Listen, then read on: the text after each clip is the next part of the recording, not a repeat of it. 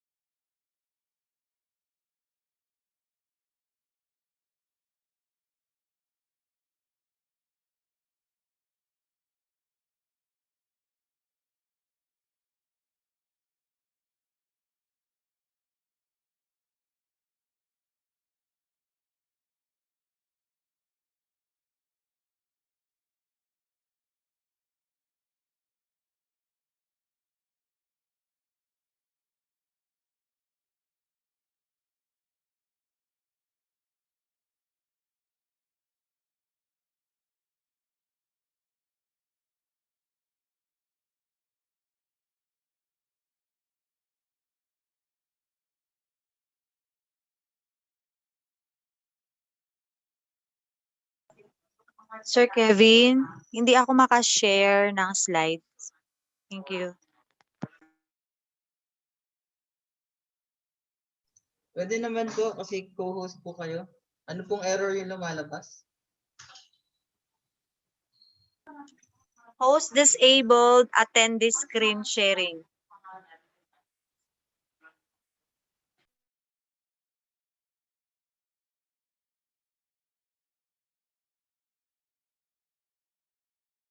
Ay, okay. Dalawa po pala yung account na gamit nyo. Pwede na po sa isa, ginawa ko na rin pong co-host.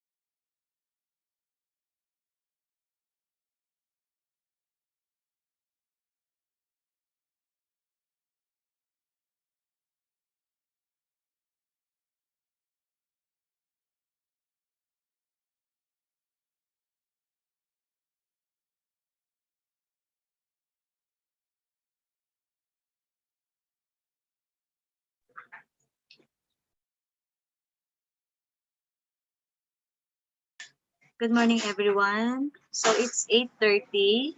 Let's now start our activity this morning. Let's have our prayer first.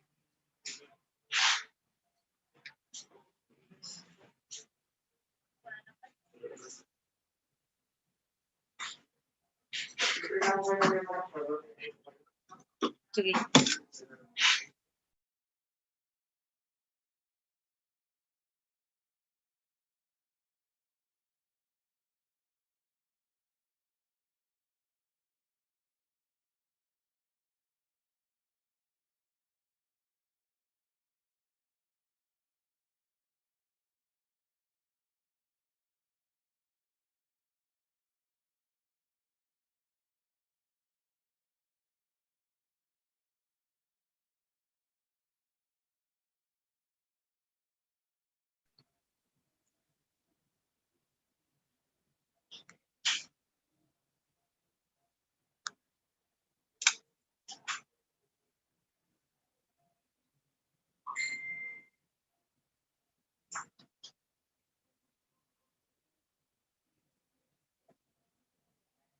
Amen.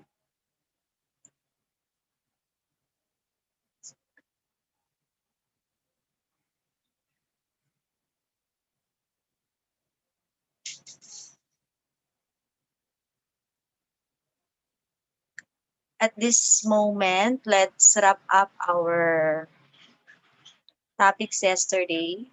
So we have through with the overview of the Philippine Professional Standards for School Heads, which was discussed to us by our OIC SDS, Sir Arnaldo Giventura.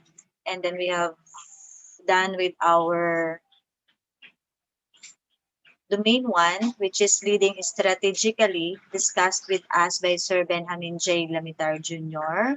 Also the domain two, which is managing school operations and resources, same speaker, Sir Benji.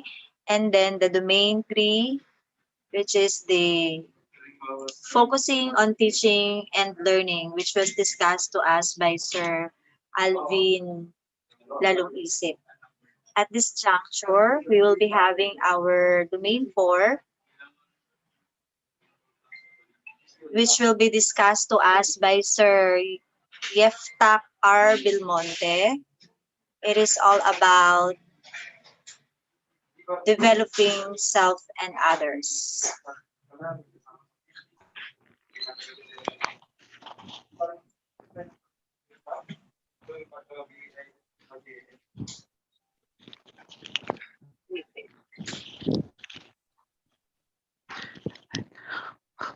Good morning po sa lahat. Yes, Sir Yeftak, i-share ko lang po yung slides. Hello, Ma'am Marlene. Yes, Okay po. go on, sir. Okay. Okay po. So, good morning po sa lahat. Okay po. Good morning, sir. Ayun, so once again, good morning po sa lahat, no? Lalo na po kay Sir Arnie Ventura, our Assistant Schools Division Superintendent, to Ma'am Marlene Kilip, sa mga facilitators po natin at sa lahat po ng mga magigiting at masisipag na school heads ng Division of Palawan. Magandang umaga po sa ating lahat. So katulad ng sinabi po ni Ma'am Marlene kahapon, we have already discussed the first 3 domains ng ating PPSSH. This morning we will discuss the last 2 domains. Let's start with domain 4, developing self and others. Ayan, so before we proceed no, sa ating discussion, let's try to reflect muna dito sa ating mga questions and issues. Based on experience as school head, how do you define personal and professional development? What are your strategies or mechanisms to create professional networks? How do we empower people, and what are your considerations in providing learning and development to our personnel? So hopefully, after this session, no, after this discussion ng ating domain 4, we will be able to answer these questions and issues. Ayan, so domain 4 again, developing self and others. Ito ay one of the most important domains no sa ating PPSH that helps the school in producing people effectiveness is domain 4, which is again developing self and others. So ito po yung mga description ng ating buong domain 4. Number 1, recognizes the role of school heads in nurturing oneself and others. So take note that we don't only nurture others, but we have to begin with ourselves first. We have to capacitate ourselves first and develop into someone who has the credibility to nurture and develop others. We also have to, set as school heads to dapat tayo ay maging isang magandang example sa ating mga teachers, and we have to develop a nurturing attitude so that our teachers will be able to feel that they are taken good care by us no bilang kanilang mga school heads. Number 2, as practice, no, school heads reflect on their personal and professional development to enhance their competencies in leading and developing people. As a school head, we have to constantly reflect on our personal and professional development. We have to enhance and capacitate our personal and professional attributes so that our skills in leading people will also be developed and we will become quality leaders. Number 3, helps the school heads in providing um, others the means for development, such as opportunities to learn, reflect, lead, and progress on their profession. So, responsibility natin as school head to provide an avenue or opportunities to others, lalong-lalo na sa ating mga teachers and other school personnel to learn, reflect, lead, and progress in their profession. So, tulungan natin sila kung paano sila makaangat sa kanilang current career stages. And lastly, centers on the school head's commitment in ensuring people and team effectiveness. We have to remember na in this domain, no, it focuses on ensuring the effectiveness of the people na makakatulong sa pag-develop ng ating school. So this domain basically has eight strands. So number 1, we have personal and professional development. Number 2, professional reflection and learning. Number 3, professional networks. Number 4, strand 4.4, performance management. Strand 4.5, professional development of school personnel. Strand 4.6, leadership development in individuals and teams. 4.7, general welfare of human resources. And 4.8, rewards and recognition mechanism. At sa bawat strands na ito, may mga career stages tayo and their respective indicators. So let's start with strand 4.1, personal and professional development. Ayan, so kumusta po ang ating personal and professional attributes being school heads? How do we improve our professional credentials? Tuloy-tuloy pa din po ba ang ating pag-aaral, mga graduate studies po natin?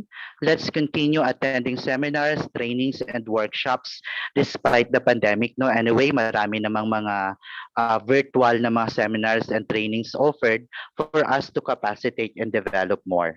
No, lalong-lalo na sa ating mga teachers, we have to encourage them to continue their studies. Lalong-lalo na matutuloy na ang ating career progression at mahigpit na ang competition sa field natin, but we have to encourage them that they have to do it not because of the competition but because of their professional growth. Okay, so ano-ano ba ang mga development approaches na pwede nating i-practice sa field? Now, so development personally and professionally, meron tayong through formal education. So yun ang sinasabi natin kanina na tuloy-tuloy lang yung pag-aaral natin, no, in order for us to develop personally and professionally. Pwede din naman through assessment. So as school head, i-assess natin yung mga sarili natin. Ano pa ba yung mga kailangan kong i-develop? Ano ba yung mga development needs ko pa na kailangan ko pang i-improve, no, to develop professionally and personally. And of course, meron tayong mga experiences sa field, experiences sa mga teachers natin, sa mga students natin, sa ating mga stakeholders, sa ating mga sa personal in general no sa school. So sabi nga experiences 'di ba ito yung best teacher natin. We learn from our experiences. And meron din naman tayo, we will be able to develop personally and professionally then through interpersonal relationship. Ayan, kumusta ang ating relasyon sa ating mga teachers, sa ating mga learners, sa ating mga stakeholders, lalong-lalo na ngayon sa pandemic, no, na wala tayong physical um, face-to-face interaction with our students. So, kumusta ang ating relationship with them? Okay, so tingnan natin kung ano yung indicator ng school head under career stage 1. So sa career stage 1, school head conducts self-assessment of personal and professional development needs using the Philippine Professional Standards for school head. Ayan, kung tayo ay designated as teacher in charge no, ng ating mga school, i-assess natin ang ating mga sarili no, gamit ang ating tool. May tool tayo sa RPMS, yung ISAT tool or self-assessment test. Dito nakalagay kung ano pa ba yung mga pangangailangan natin no saan ako mahina, saan ako may strength no, mga development needs which I must improve for the entire school year. Dito din dapat alam natin no as school head kung papaano din natin ma-assess ang sarili natin sa ating mga career stages using this standard. Dapat alam natin kung anong mga indicators ang meron na tayo at wala pa. So yung mga wala pa tayong indicator, yun yung i-develop natin para ma-prepare natin yung sarili natin in order to proceed to the next career stage.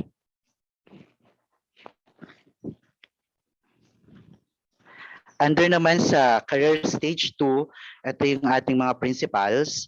Principal 1, set personal and professional goals based on self-assessment aligned with the Philippine Professional Standards for School Head. So lahat naman tayo, di ba, gumagawa ng ating mga development plan. So dapat gumagawa din tayo ng ating mga plano sa ating mga career. Dapat alam na natin kung saan tayo patutungo. No, let's set a goal na kung ngayon, for example, principal 1 tayo na school head, if we wish to proceed to the next career stage, tingnan natin yung mga indicators sa mataas na career stage. Yan bang mga indicators na yan ay kaya na natin? Have we already capacitated ourselves para umangat sa ating mga current na stage?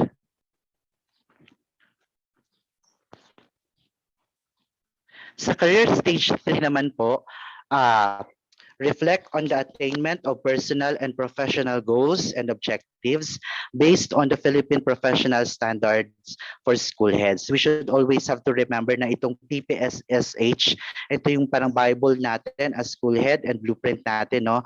Dito nakalagay, dapat lagi nating i-align lahat ng mga goals natin no, to improve our personal and professional. Always make it a habit to reflect. Ayan, so kahit mga classroom teachers pa tayo before, we have this habit na kailangan nating mag-reflect, no? Base sa development needs natin, na-attain ba natin yung ating mga goals na nilagay natin doon sa ating development plans, no? Na-address na ba natin yung ating mga development needs?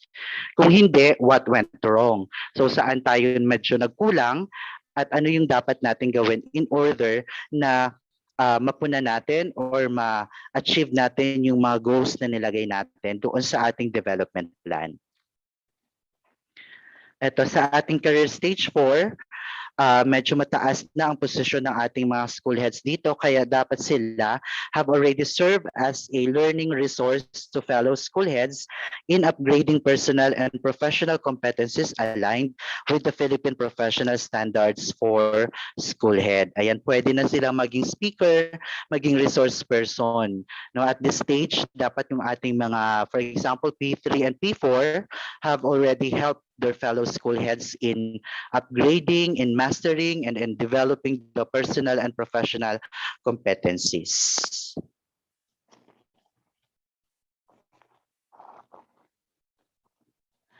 Okay, so let's proceed to the second strand ng ating domain 4, which is the professional reflection and learning. Ayan. So sa career stage 1, demonstrate understanding of how professional reflection and learning can be used in improving practice. Ayan. So very basic lang muna tayo no sa mga school heads natin under this career stage 1, kailangan meron lang tayong malalim na pag-unawa. Gaano kaimportante ang reflection? No, gaano kaimportante ang pagre-reflect natin lagi in order to improve our practice. Ayan, magagamit ko ba ito to improve my instructional and administrative functions? Ayan, so kailangan make it a habit to reflect. Pag alis pa lang ng bahay natin, let's set a goal. What will I be doing today? Ano yung gagawin ko ngayon? At pag uwi natin sa bahay, bago tayo umalis pala sa office natin, reflect din tayo, no? Ano yung mga nagawa ko? Ano yung mga um, successful activities na ginawa ko for today at ano naman yung hindi. So from there, matututo tayo at mas mai-improve pa lalo ang ating mga practice. Ayan, sa career stage 2 naman, we have to develop and apply a professional development plan based on reflection of one's practice and ongoing professional learning. So the term there is professional development plan. Ayan, so alam naman natin, no, gumagawa naman tayo nito, gumagawa tayo ng ating development plans, ng mga supervisory plan natin sa ating mga teachers. We also have to plan for our career. Ayan, so saan na ba tayo ngayon? Where are we now? Where are you going in the future? Saan tayo patutungo? Why do you want to go there? And how are you going to get there? So kailangan tayo ng ating mga gumawa tayo na mag-craft and mag-create tayo ng instrument or tool to reflect on the practice ng ating mga for example, sa amin dito ako gumagawa ako ng para sa mga teachers ko naman to, no, I have created yung tinawag ko na professional career progression plan sa mga teachers. Doon makikita kung sino-sino sa mga teachers namin dito yung pwede nang i-promote. No? Parang tabular form siya, nakalagay kung ilang years na sila sa profession, ano yung mga postgraduate studies nila, ay mga IPCRF rating nila at ano-ano yung mga seminars na na-attendan nila. Doon makikita kasi kung sino-sino na matulungan yung sarili ko para ma-assess kung sino-sino na yung matulungan naming mga teachers na ma-promote. Ayan, sa career stage 3 naman, hello po.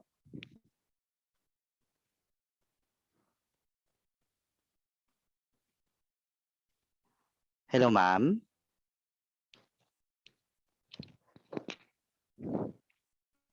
Sir, go on, sir. Career stage 3. Kasi nawawala daw po yata ako. Okay, so sa career stage 3 naman, initiate professional reflections and promote learning opportunities with other school heads to improve practice. Ayan, so kung mayroon tayong mga opportunity to initiate and collaborate with other school heads na ma-share din natin ang ating mga best practices, no? So why not? So this will improve our instructional and administrative practices the better, no, if we share those practices with others, with other school heads. Sa career stage 4, demonstrate leadership within and beyond school context in critically evaluating practice and setting clearly defined targets for professional development. Ayan. So dito si school head, ang ating mga principals 3 and 4, no, pwede na silang manguna in helping others. No? For example, within their district lang, pwede na silang manguna, no, sa pagtulong ng ating mga school head to evaluate their career plan. No, mag-share ng effective strategies sa fellow school heads and let us open our school to them, no, let them realize that there is still something to improve.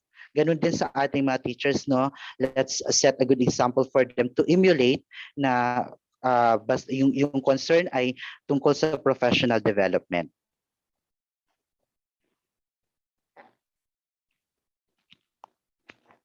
Okay, so let's proceed sa strand 4.3, professional networks. Ayan, so meron ba tayong mga professional organizations na kinabibilangan na makakatulong sa atin mismo at sa mga teachers natin to improve their competencies? So ano-ano ang mga yon? So papaano natin ma-develop ang ating connections with other just to improve ang ating administrative and instructional competencies. So sa career stage 1, seek opportunities to improve one's practice as school head through professional networks. Ayan, humanap tayo ng mga trainings, ng mga workshop programs na makakatulong, na makakapag-provide sa atin ng mga training and workshops to help us improve yung mga competencies natin at ng mga teachers natin. So kung mayroon naman sa DepEd, ang daming mga programs, ang daming mga trainings na ino-offer ngayon, despite the pandemic, maraming virtual na mga seminars. Kung wala naman, mayroon tayong mga learning service providers. So search lang para tayo ay makapaghanap ng mga training and workshops na angkla at angkop sa pangangailangan ng ating mga teachers. Sa career stage 2, participate in professional networks to upgrade knowledge and skills and to enhance practice. Just like yung may face-to-face pa tayo, I think that was 2 years ago, mayroon kaming sa inset namin, may nahanap kami na professional organizations na parang may ano sila, may review center, mga authors sila ng professional books. So we invited them during our inset to speak on topics regarding assessment and professional advancement. So pwede natin silang itap na tulungan tayo to help improve yung mga gaps ng ating mga teachers at tayo mismo as school head. Sa career stage 3 naman, engage actively in professional networks within and across schools to advance knowledge, skills, and practice. Ayan. So for example, dito sa atin sa Division of Palawan, nakaraan mayroong research na ginawa to strengthen yung research practices ng school sa Division of Palawan. So as school head, kung gusto natin na ma-engage yung mga personnel natin, specifically our teachers sa research, pwede tayo mag-invite ng mga research guru na expert sa research to help us na ma-encourage at mabigyan ng technical assistance yung mga teachers natin when it comes to research. Maraming mga organizations, mga learning service provider na pwede nating itap just to help us to improve the gaps na ma-address natin yung mga learning needs, mga development needs ng ating mga teachers. For the career stage 4, ito ang mga school heads natin. Lead in organizing professional networks to provide colleagues opportunities to maximize their potential and enhance their practice. Ayan. So, ang school head natin dito, ang mga P3 and P4 natin, for example, sila na yung magli-lead, kung maaari lang within their district, sila na yung manguna to come up or mag-organize ng isang professional networks para matulungan din yung mga kapwa natin mga school heads. So that will become an attribute of you being an exemplary leader. Ayan, for example, kasagsagan ngayon ng ating SBM. Kung sa school, SBM level 3 na ang yung school, pwede tayong mag-extend ng tulong doon sa ating mga kapwa school head kung paano maabot din yung ganung level.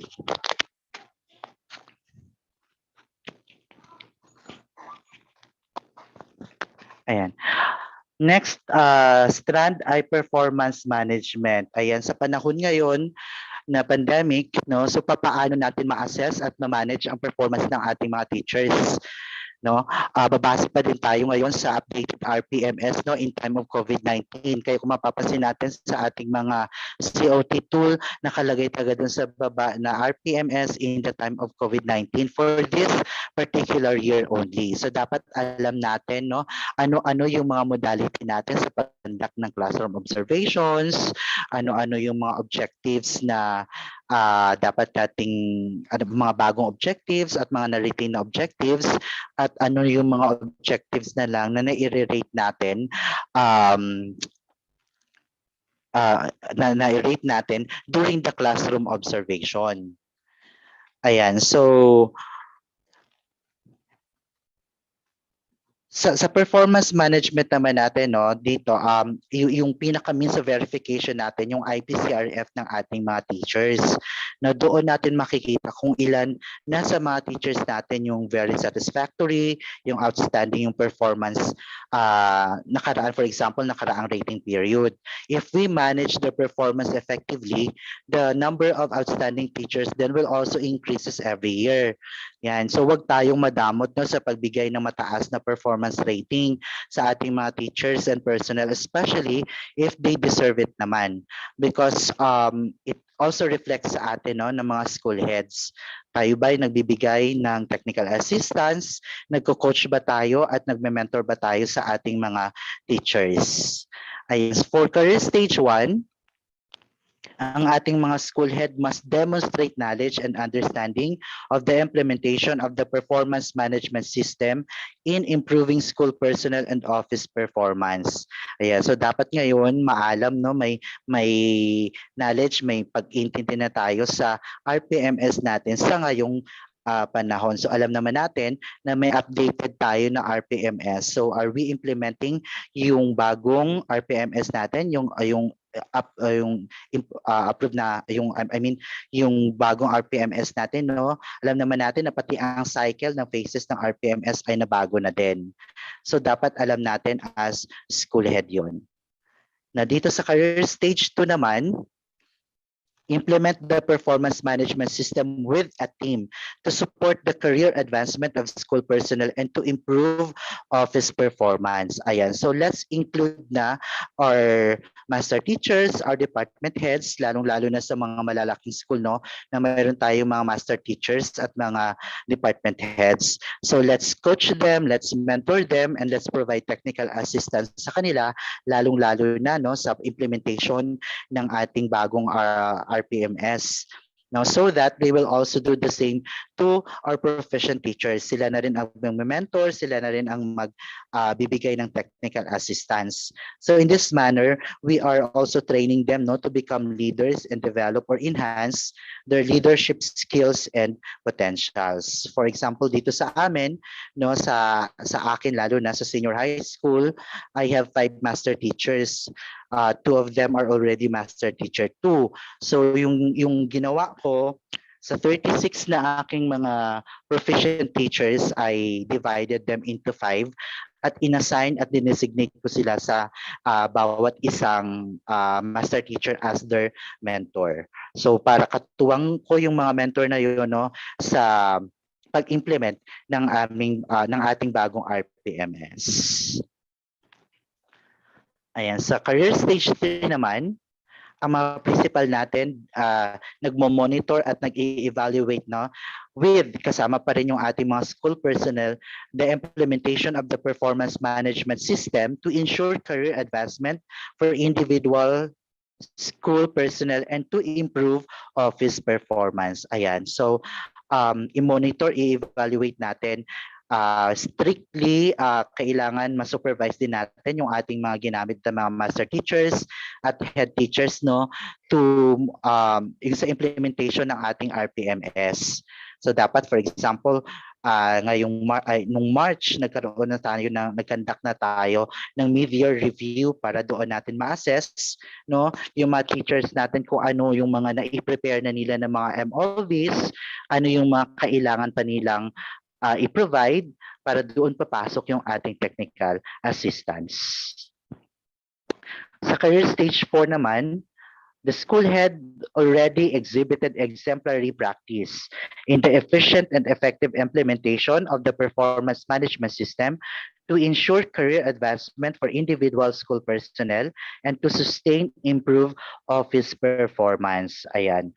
So dapat naging culture na sa school natin, no, yung practice ng efficient and effective implementation of the performance management system. Kaya siguro sa isang school maraming nag-outstanding na mga teachers no, dahil maganda ang sistema ng implementation ng kanilang RPMS. And eventually, kung titingnan natin yung school na yon, kukunti na lang siguro ang magiging teacher 1. Yung mga bagong pasok na lang, no? Um, maraming na po promote, tapos halos lahat ng mga department nila, may department heads at mayroong mga master teachers. No? So it's because the school head has an exemplary practice no, in managing the teacher's performance.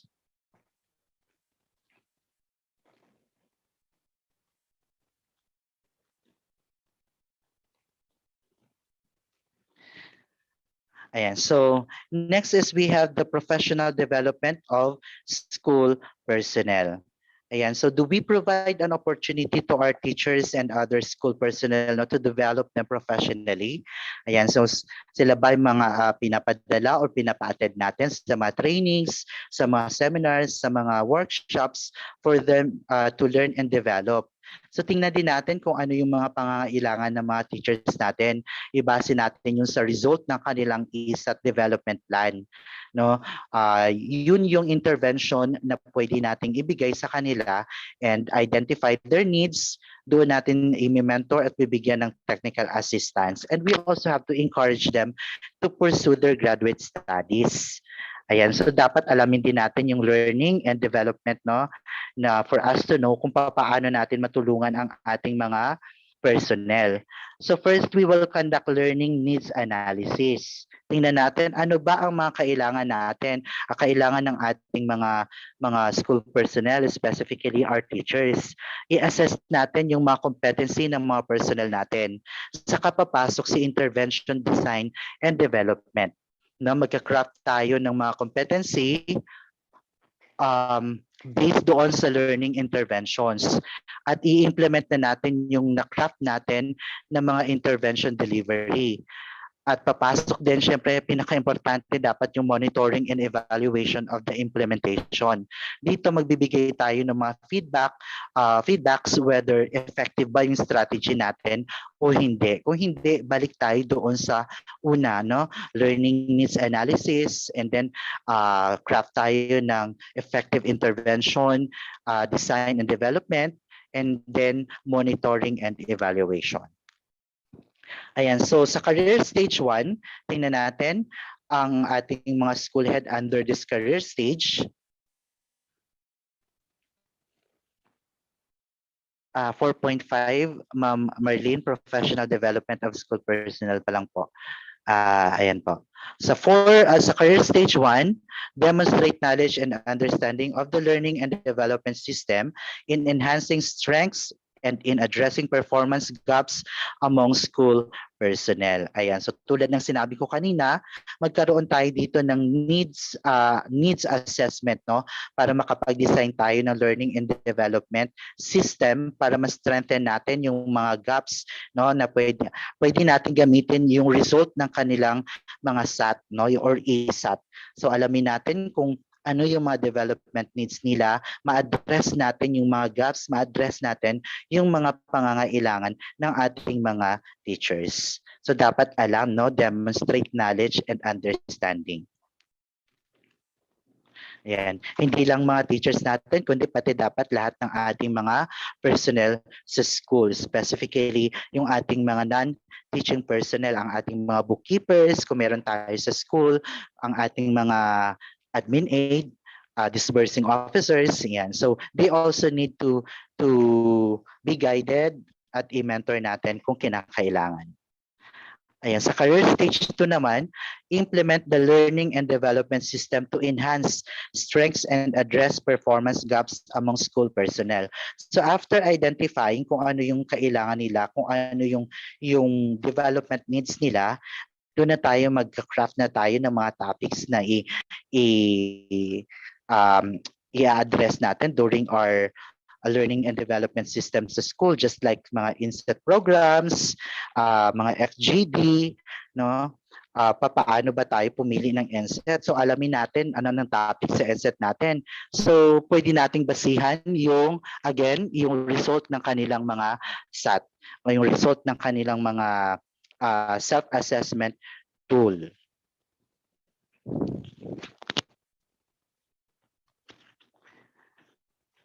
Ayan, sa career stage 2 naman, empower school personnel in implementing the learning and development system to enhance strengths and address performance gaps among school personnel. So tulad ng sinabi ko kanina, no, during our LAC session, our FGD or NSET session, mayroon tayong mga pwedeng gamitin sa school. Kung meron tayong mga master teachers, mayroon tayong mga head teachers, let's use them, no, to initiate and facilitate those learning and development sessions. No, i-provide natin yung opportunity na sa kanila to facilitate to facilitate and manage those sessions. Of course, with our supervision pa din. In that way, ini-empower natin sila, no? We are giving them the authority to lead, no? To empower them para ma-practice yung kanilang leadership skills and potentials. Sa career stage 4, model exemplary practice in the implementation of the learning and development system to enhance strengths and address performance gaps among school personnel. Ayan, katulad, no, model exemplary practice. Ayan, sa amin sa napakalaking school, basically our school is considered as parang mega category, no, when it comes to number of population. So ang mga school ang mga master teachers namin dito, we use them, no, we lalo na ako sa senior high school, it's very difficult for me to implement learning and development system alone kung ako lang. So sa dami ng mga teachers at sa iba't ibang pangangailangan ng bawat teachers na yon, so it's very difficult for me to be able to address those needs. That is why ang ginagawa ko, I have capacitated through giving technical assistance and mentoring yung mga master teachers, no? So pwede natin gawin, pwede natin silang gamitin. So sila na mismo nagkakandak na sila ng mga FGD or focus group discussion at nagkakandak na sila ng mga LAC sessions separately with my supervision, of course. So doon ko nakikita na mas effective pala kapag ang ating mini mentor muna ay small cell lang muna, no, small group lang muna para ma-address natin technically yung mga pangangailangan ng mga teachers individually.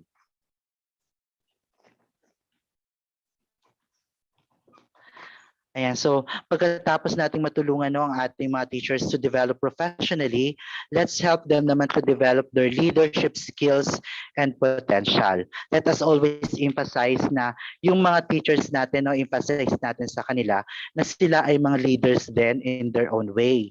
Leaders sila sa kanilang classroom, sa kanilang mga students, sa kanilang mga parents, no. So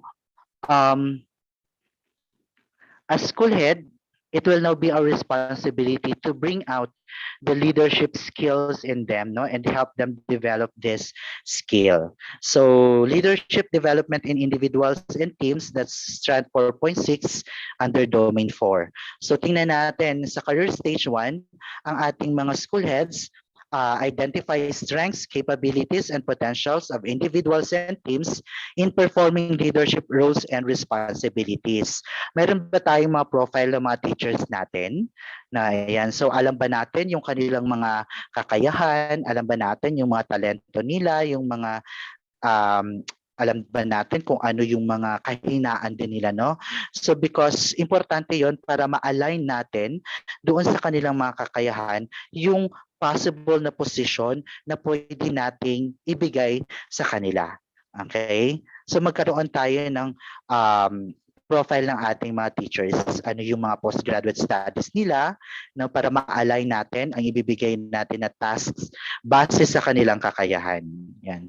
Halimbawa, ano kung gusto natin silang gawing curriculum chairman, gawing subject group heads.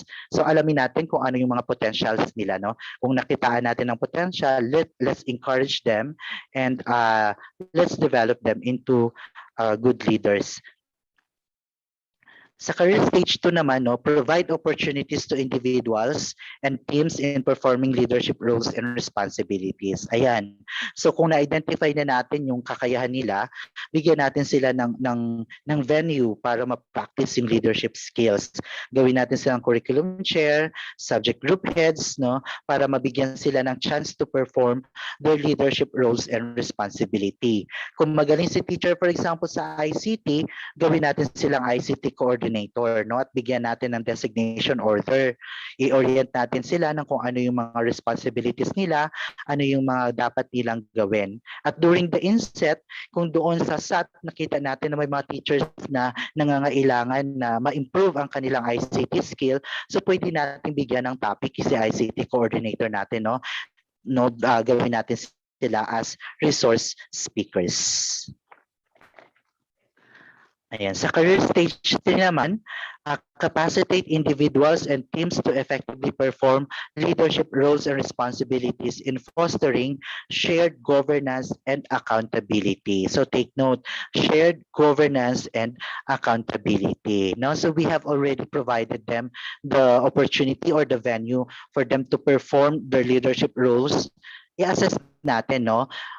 May kailangan pa bang i-improve si teacher? Ano pa ba ang kailangan niya to develop further?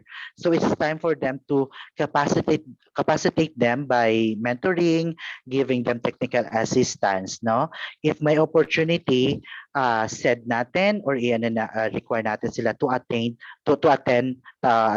trainings and seminars. So expose natin sila to different workshops and trainings, no, para mas lalo pang ma-enhance ang kanilang leadership potentials. Ayan, sa career stage 4 naman, no, nakita na natin, no, at nakapacitate na natin yung ating mga teachers. So it's time for them to empower, no? Empower individuals and teams to consistently and effectively perform leadership roles and responsibilities in achieving school goals and shared governance and accountability. So ayan, so empower natin sila, meaning bigyan natin sila ng authority or power to do something, to initiate and facilitate programs.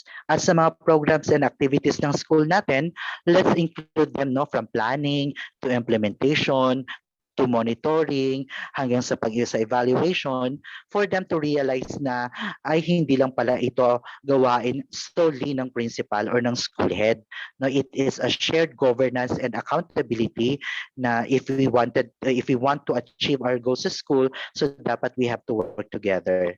No? If may naman, kung qualified na din sila, let's encourage them, no, to take principal exam, no? At kapag ni-expose na natin sila sa mga leadership functions and responsibilities, more or less, no, malaki ang chance nila na papasa sa principal exam.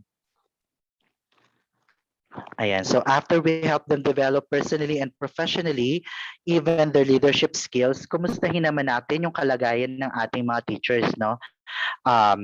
Since we are aiming for people effectiveness, let's consider their general welfare. Ayan, so masaya pa ba sila sa school natin?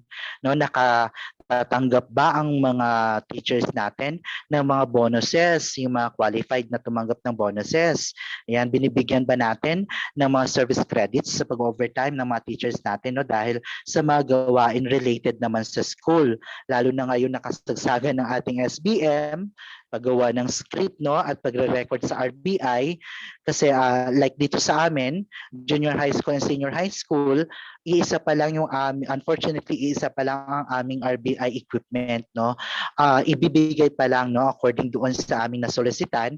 So positive naman, ibibigay yung isang set pa ng RBI para sa senior high school, para dalawa na ang aming RBI equipment. Kaya dahil iisa lang, salit-salit muna yung junior high school at senior high school sa airing ng lessons. Kaya hindi maiwasan na mga teachers namin dito ay mag-overtime sa recording, no? Kaya doon pa lang, since activity naman siya ng school, we have to give credit to whom credit is due, no? Kung kumbaga dahil sa ginawa nila, nag-overtime which supposedly na panahon na yun nila sa kanilang tahanan sa bahay, ginagawa pa rin dito sa school yung mga gawain na yon. So let's give them no service credit na deserve naman talaga nila. And sa career stage 1, display knowledge of laws, policies, guidelines, and issuances on the rights, privileges, and benefits of school personnel to promote their welfare. Ayan, alamin natin kung ano yung Magna Carta for school teachers. Ayan, alamin natin yung mga DepEd orders, memorandums, and issuances related sa mga rights, privileges, and benefits ng ating mga school personnel. Ayan, so alamin natin ano ba yung mga sinasabi doon sa maternity leave ng mga teachers natin, mga maternity leave, sino-sino ba ang mga qualified to receive, for example, PBB, 13-month bonuses or pay. Ayan. So dapat may malalim na pag-unawa at pagkaalam yung ating mga school head in that career stage. Sa career stage 2 naman, ayan, so dahil alam na natin, we have to implement laws, policies, guidelines, and issuances on the rights and privileges and benefits of school personnel to ensure their welfare. So kailangan alam ng lahat ng mga school personnel natin, lalo-lalo na yung mga bago, no, kung ano-ano yung kanilang mga rights, ano-ano yung kanilang mga privileges, at kung ano-ano yung mga benefits nila. Tulad ng sinabi ko kanina, nagbibigay ba tayo ng service credit sa mga teachers natin, no, according to the civil service ruling about doon sa pagbibigay ng tamang service credit, lalo-lalo na kapag pinapa-report natin at pinag-overtime. So dapat alam natin din kung paano kumpitin ang PBB. I-explain natin sa mga teachers natin, no, yung computation ng mga PBB, yung mga other bonuses, no, na tinatanggap natin, kung ano-ano yung mga leaves, no. Dapat fully aware ang ating mga teachers, ang ating mga school personnel. Career stage 3, integrate laws, policies, guidelines, and issuances on the rights, privileges, and benefits of school personnel in school programs, projects, and activities to ensure their welfare. Ayan, kung tayo sa school no, nag-i-implement tayo ng mga programs, mga projects, and mga activities, tingnan natin, no, halimbawa, there's no other day na pwedeng gawin yung activity na yun other than Saturday. No, hindi pwedeng magamit yung Monday to Friday. So, anong gagawin natin? So, we have to explain to our teachers na since we don't have time to do this activity, to do this program or project, we have to do this on Saturday, and dapat alam din nila automatically, dapat alam nila na may service credit tayong ibibigay. So, alam dapat yan ng ating mga teachers para maiwasan no, yung mga reklamo na makakaabot sa kung saan-saan. Sa career stage 4, advocate the welfare of school personnel by gaining support from the wider school community in strengthening the implementation of relevant local and national policies. Ayan, so hindi lang yung mga school personnel natin, yung mga teaching and non-teaching personnel natin, ang makakaalam dapat ng ating mga ng ating mga benefits, no, ng ating mga privileges and rights. Dapat in-explain din natin to sa ating mga parents at sa ating mga stakeholders kung ano-ano yung mga policies na yun, no, regarding the welfare of our teachers, no, para sila din in any way, in their own way, makatulong din sila sa atin, no, and strengthen and the implementation yung mga policies na yon.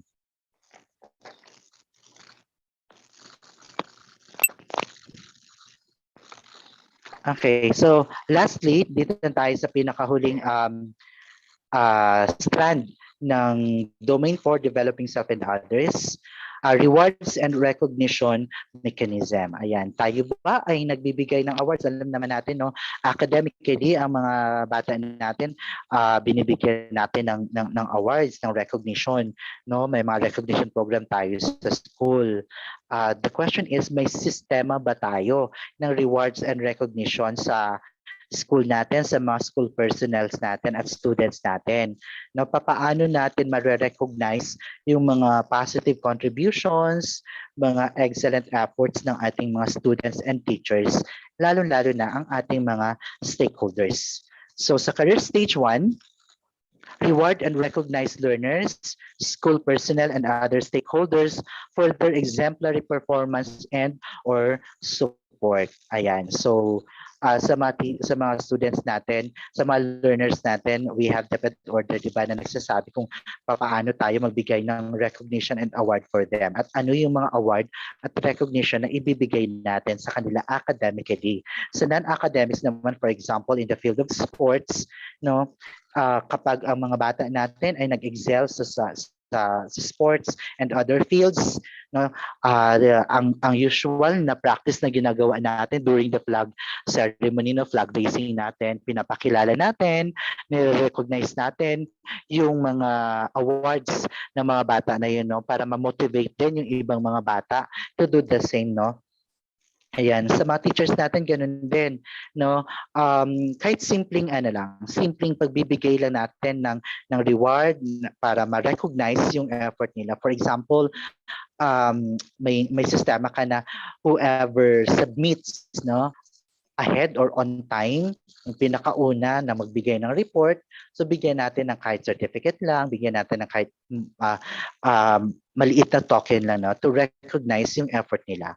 Lalo-lalo na ang ating mga stakeholders, no, to encourage yung malakas na support ng ating mga stakeholders, we always have to recognize kung ano yung naitulong nila, no, from time to time.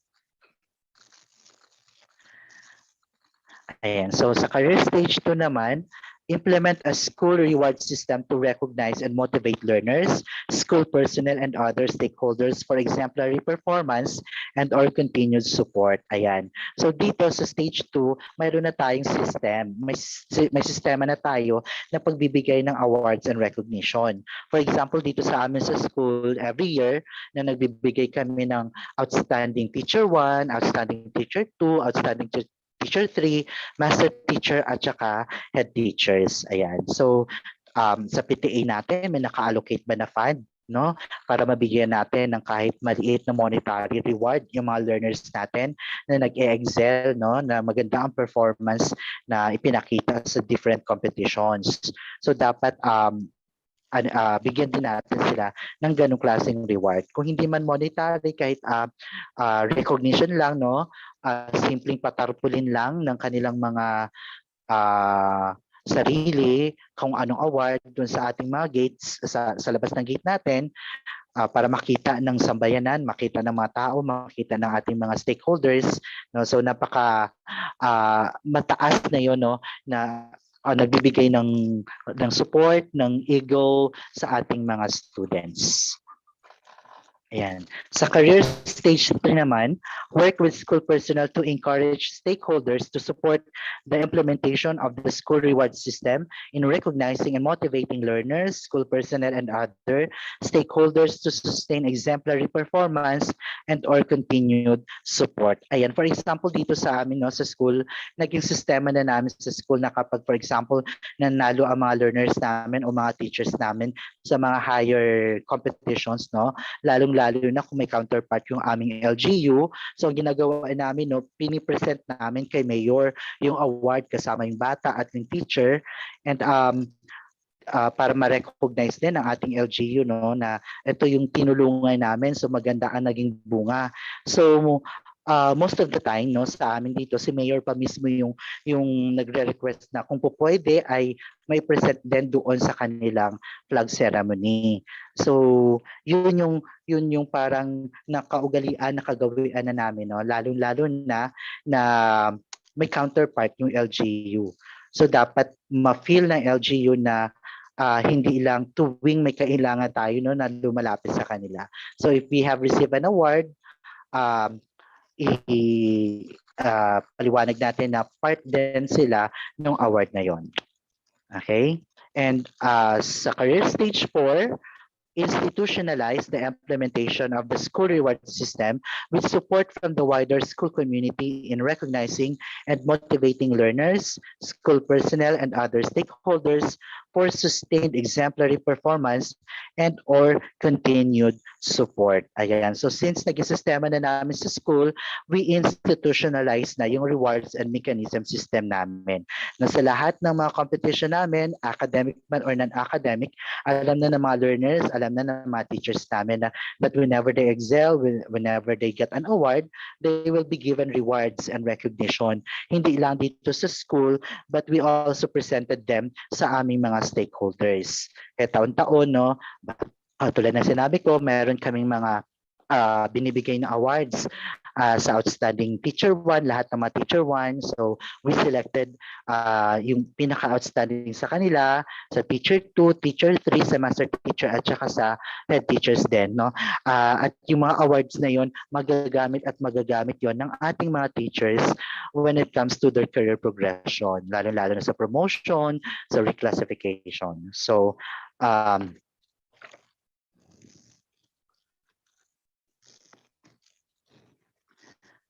yan po yung kabuuan ng Domain 4 rewards and ulitin ko lang no yung mga strands po natin. We have 8 strands po sa Domain 4, developing self and others, personal and professional development, professional reflection and learning, professional networks, performance management, professional development of school personnel, leadership development in individuals and teams, general welfare of human resources, and rewards and recognition mechanism. Ayan, so yun lang po. Maraming salamat. Keep safe. Mag-ingat po tayong lahat. Thank you so much, Sir Yeftak, sa very informative na discussion na ito about Domain 4. And now let's have our Domain 5, Building Connections, which will be discussed to us by Sir Hoshen A. Daod.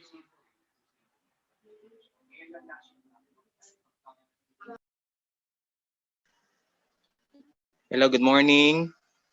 Ma'am Marlene, loud and clear po ba ako? Yes, sir. Okay po. Okay, good morning to all school heads of the Division of Palawan and likewise to our OIC STS, Sir Arnaldo G. Ventura. Good morning po. So we have already discussed about the 4 domains and the last one, which is Domain 5. Before we go further with our discussion this morning, let's take a look or let's have a short review about the 5 domains. So our 5 domains is categorized into 2, which is the school effectiveness and the people effectiveness. For school effectiveness, we have the leading strategically, managing schools operations and resources. And for the people effectiveness, focusing of teaching and learning, developing self and others, and building connections. And our Philippine professional standards that will align to our OPCRF. That's why we have conducted and to disseminate this orientation. So what are the issues in having or to discuss for domain 5, which is the building connections? So there are some issues or questions upon siguro after discussing this building connections or domain 5, siguro ma-address natin yung mga issues na to. So one of those, we know that our school personnel has diverse knowledge, skills, and attitude. How do you manage it? And number 2, how do we ensure inclusive practice and stakeholders engagement in the school? Number 3, what are your strategies, mechanism in order to improve connections? So upon discussing this, it might be makukuha po natin yung mga issues na ito. So when we talk about the building connections, it comes from the root words connect. So when we connect, the other term is to tie or to bind. So kailangan po natin yon as a school head. So one underscores the school head's competence in engaging the stakeholders in initiative towards improvement of the school community. And then the other one, school heads are expected to be equipped with skills relating with dealing with and in forging relationship with people. So as stated there, underscore the school head's competence in engaging in stakeholders initiative towards improvement of the school community. Sabi nga, hindi po natin kaya na tayo-tayo lang as a school head na gagawa ng paraan para mapaganda natin yung school natin. Siguro one of those practice dapat natin talaga gawin yun as one example, kailangan natin maipakita sa mga tao at sa mga kasamahan natin na gumagawa tayo ng way in order to build connections with the stakeholders. And the other one, school heads are expected to be equipped with skills in relating with, dealing with, and in forging relationship with people. Tama po yun. Dapat wala po tayong barriers. Dapat po wala po tayong harang sa ating mga paligid. Dapat palagi tayong nakakonect sa isa't isa, sa mga tao na kapalibot sa atin, sa ating mga stakeholders, parents, students, teachers, and even fellow school heads para mapanatili natin mapaayos ang ating school. School heads builds relationship with individuals and organization anchored on mutual trust, honesty, openness, respect, and commitment towards sharing the same vision for the attainment of institutional goals. So, as we remember in the Republic RA 9155, that is shared governance, nakalagay po doon na kailangan meron tayong mutual trust, honest tayo and open tayo sa lahat at magkaroon tayo ng respeto sa isa't isa in order for us to attain our goal, in order for us to have good rapport in establishing good governance in our school. And the last one points to the school head's commitment in advocating that education is everyone's responsibility. Tama po yun. So lahat na nangyayari sa school natin, it's our responsibility. It's either good or hindi. Pero always remember, nandyan tayo at lagi tayo, yung aim natin para mapaayos natin lagi yung ating school at saka ang ating mga connections with other stakeholders and even sa mga tao sa school natin. Next slides, Ma'am Marlene. So under building connections, there are 5 strands, which is number 1, managing diverse relationships. Under 5.2, managing school organizations.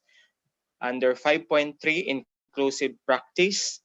Under 5.4, communication. And under 5.5, community engagement. So mamaya isa-isahin po natin ano yung mga nakapaloob doon sa ating 5 strands under ng building connections. Okay po. Next slides, ma'am.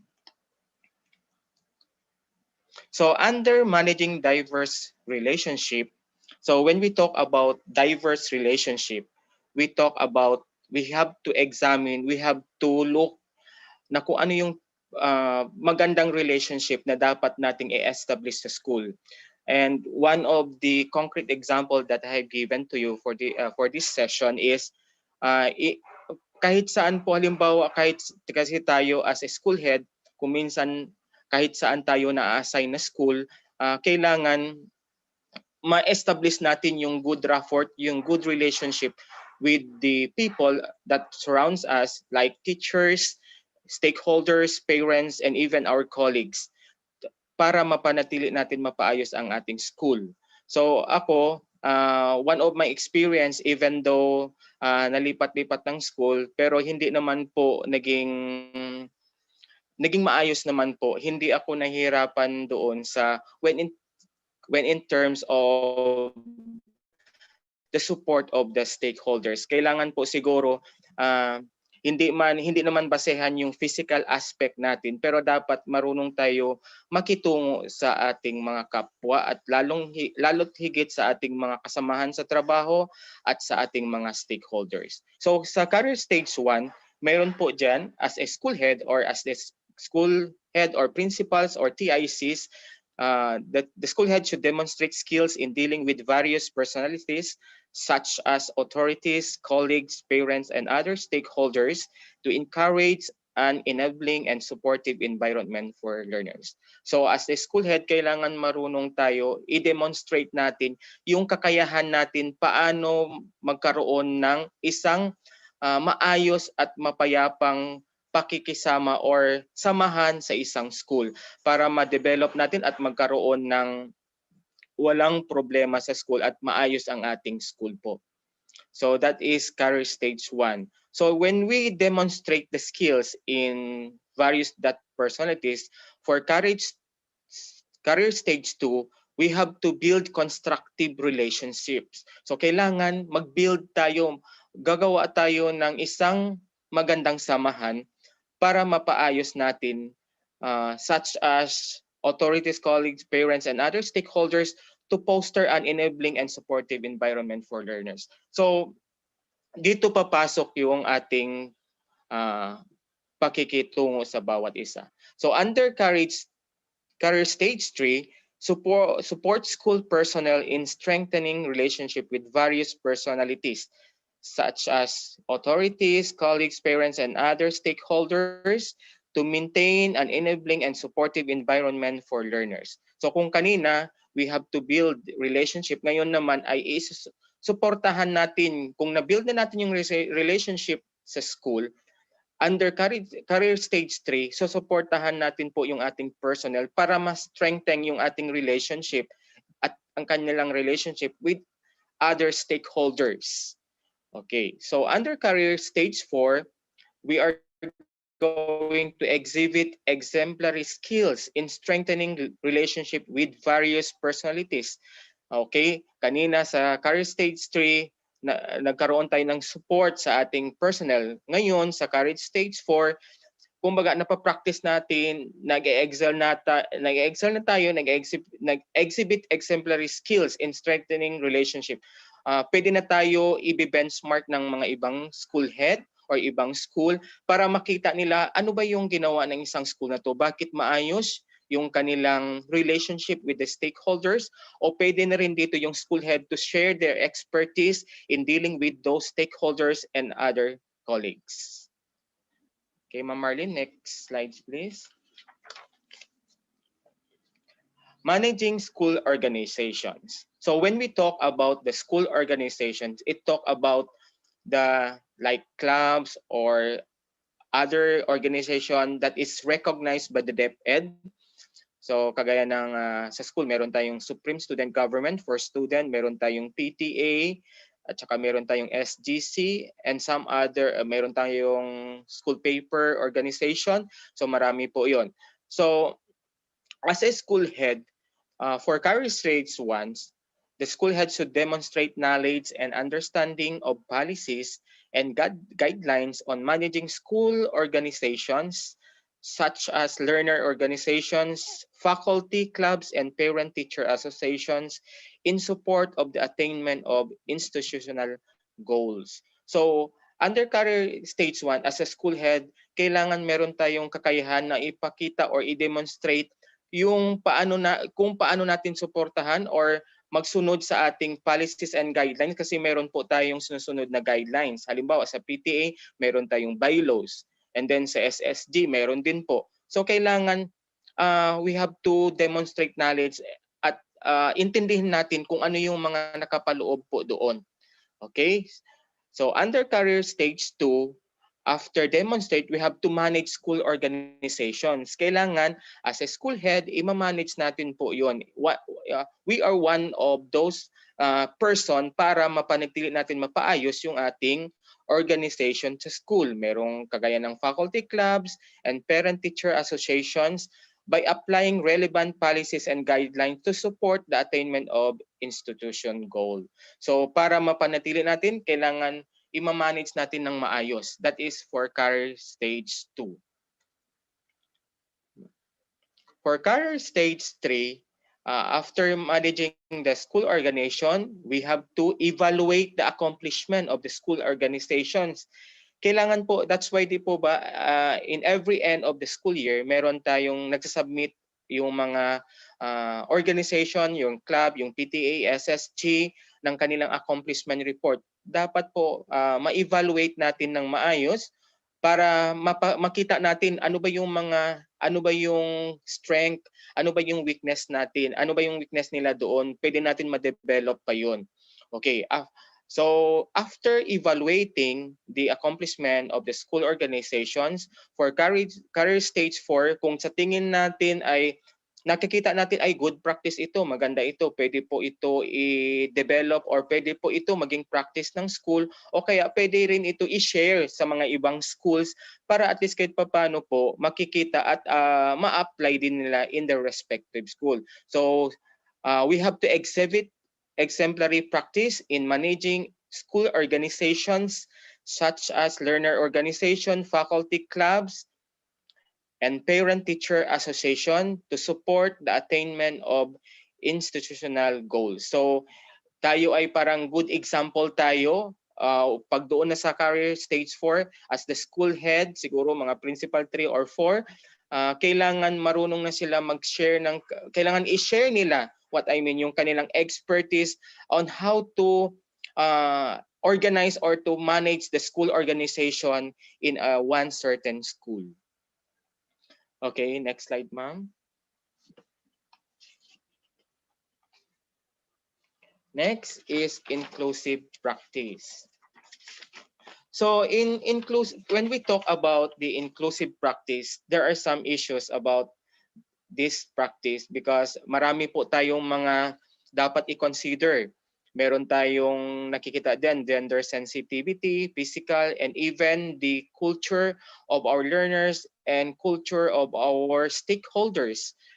Sa lahat ng mga tao na nandyan sa atin, we have to respect and give sense for those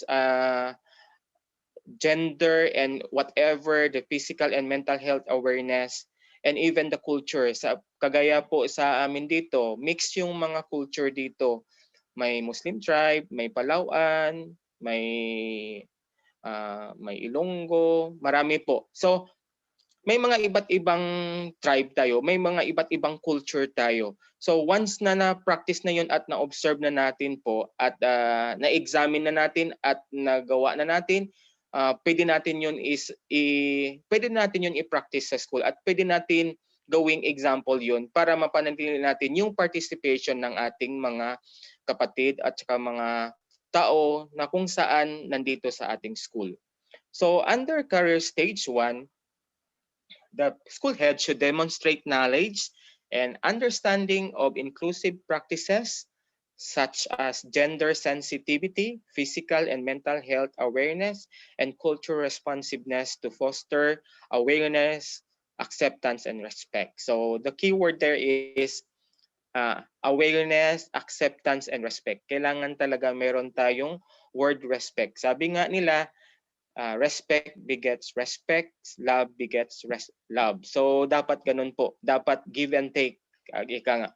So pag na-demonstrate na yan natin, nakapaloob tayo sa career stage 1. Doon tayo papasok sa career stage 2 when we are going to exhibit inclusive practices such as gender sensitivity. Di po ba meron tayong gender and development sa school at meron po yung nakalaan doon sa ating school fund kung saan nagagamitin natin doon sa mga pa-training natin, kung ano man pwede nating i-apply which is in line to gender and development. Physical, mental health awareness and cultural responsiveness to foster awareness, acceptance, and respect. So marami po yon. So under career stage 3, engage the wider school community in promoting inclusive practices such as gender sensitive. Kanina, ina-apply natin. Ngayon, doon i-engage na natin. Kumbaga, papasok at sasali na tayo doon na ipapractice na natin in ipopromote po natin inclusive practices such as gender sensitivity, physical and mental health awareness, and culture responsive and to strengthen awareness, acceptance, and respect. Lalo na po ngayon, di ba, yung sa physical and mental health awareness natin, dapat meron po yan. Meron tayong dapat palagi natin kung kasama yun sa orientation natin sa mga parents para hindi sila ma-culture shock regarding dito sa modality na ina-apply natin po ngayon sa panahon ng pandemic. At saka sa mga teachers din, kaya palagi rin tayo nagkakaroon ng mga psychological training or kung ano man po inline doon sa mental health awareness ng ating mga kaguruan. So, pag doon tayo papasok sa career stage 4, pag create a culture inclusivity in the school and the community through practices such as gender sensitivity, physical and mental health awareness, and culture responsiveness to promote and strengthen awareness, acceptance, and respect. So nag-create na tayo ng culture inclusivity. Kumbaga, pinapractice na natin yun. Naging practice na sa school natin at pwede yun ma-share din natin sa ibang school, which is kung halimbawa man ay parehas na i-experience o parehas yung ating culture na kung saan napapractice ng ating school. Kagaya dito sa Batarasa, mayroon mga common culture dito na kaano sa atin. Okay, next is the communication.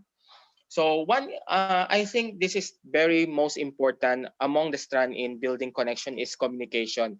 Kasi nga, yung communication is the best way para magkaroon tayo ng pagkakaunawa sa bawat isa sa atin. And then, kailangan meron po tayong maayos na komunikasyon sa teachers, sa stakeholders, sa parents, and even our colleagues. So under career stage 1, we have demonstrate competent skills in speaking and writing, as well as in utilizing communication platforms, in communicating with teachers, learners, parents, and other stakeholders. So I think that all school head, TICs, head teachers, principals, alam ko magaling po tayo dito kasi ginagawa yan natin araw-araw, and even we have sa panahon ngayon, lahat ay nag-create tayo ng group chat natin in order for us to keep in touch with para ma-disseminate natin kaagad-agad yung communication sa mga teachers natin. Pero dapat din in a maayos at walang maging problema po. So under career stage 2, after demonstrating this in speaking and writing as the school head, so under career stage, so we have to communicate effectively in speaking and writing to teachers. Tama po yun. Kailangan yung communication skills natin, kailangan effective. Kailangan hindi siya maging effective kasi school head po tayo. So dapat lahat ng communication natin dapat maayos at lagi natin, if ever ako po as a school head, if ever meron akong communication, for example, hindi ako masyado sure doon sa communication ko, I even consult my English teacher in order for me to check na kung ano yung nilagay ko doon, kasi that is communication. So makikita po yun ng lahat. So dapat hindi naman po yun siguro nakakahiya na tayo ay maghingi tayo ng tulong para sa ikakabuti rin ng ating samahan at sa ating communication. So under career stage, pag magkaroon tayo ng communication, should be effectively. So that could be falls on the career stage 2. So next slide, ma'am. Under career stage 3, mentor school personnel in communicating effectively in speaking and in writing. So sa ngayon po, 'di ba, tayo ay gumagamit tayo ng RBI, radio-based instructions. So meron po tayong capacity building in writing the script. So we are going to tap our English teacher or even our Filipino teacher in order para ma-capacitate din yung ating mga kasamahan na guro. For example, kasi kailangan natin sa RBI, meron tayong tinatawag na quality assurance. So merong mag-check after na ginawa ng ating mga teachers. So pag na-mentor na yung lahat ng mga kasamahan natin sa trabaho, papasok tayo doon sa career stage 3, which is tayo bilang isang school head dapat capacitated din tayo when it comes to communication skills and in writing. So in career stage 4, pag exhibit exemplary skills in communicating effectively in speaking and in writing to teachers, learners, parents, and other stakeholders to facilitate information, collaboration, and support, and to ensure positive use of communication platforms within and beyond the school. So tama po yun. Pag halimbawa naging maayos, naging nakapacitate na natin lahat at naging maayos yung flow ng communication natin, maging effective in speaking and in writing sa ating mga mag-aaral, sa ating mga teachers, sa ating mga magulang, and even our stakeholders para ma-disseminate information, meron tayong collaboration in support to ensure positive use of communication platforms, ay doon po papasok sa career stage 4. Next slides please, ma'am. So, ito na, community engagement. So, when we talk about community engagement, we are going to talk with we are dealing with our stakeholders and even the people that surround us in school, like teachers, learners, PTA, and even other stakeholders. So community engagement, maganda po ito kasi when we have, as a school head, kailangan magaling po dito tayo para mapanatili natin maging maayos ang ating school. At ito ay maging practice natin sa school. I just want to share with you yung practice namin dito sa school. Every end of the month, meron kaming tinatawag na Brigada Plus o kaya meron kaming tinatawag na clean up activity during end of the month. So lahat po ng mga magulang ay naging practice na, alam na nila kaagad yan kahit hindi na namin sila nire-remind, kahit hindi na palagi silang sasabihan ng mga teachers, ay alam na nila kung ano yung gagawin nila. So ibig sabihin na-engage na sila doon sa mga gawain ng school. So as a school head, maganda po yun at mapaganda natin yung school, mapaayos natin to become a child-friendly school at maging maayos po. So under career stage 1, we have to involve the community such as parents, alumni, authorities, industries, and other stakeholders in school programs, projects, and activities to gain support for learner development as well as school and community improvement. So dapat po lagi natin involve yung community natin, kagaya sinabi ko kanina, even though na wala tayong face-to-face, pero ang school natin, ang classroom, ang school natin ay palaging malinis. At nakaset po doon yung ating palagi, ang classroom, meron tayong yung papasok yung bata, may mga teacher, at meron yung mga merong maayos, even though na wala tayo face ngayon, ay tayo ay ina-apply na modular learning system ngayon. So pag ini-involve natin yung magulang sa mga sa trust natin, sa programs and projects natin sa school, sa kagaya sa sinabi ko sa inyo kanina, isa po yun na magiging magandang practice kahit saan po tayong school na mailagay at daladalahin po natin yon, sa tingin ko wala maging problema at maging maayos. At ako po ay natutuwa kasi po ang school namin dito ay ang impression kaagad ng tao or kung sino mang DepEd personnel na pumupunta dito ay lagi ready yung school. Palagi ang akala ay may laging estudyante. Pero that is good. That is good practice po.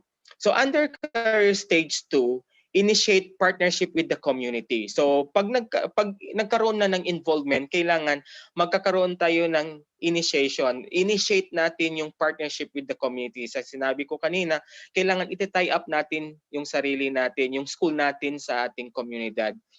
Sa mga magulang, sa mga industries, sa mga dito sa amin may mga industries dito, may mga responsible mining dito sa amin. So ibig sabihin, pwede kami mag-tie up doon to ask some assistance from them. Next slide, ma'am. Next slide po. So under career stage 3, after initiate with the community, we have to empower the community. Kailangan i-empower natin sila. Uh, 'Di ba sabi nga dito ay kailangan i-apply natin yung lagi yung shared governance, not only the school head or even the teachers, but we have to involve lahat ng mga tao na sa tingin natin nakakatulong sa atin. Ay kung hindi man magtulong, i-encourage po natin sila, i-empower natin sila para at least kahit papaano nandoon sila mag-support kung ano man yung programa dito sa school. Empower the community such as parents, alumni, authorities, industries, and other stakeholders to participate in addressing concerns on learner development as well as school community improvement. So that is under career stage 3.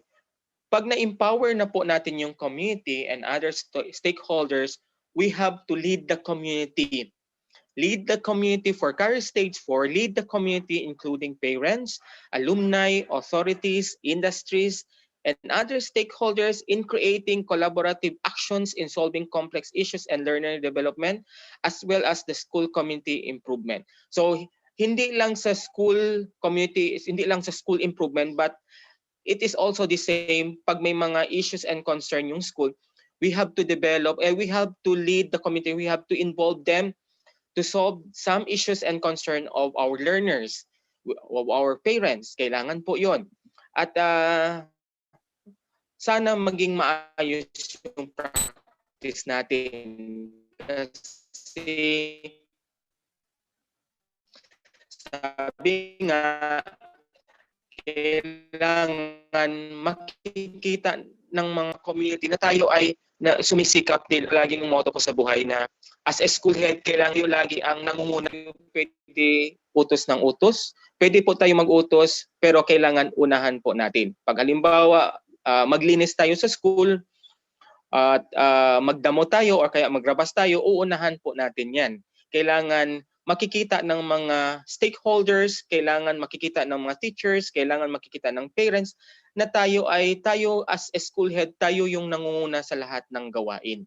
So yun po lagi kong ina-apply. Yun po ang lagi kong dinadala na kahit saan man pong school na ma-assign, kailangan maipakita natin po yung palaging tayo yung nagli-lead sa ating mga kasamahan. Leading by example po. So yun po yung aking parang yun ang motto ko sa buhay po.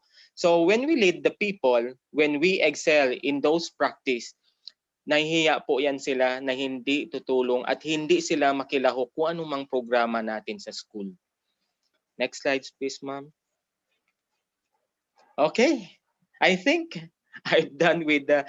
before I end my presentation, I would like to say this: as a school head, we have an ear to listen to our people, and we have our hands to help our other people, and then we have our heart to touch the lives of every individual that surrounds us. Once again, good morning and God bless us everyone.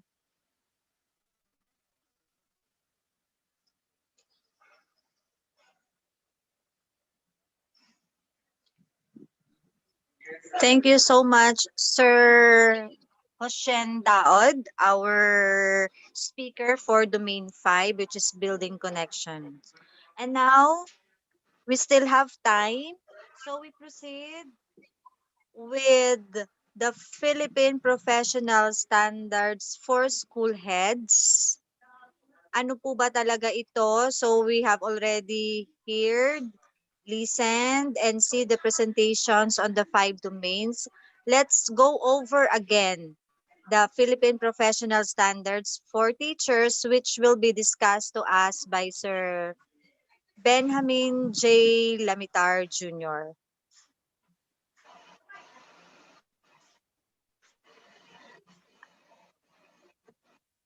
Okay, I will present first.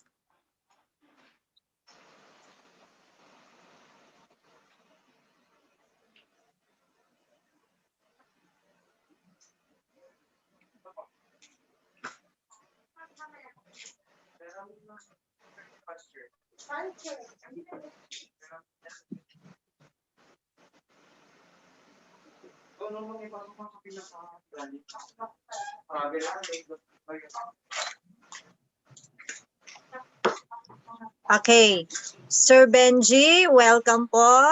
So you now again the speaker for this activity. Okay, good morning everyone. To our new Schools Division Superintendent, welcome Ma'am Elsie. Welcome back to DepEd Family, Palawan. Ma'am Marlene, magandang umaga. So, medyo medyo nagkakaroon tayo ng changes sa atin pong matrix. Ano po, ganun po talaga kasi as NAIA facilitator, para din po tayo mga Boy Scouts, dapat po lagi tayong ever ready. Ano po. So sa atin po mga magigiting na mga school heads, fellow facilitators, to Ma'am Marlene, our SEPs, our HR, sa ating DepEd family, muli po magandang umaga. Isang karangalan po sa akin na mabigyan ng pagkakataon na mai-deliver po ang topic ng ating OIC SDS, Sir Arnie Ventura, dahil meron po siyang mahalagang appointment na kung saan nag-conflict yung kanyang schedule. So tayo po ang naatasan para mag-deliver para sa kanya. I am just hoping and praying na sana ay nabigyan po natin ng justice ang task na ito para sa kanya. Po. Again, magandang umaga sa ating mga participants. Thank you for bearing with us. Po. Tayo naman po, this is just a matter of collaboration for the good of our division. Gusto ko lang pong, Ma'am Marlene, with due respect po sa inyo, no? Baka marahil yung mga participants nagtataka, why Alvin, why Sir Daod, why Sir Belmonte, ano po. Gusto ko lang pong banggitin, ano po, with the permission of our steps na medyo magtataka po kayo bakit yung ating mga facilitators ay diverse. Ano po. Kasi nga po, dapat represented po lahat ng group. During the national training, dapat po ay represented po yung different groups of school heads. So from PIC to HT, including the assistant principal for senior high school and the school head. Ano po. Yun po ang dahilan kung bakit represented po o iba-iba yung ating mga facilitators from the different groups of the school heads. Sana po, wag naman magtataka yung iba, bakit hindi ako, bakit sila na po. Anyway, katulad din po ni, I appreciate Sir Belmonte, ano po. Of course, Sir Alvin and Sir Daod, kasi this is a very, very hard or tough job, no? To speak before the think tanks, the school heads in the province of Palawan. Hindi po ganun kadali. But ang tinitignan po natin doon yung kanilang courage, yung kanilang humility to do the task before the school heads in our DepEd family. So for that, I am very thankful dahil katulong natin sila to do the task. In some point, ano po, katulad din po ni Sir Belmonte, yan po ay ating participants during the HHDP. Pero nakita na po namin talaga yung potentials niya na soon, sabi ko nga, he will become accredited NAIA facilitator. Ano po, makakatulong siya sa atin. So ganun din po sa school natin.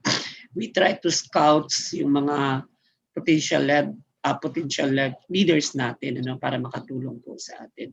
Lagi ko pong sinasabi as a school head, we should not be threatened. Hindi po tayo dapat matakot, hindi po tayo dapat ma-insecure. Pag meron pong mga potential leaders sa atin, sa halip, give them the opportunity. Let us give them the opportunity to serve, to demonstrate their work, i-support po natin sila. Kasi po, kung halimbawa one of these days, ako po ang lagi ko sinasabi kung someday manggagaling ang superintendent ay manggagaling sa akin school, na minamanage, then I am very much proud po. Kasi yung hindi ko na-achieve, at least na-achieve nila. So ako maligaya na din para sa kanila. So dapat positive po ang view natin sa mga bagay-bagay. Okay? Naniniwala din naman po ako sa tinatawag na destiny. Kung yan ay para sa kanila, kung yan ay para sa atin, mangyayari talaga. Kung hindi naman, maybe hindi talaga para sa atin yun. So, hahanap tayo ng options. Okay? So, yan po ang aking introduction. Again, good morning. This time, we are going to discuss the Philippine Professional Standards for School Heads. Ang ating pong reference, Department Order Number 24 Series of 2020. The national adoption and implementation of the Philippine Professional Standards for School Heads. Now, ang tanong, why PPSH? Po? Simple lang. DepEd continuously supports school heads to better perform the rules in school, including the improvement of teacher quality through the learner achievement. Ibig sabihin po, hindi po natin kayang mag-produce ng mga quality learners kung wala po tayong mga quality teachers. In like manner, hindi din po natin kaya mag-produce ng quality teachers kung wala rin po tayong mga quality school heads or leaders. Ano po? So, ibig sabihin lang po noon na these are the things na magkakaugnay-ugnay. Mahalaga po ito kasi po ang DepEd Central Office ay patuloy po na gumagawa ng paraan, patuloy po na nag-iisip para po mapabuti ang ating edukasyon sa ating bansa. Kaya po tayo mayroong PPSH because the DepEd tends to professionalize yung leadership ng ating mga school heads. This is in response to the needs of our school heads from the field. This policy institutionalizes the Philippine Professional Standard for School Heads as a public statement of professional accountability for school heads to reflect on and assess their own practice as they aspire for and pursue professional development. Please take note of the phrase professional development. In the past, we are using the NCBSH pero parang hindi na po siya nakakatugon sa need ng ating mga school heads. So the DepEd has to rethink, kailangan mag-assess, kailangan mag-reflect, ano yung mga bagay-bagay na dapat magkaroon ng changes o pagbabago para ma-meet yung ating pangangailangan as school heads. So this is the very reason why the PPSH was being crafted by the DepEd. It simply answers the need of the school heads from the field. Just like in the PPST po, nauna lang po yung PPST. I remember during the time when I attended the national training, capability building on the PPSSH and the PPSS, meaning for the supervisors. I even asked the undersecretary Mateo, sabi ko po, bakit, tinanong ko po siya, bakit teacher? During the PPST days, then he said, kailangan nating unahin ang teacher sapagkat yung mga leader natin, ikaw, Mr. Lamitar, being the school heads, the supervisors, hanggang sa mga superintendent and regional directors, they are former teachers from the field. So doon tayo magsisimula. Sabi niya, later on, it will follow.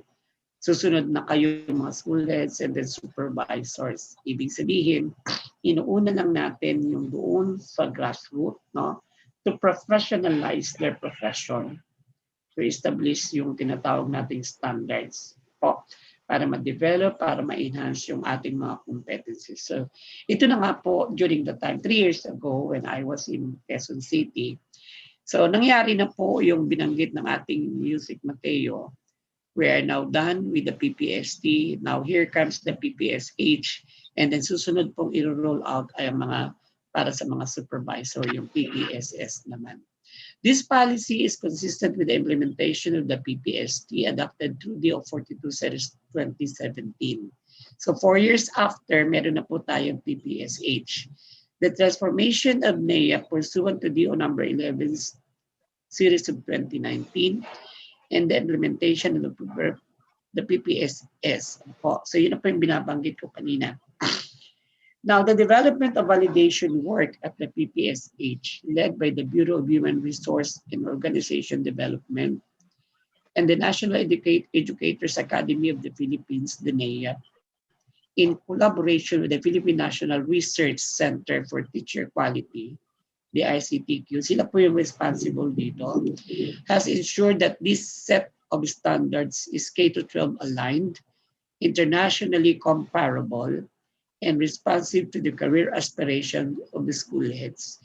So ibig sabihin lang po nito, matinding pinag-isipan at pinag-aralan po ang pag-craft po ng PPSH. Ibig sabihin, we must be proud because this is somehow after this training, no, having equipped with the PPSH standard, we can say na, and we are very proud that we can compete globally. Ibig sabihin po, hindi po tayo magiging inferior, even the Western countries, the European countries, and other ASEAN countries, because this is somehow at global excellence. Okay?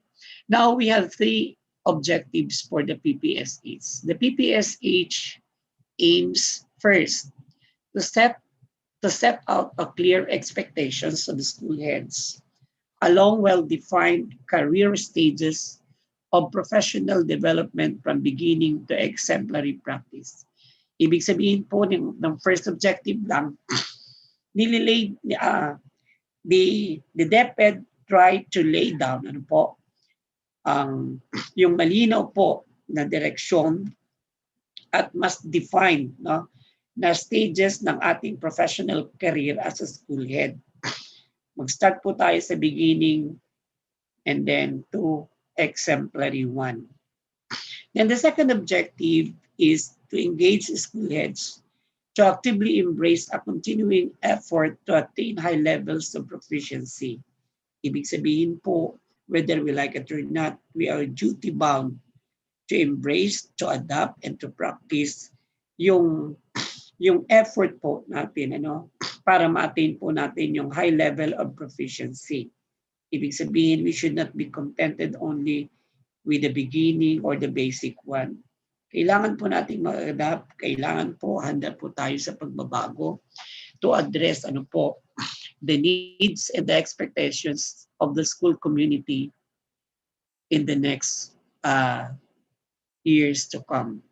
Then the third objective is to provide support for professional learning and development, the L&D, and help identify the development needs and facilitate uniform assessment of performance. Kaya nga po ang term na ginagamit natin ay standard.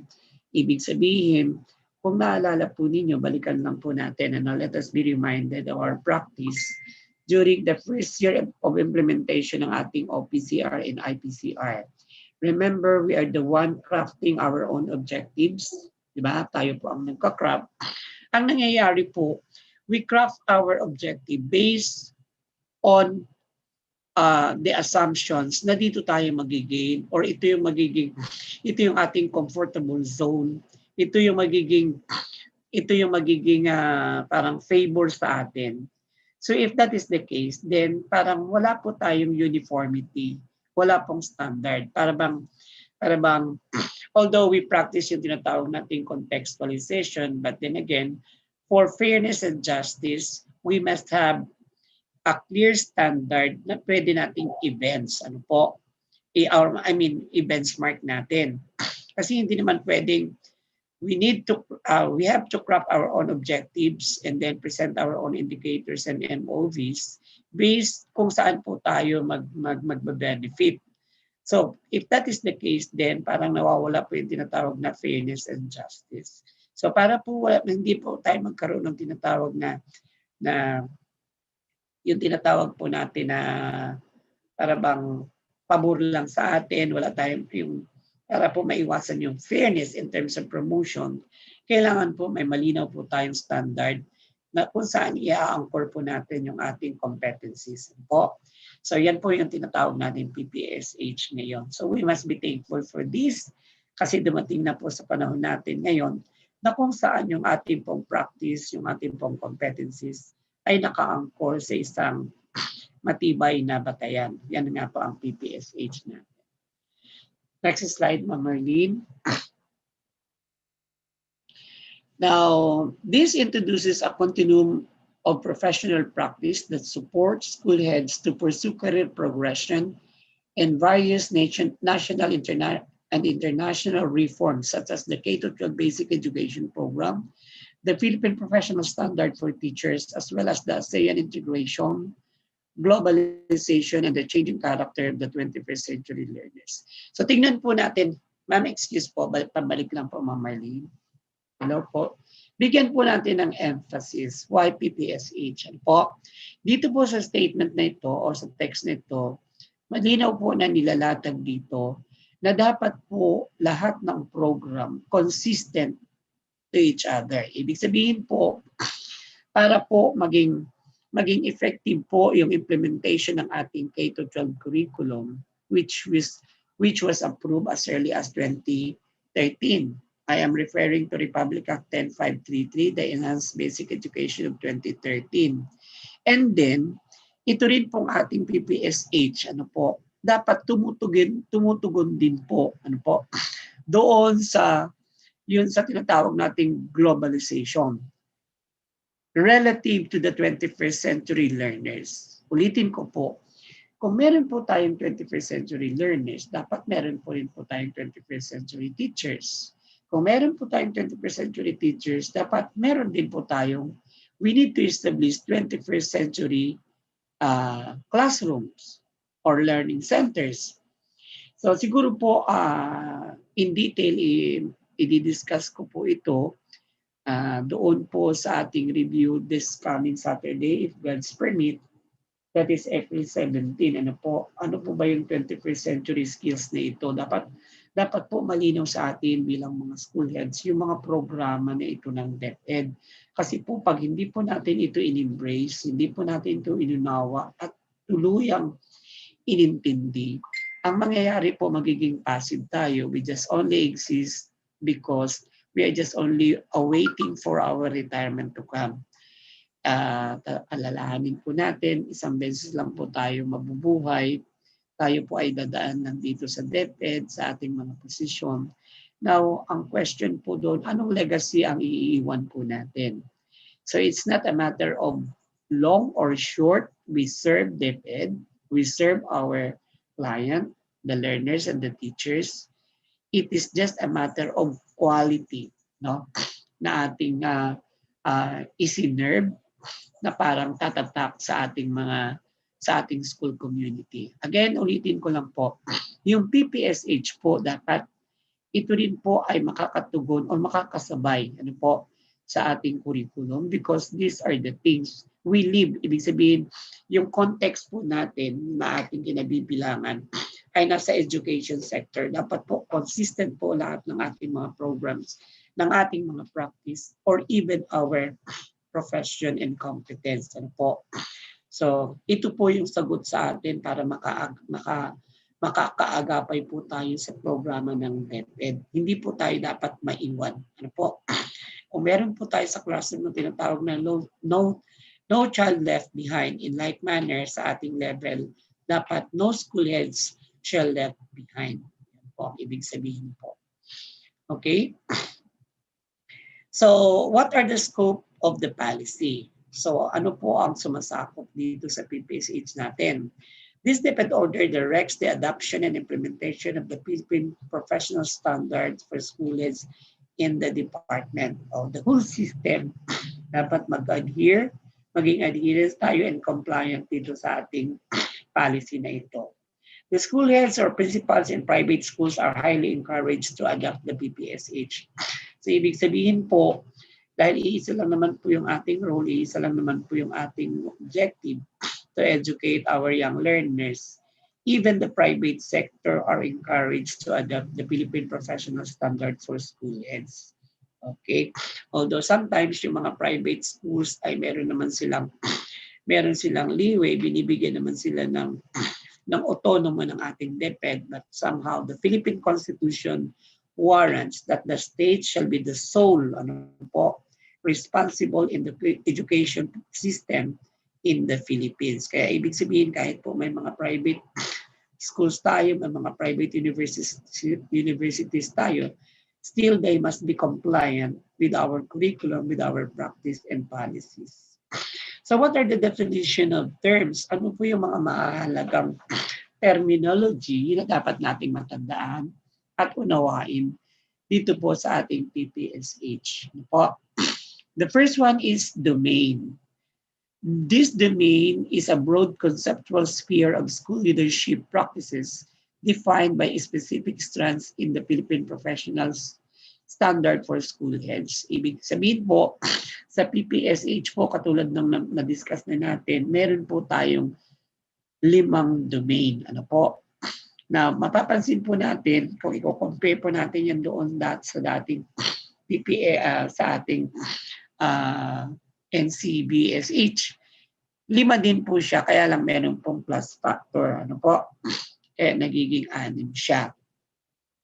Now, the next term is the indicator. Gusto ko lang pong bigyan pansin. Nasa context po tayo ng PPSH po, ano po? Pero do not be confused. Kasi po, pagdating na po doon sa official form na gagamitin natin, yung ating OPCR, I am referring to RPMS.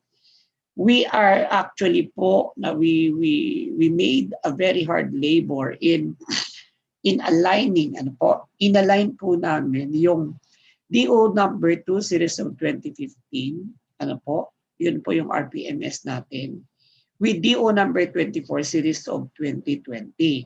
Ibig sabihin, 6 years after po yung kanilang difference, yung kanilang gap, ngayon at ipinanganak na po yung Philippine Professional Standard for School Heads, kailangan po nating mai-align. Kasi po, ang official po na form na gagamitin natin, yun pa rin pong OPCRF.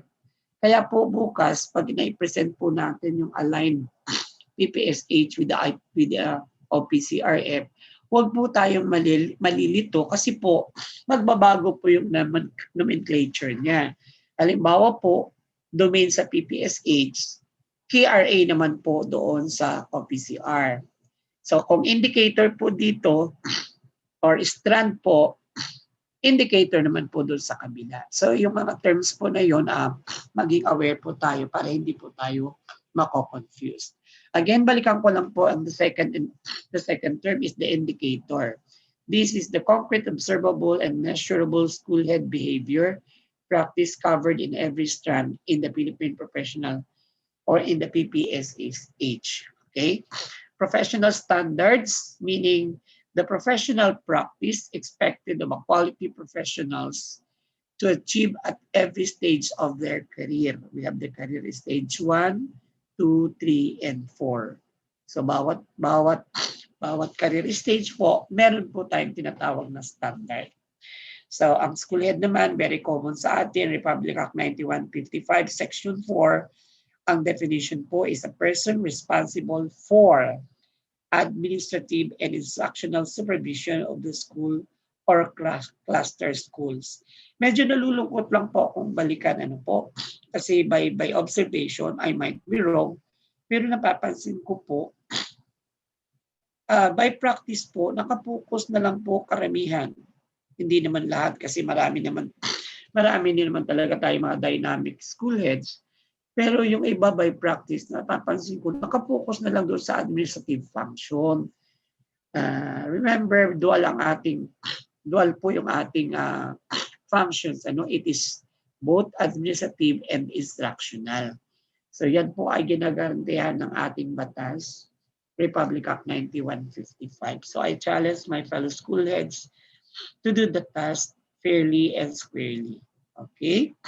So then the strand. This is a specific dimension of practice under domain in the professional standards. Ibig sabihin po, we follow the general to specific rule. Doon po tayo sa pinakamalaking concept, which is the domain, and then pababa po tayo down to the strand. Okay? Yun po tinatawag natin sa ating K-12 curriculum na vertical logic. Okay. So yun po yung mga common terms na gagamitin natin sa ating Philippine Professional Standards. By the way, Ma'am Marlene, bago po ako magpatuloy, gusto ko lang pong sabihin na dahil po nagbago yung ating mga schedule, pero you have nothing to worry kasi sa isang banda, parang although doon po sa ating matrix, dapat mauna po ito, pero parang sa tingin ko nga mas naging napakaganda siya kasi inuna po natin yung mga different parts ng domain, na-discuss na po natin in detail. And then parang lumalabas ngayon, nagsisynthesize na lang po tayo o nagsasummarize na lang po tayo ng ating training. Parang mas tumatak sa ating mga puso at isipan, ano ba yung Philippine Professional Standards for school heads. So in short, nauna po natin discuss yung mga detalye ng ating PPSH, and then ngayon para tayo nagsisynthesize at nagsasummarize. So yun po ang nakita kong advantage kung bakit nagkaroon po tayo ng changes. Now, let's talk about the framework. By the way, mapapansin niyo po, lahat po ng mga programs, yung mga initiative, major programs ng DepEd, lagi po merong inaangklahan na framework. Now, in the context of engineering, ang isang programa po na walang framework, loose po siya. Ibig sabihin, madali siyang maglaho, madali siyang mawala. Pag meron pong framework, this is supported with policies and laws, kagaya ng K-12 curriculum. Magbago man ang president, magbago man ang secretary ng DepEd, nananatili po yung curriculum natin. Unlike before, pag wala pong batas, pag hindi po supported ito ng policies and laws, pagpalit po ng isang leader, madali din po matunaw yung program. Dapat po yung na-establish ng program dahil may investment po dito ang ating gobyerno, ang bawat taxpayer, dapat po consistent. Lagi ko nga pong sinasabi, sana if given the chance to become the President of the Republic of the Philippines, wow, very ambitious, kung ako lang po sana, I support yung anti-EPAL law ni the late Senator Miriam Santiago. Dapat po yung mga property po ng gobyerno, dapat hindi nilalagyan ng pangalan ng mga politiko kasi hindi naman nila pera yan. It's a taxpayer's money. Pagkatapos po yung pintura, pagpalit ng presidente, from orange magiging dilaw, from dilaw magiging green. So ibig sabihin ba, pera natin pero pinaglalaroan tayo. In the same manner, in the context of DepEd, kaya po may framework para po stable, para po matibay po yung sinasandigan ng ating mga programs. Just like in the Philippine Professional Standard, may framework siya. So ano ang bumubuo dito sa framework? Ano yung qualities ng ating Philippine Professional Standard for school head? By the way, gusto ko lang ipaalala during the first year of implementation ng K-12 curriculum, maliban sa curriculum itself na kanyang framework, bawat learning area may framework. Halimbawa, mathematics, science, may framework siya. So ibig sabihin, nakikita po natin yung structure ng bawat learning area, ng bawat program. So ganoon din po dito sa Philippine Professional Standard for school heads po. Nakabatay po siya sa framework. Ano ang qualities? Ano yung mga principles lying behind the framework? First, it is a learner-centered. So, kung ang curriculum po natin ay learner-centered, in the same manner, dapat din po yung ating pong standard for school heads dapat learner-centered din. Kaya nga po mapapansin niyo po, one of the indicators na dapat taglayin sa competence ng ating mga school heads ay yung tinatawag nating the voice of the learner. So ito po yung isang proof that really the Philippine Professional standard for school heads is a learner-centered. The second is it emphasizes building and strengthening network of stakeholders for school and people effectiveness. So that's belong to domain number 5. Katatapos lang po i-discuss ni Sir Daod. Ano po? Ang tawag po natin dyan dati ay partnerships and communication. Ibig sabihin, under the principles of SBM, yung involvement at saka yung engagement po ng ating mga stakeholders ay dapat matibay, dapat ay fully established in the operation of every school in the country. Kasi po, balikan natin ang old saying, no man is an island. We cannot exist alone. We need one another. Even in our ecology, kailangan po magkakaugnay-ugnay ang mga insekto, ang mga puno, ang hangin, ang tubig, etc. Ibig sabihin, we need one another. In a diverse community like ours, the support of the stakeholders, both internal and external, are very essential para magkaroon po tayo ng tinatawag na effectiveness.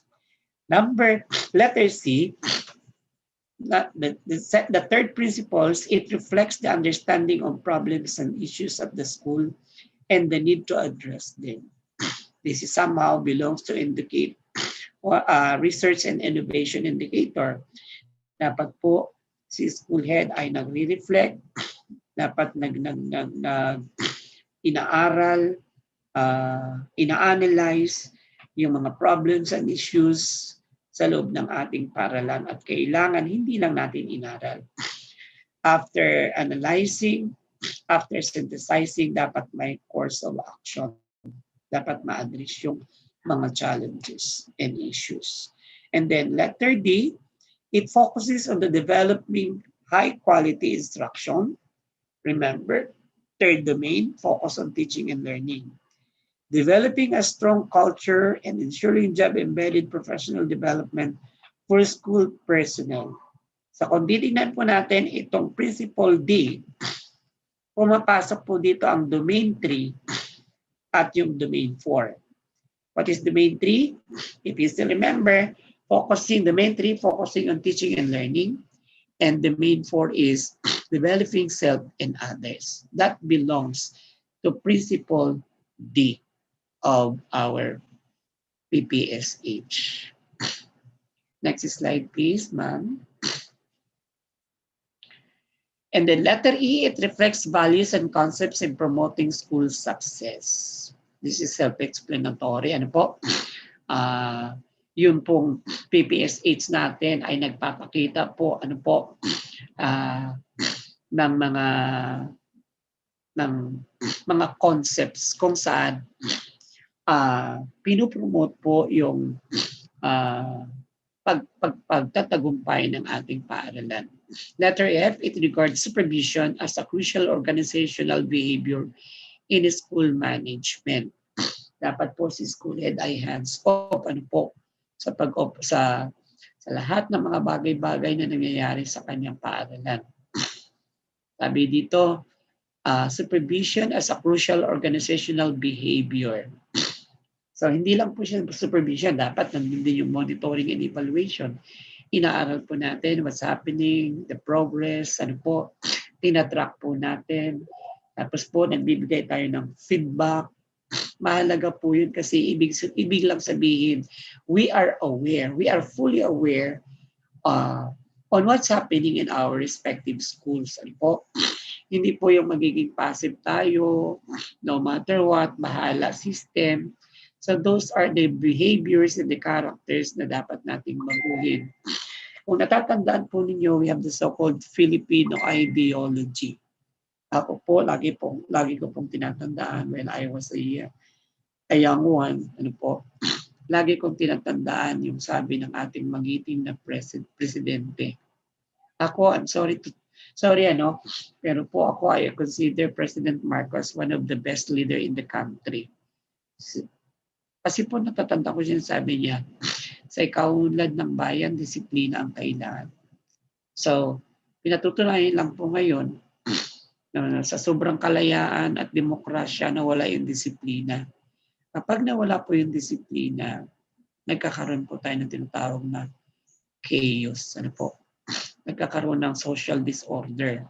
So mahalaga po yun. Kaya po tayo dapat, hindi po ba tayo bilang parent, bilang magulang, kailangan din we should closely monitor our children.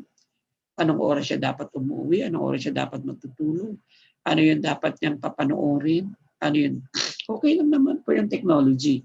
Pero kung gagamitin naman ito ng sobra-sobra, hindi na rin po tama. So as parent, we have to monitor the activities and affair of our children.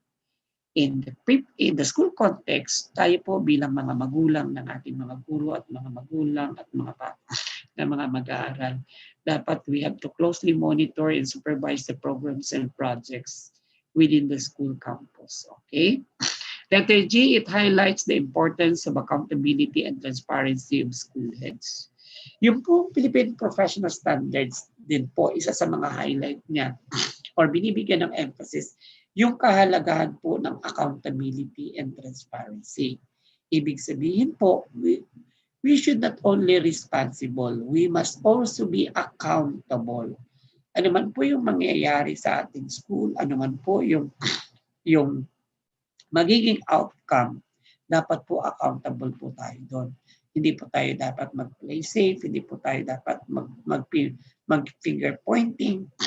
Kung whether it is positive or negative, dapat po tanggapin natin that we are the accountable leader na handa po tayong sumagot sa ating mga pananagutan.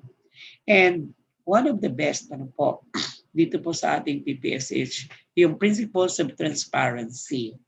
Mahalaga po yung pagiging transparent. Doon lang po sa tagline ng DepEd.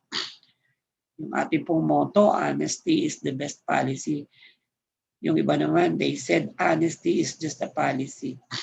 Kung lagi pong ganito ang pagtingin natin sa mga programa ng gobyerno, then siguro it's high time, kung hindi po natin sinuseryoso ano po yung mga programa ng DepEd, it's high time for us to reflect. Kailangan ko pa bang magpatuloy dito sa institusyong aking kinabibilangan?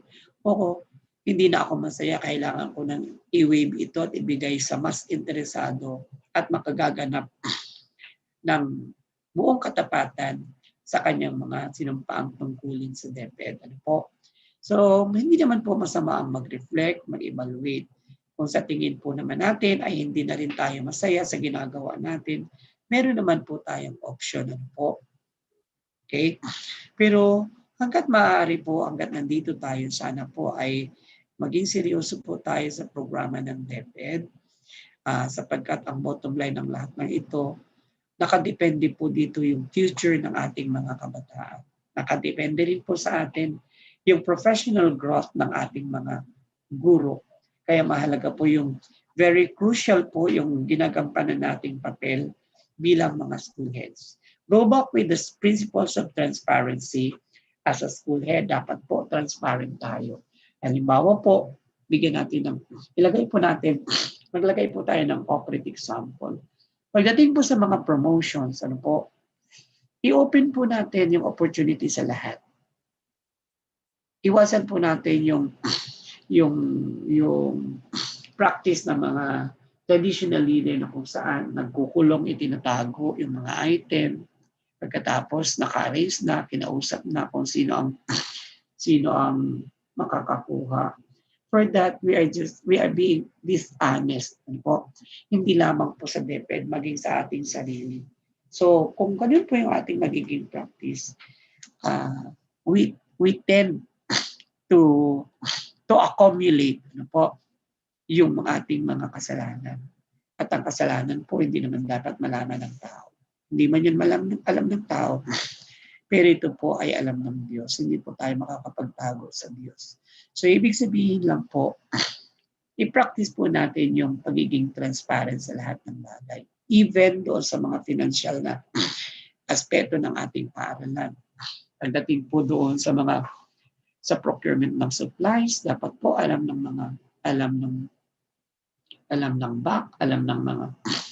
po ng ating mga inspectorate team, dapat nabibilang, dapat na-inspect. Hindi po si school head lang at saka si supply officer ang nag-uusap. We have to articulate all, yung lahat po ng ating practice, yung lahat po ng ating decision. Although I believe there are some instances na may mga bagay na we have to take it confidentially kasi hindi na po dapat ipaalam publicly. May mga bagay na gano'n, no? Lalo na po yung mga sensitive na bagay. Pero kung yung mga bagay na may concern po ang lahat, huwag po natin itago. Whether it is promotion, whether it is financial matter, lahat po dapat ay alam ng school community.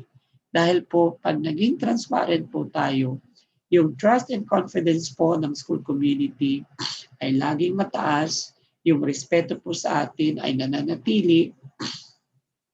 Kasi po pag nag-umpisang magkaroon ng doubt, ang isang guro, ang isang magulang sa ating leadership, then magkakaroon na po tayo ng problema. I remember during the training of SHDP, we have the so-called LMX theory. What does LMX theory mean? Ang ibig pong sabihin doon, ikaw ang leader, ikaw ang nasa unahan. Pag nagsimulang mag-doubt po yung mga followers mo, paglingon mo, wala na sila. Why? Because they withdraw their support to you as a leader. Ano po ang silbi ng isang leader na walang support? Na wala na siyang member, tumalikod na sa kanya. We are now powerless. Sabi nga po, in a democratic country like ours, the power of the leader emanates from the people. Ano ibig sabihin nun po? Sa context po ng LGU, yung leader po na ilalagay sa posisyon dahil pinagkatiwalaan sila ng mga voting ng ating botante, ng ating mga mamamayan. So ibig sabihin, darating ang panahon kapag hindi naging mabuti yung ating leadership, hindi tayo naging transparent, hindi tayo naging accountable, sa susunod na election, sila din yung magtatanggal sa atin. So, mas maganda pa rin na yung taong nagtiwala sa atin ay wag nating biguin sa halip gampanan natin ang ating tungkulin ng buong katapatan. For letter H, it is anchored on the principles of inclusivity. Yung term po na inclusivity dapat po ay maging practice din po natin yon. Ibig sabihin po, hindi po tayo nagkakaroon ng discrimination. Ulitin ko, ilagay natin sa context ng promotion. Dapat ang lahat ay may karapatang mag-apply and then their papers or documents will speak for themselves. Ilarang sila. Dapat alam nila kung ano malaman nila kung ano yung kakulangan nila. So, ibig sabihin, para the next time around, may ready nila yung kanilang sarili. Doon po sa domain 4, yung professional, yung self and others, doon po dapat, sa SAT na binabanggit ni Sir Belmonte, dapat ma-assist ni teacher during the process na nag-undergo siya ng promotion.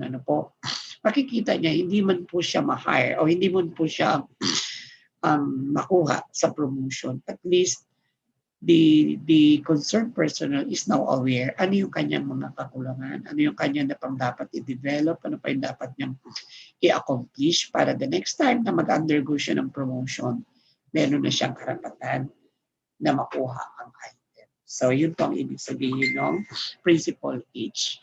Now balikan po natin yung framework. Ito po yung diagram. From the framework po, makikita po ninyo sa inyong mga screen, yung pong 5 domain ay nakakategorize o nakakluster into 2. One is school effectiveness and the other one is people effectiveness.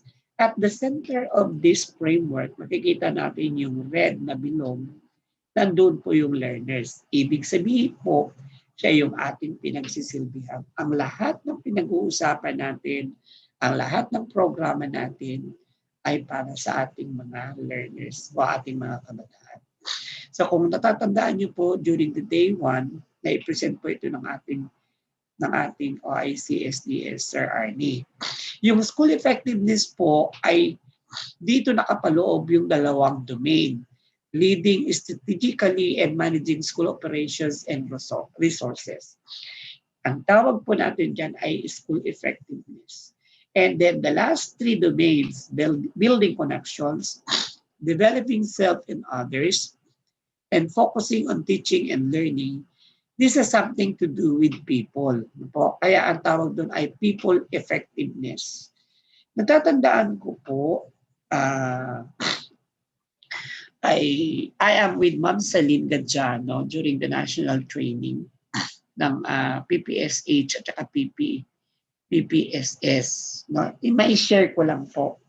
Medyo natuwa po ako ngayon kasi nakita ko na meron na pong improvement itong framework. Kasi po, nung umaten po ako, no po, yung director ng RCTQ, no po, si Director Gunong, with the permission of Ma'am Marlene, i-share ko lang kasi this is a real life experience.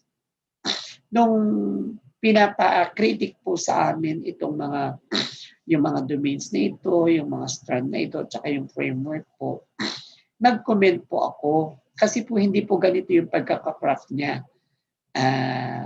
You try to visualize ano po yung sasabihin ko. Yun pong framework na ginawa. Hindi po isang araw lang, hindi dalawang araw. Nakapaikot siya pagkatapos nakaturo pataas. Ibig sabihin, hindi siya circular. Open siya po. Isang araw lang siya, para bang ahas na nagpulupot, tapos yung kanyang ulo ay nakadungaw. Parang ganun. So, kinwestiyon ko po yung framework. Sabi ko, ano po ang ibig sabihin nito? Kinwestiyon ko yung facilitator. Para ang dating, parang na-offend yung facilitator sa akin. Masyado daw akong, basta negative yung dating. Ano po? Not knowing na yung director pala ng RCTQ ay nag-o-observe. The question ko, nobody from among the facilitators sa team nila ang makapag-explain paano nabuo yung framework. Tawa nga ng tawa din si Ma'am Celine kasi isa sa pinakamakulit po ako kasi pag-training. Talagang, kasi po ang lagi kong tinatandaan, whenever we attend training, dapat po, aalis po tayo equipped with knowledge and skills and the right attitude. Ibig sabihin, hindi po nasayang yung ating panahon kasi may take home tayo. Even Yusik Mateo, sinabi niya, huwag kayong aalis sa training na ito nang hindi malinaw ang lahat-lahat. So tinandaan ko po yung sinabi ni Yusik Mateo. Yun na nga po, at that very instance, tinanong ko kung bakit ang framework, ganun ang pagkakagawa. So walang makapagsagot sa akin. And then ang lunch break na po, meron lang pong konting divider doon sa aming hall, sa isang sulok, may divider. At naririnig ko po yung sabi ng director sa mga facilitator. You see, sabing ganon, it is beyond your expectation na as far as Palawan, meron palang isang tatayo at magtatanong ng framework. You need to satisfy him. Hindi dapat matapos itong training na ito nang hindi nyo siya nasasatisfy kung anong ibig sabihin ng framework ninyo sa yung Philippine Professional Standard for School Heads. Kailangan ayusin nyo yan, kailangan i-troubleshoot nyo yan. That would be a big challenge on you. Actually, I appreciate him. Ako daw po. Actually, I appreciate him kasi he has the courage to raise this question. So this is somehow an eye-opener for me. Ako mismo caught in the act. Na ano nga bang ibig sabihin ng framework na ito? Naririnig ko nagmi-meeting sila during the lunch break. Ito na nga po ngayon. Pag-resume na ngayon ng seminar at 1 o'clock, parang biglang ang bait-bait na yung matataray ng mga facilitator. Parang ang bait-bait na sa akin. Ako na ngayon yung apple of the eye. They want to please me, no? Hanggang matapos na ngayon. Walang kasagutan akong nakuha. Pero naging aware sila. And then, suddenly, by virtue of Department Order number 24 series of 2020, maybe that was 2017. when I attended the national training. 3 years after, ito na, nag-come up na sila sa napakagandang framework. This time, I am very much satisfied with this framework kasi very meaningful na siya. By the way, fellow schoolheads, whenever we see the framework, dapat po, nabibigyan po ito ng magandang meaning, you know, by color, by geometric figure, ano po, yung mga wordings doon, dapat po maingat itong ginagawa. With this now, I am very happy to see the PPSH framework because I am very much proud because somehow I may become a critic. Kasi po yung pagbibigay naman ng observation po, dapat po maging positive po yung pag tayo po kini-criticize, dapat positive ang pagtingin natin. So I am very happy now to see the framework of the Philippine Professional Standard for School Heads. Na well-defined siya, maganda ang presentation. Napakasimple pero madaling intindihin. By looking at the framework itself, tignan lang po natin yung framework. Immediately po, makomprehend na po natin yung nilalaman ng ating DO24. Okay? Sabi, aligned and map with local documents such as Republic Act 9155, the LFSL framework, the CSB, the CSC competency standards, international frameworks covering 70 jurisdictions. Ibig sabihin po, na-crop po itong framework na ito, batay po doon sa mga idea at mga policies na yun. It is aiming at 4 career stages. Binanggit na po natin, career stage 1 to 4. May 5 domain and 34 strands. And then support of career progression of the school heads. So that's the framework na pa. School leadership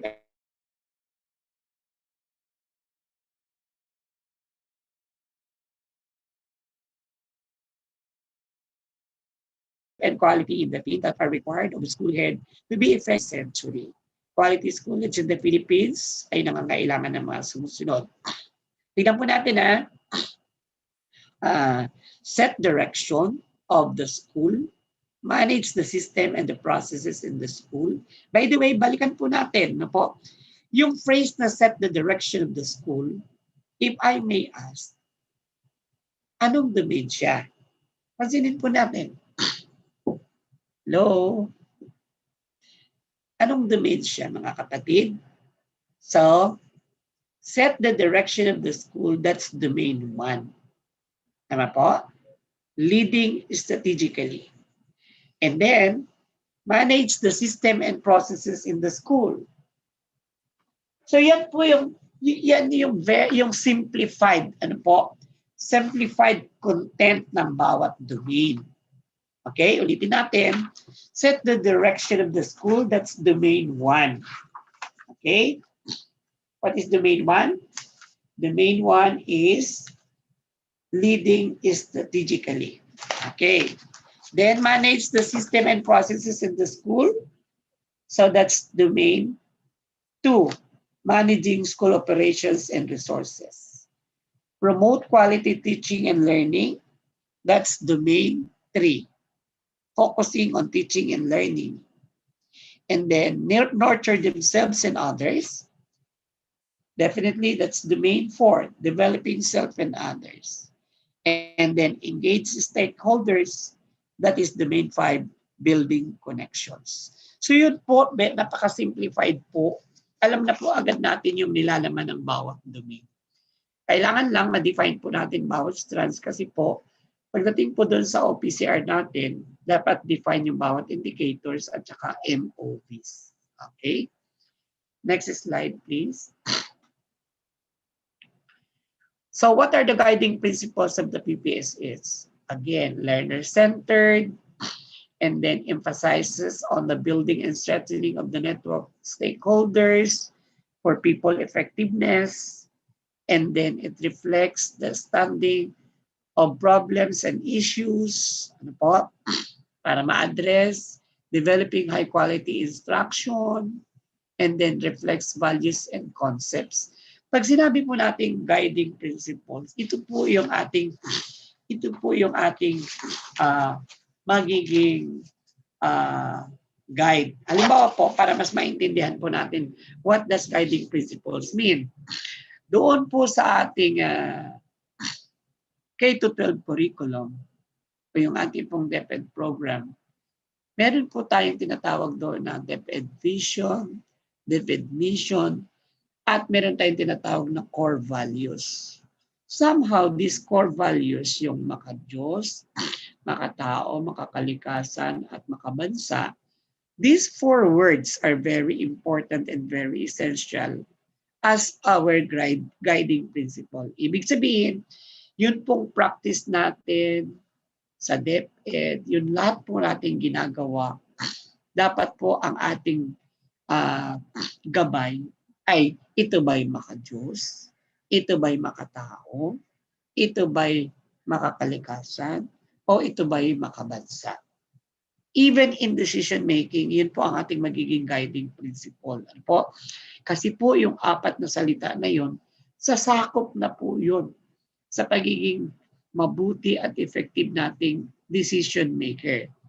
In like manner, our Philippine Professional Standard for School Heads, ito pong lima na ito po yung ating guiding principles kapag atin pong pinractice na yung ating PPSH.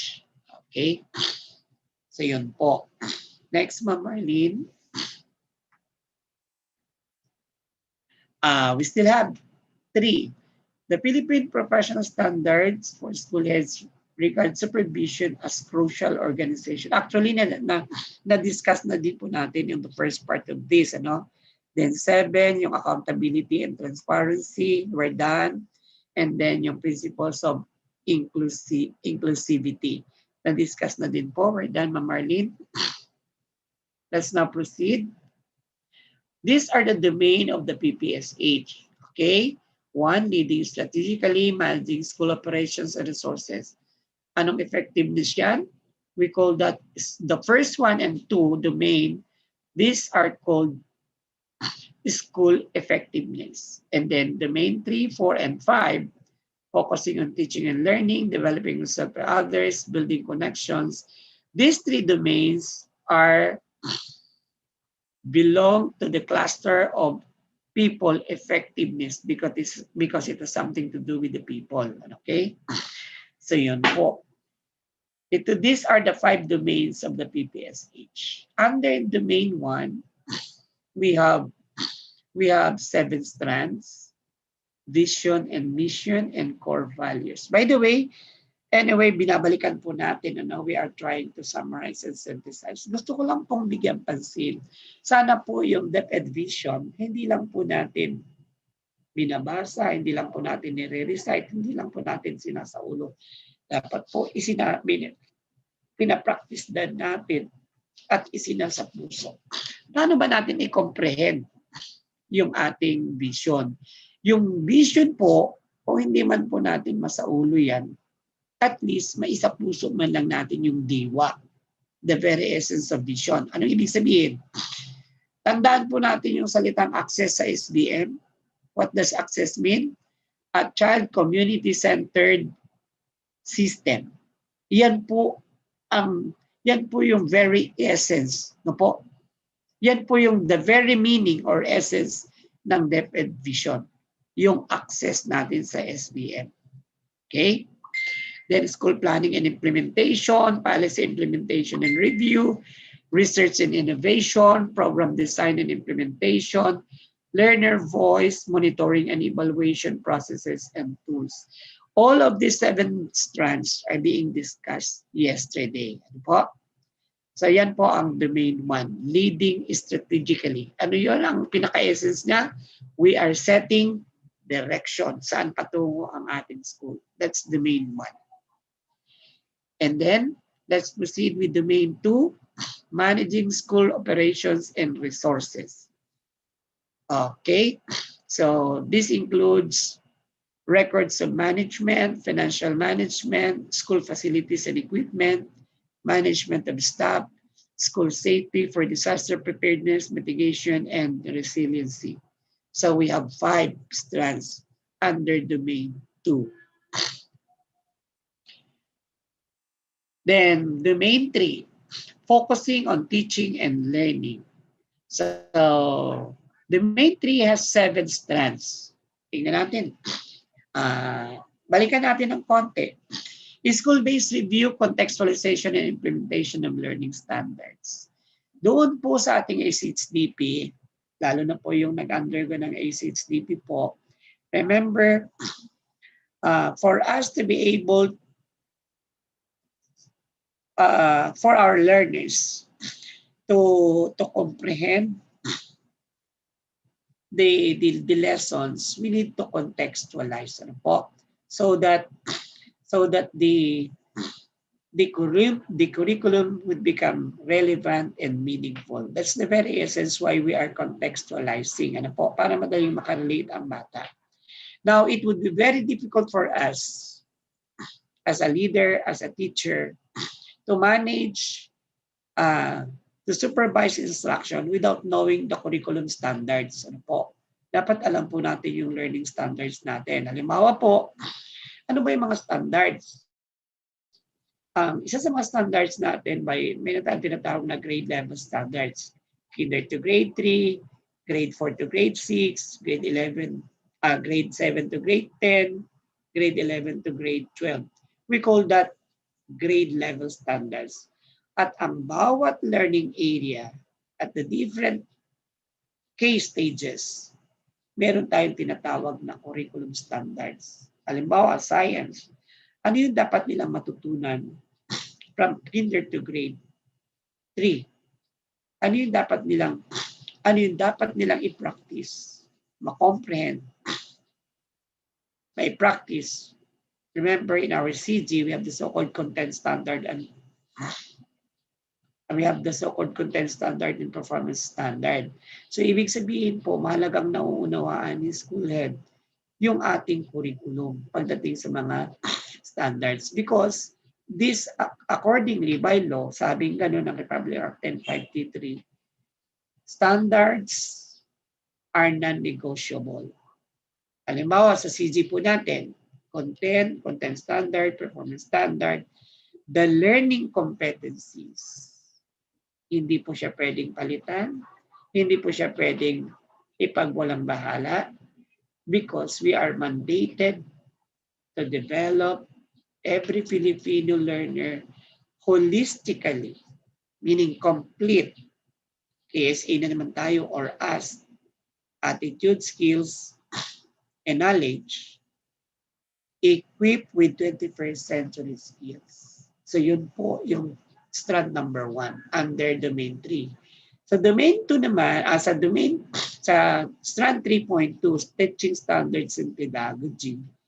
So again, complementary din po ito doon sa 21st century skills. It would be very impossible for us to attain 21st century learners kung hindi po natin alam, hindi po natin master yung pedagogical approaches. Hindi kayang i-practice ni teacher yung 5 major pedagogical approaches in the classroom setting. Ano ito?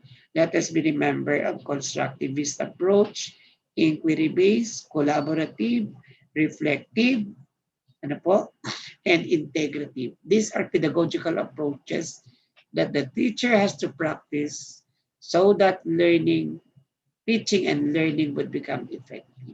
Okay? Teacher's performance feedback, nabanggit ni Sir Belmonte kanina. Ang batayan naman natin dito ay yung ating IPCRF o PCRF naman sa mga school head. Learner achievement and other performance indicators. Ano mga indicators natin?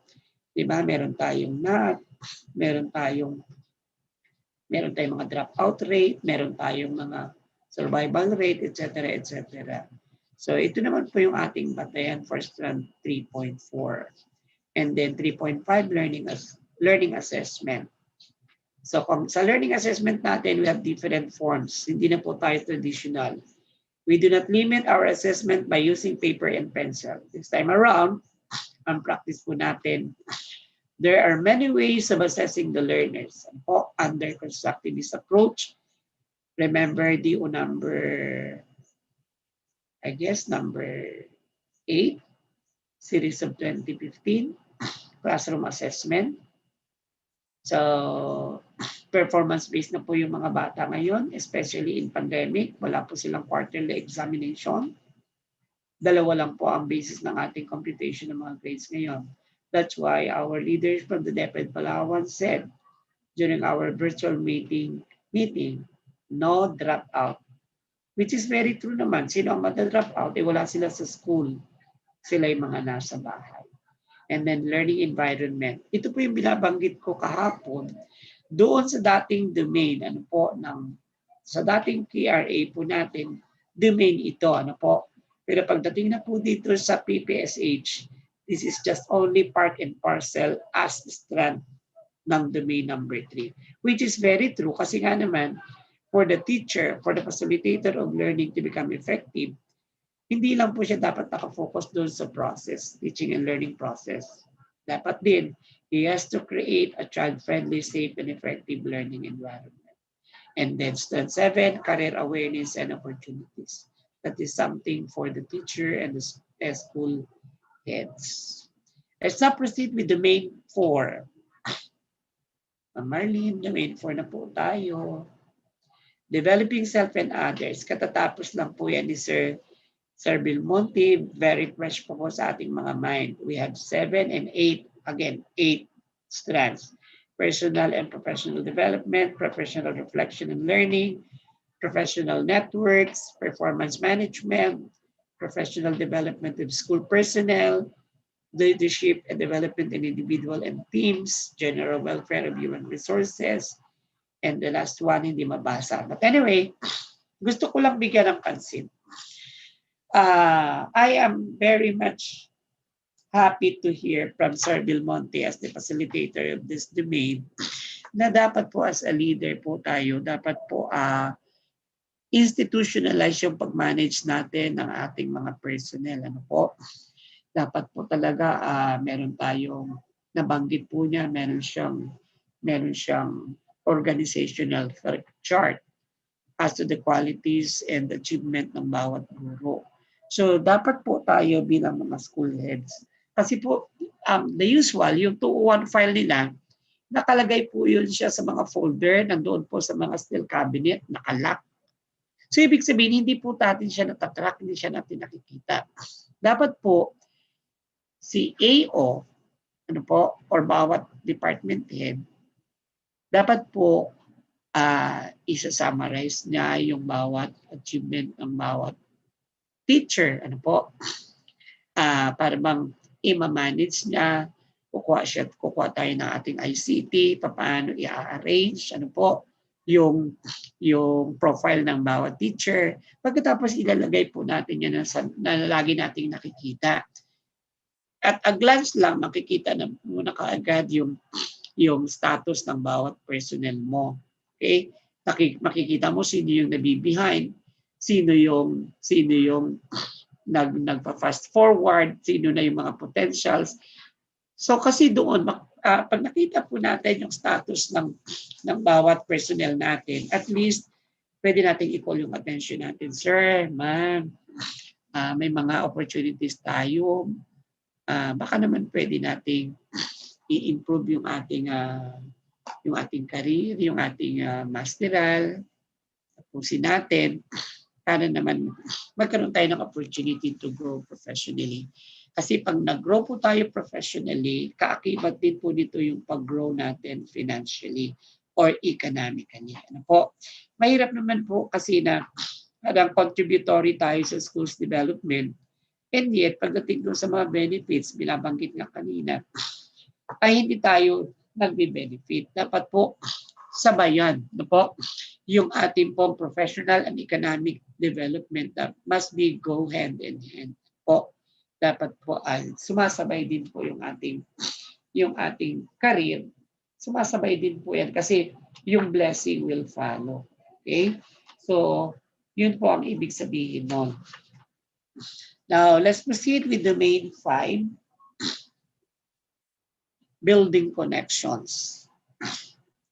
Mapapansin po natin in our OPCRF, ang tawag po natin dyan ay partnerships in communications. Pero ngayon, ginawang building connections because we are leaders are builders. Ano po?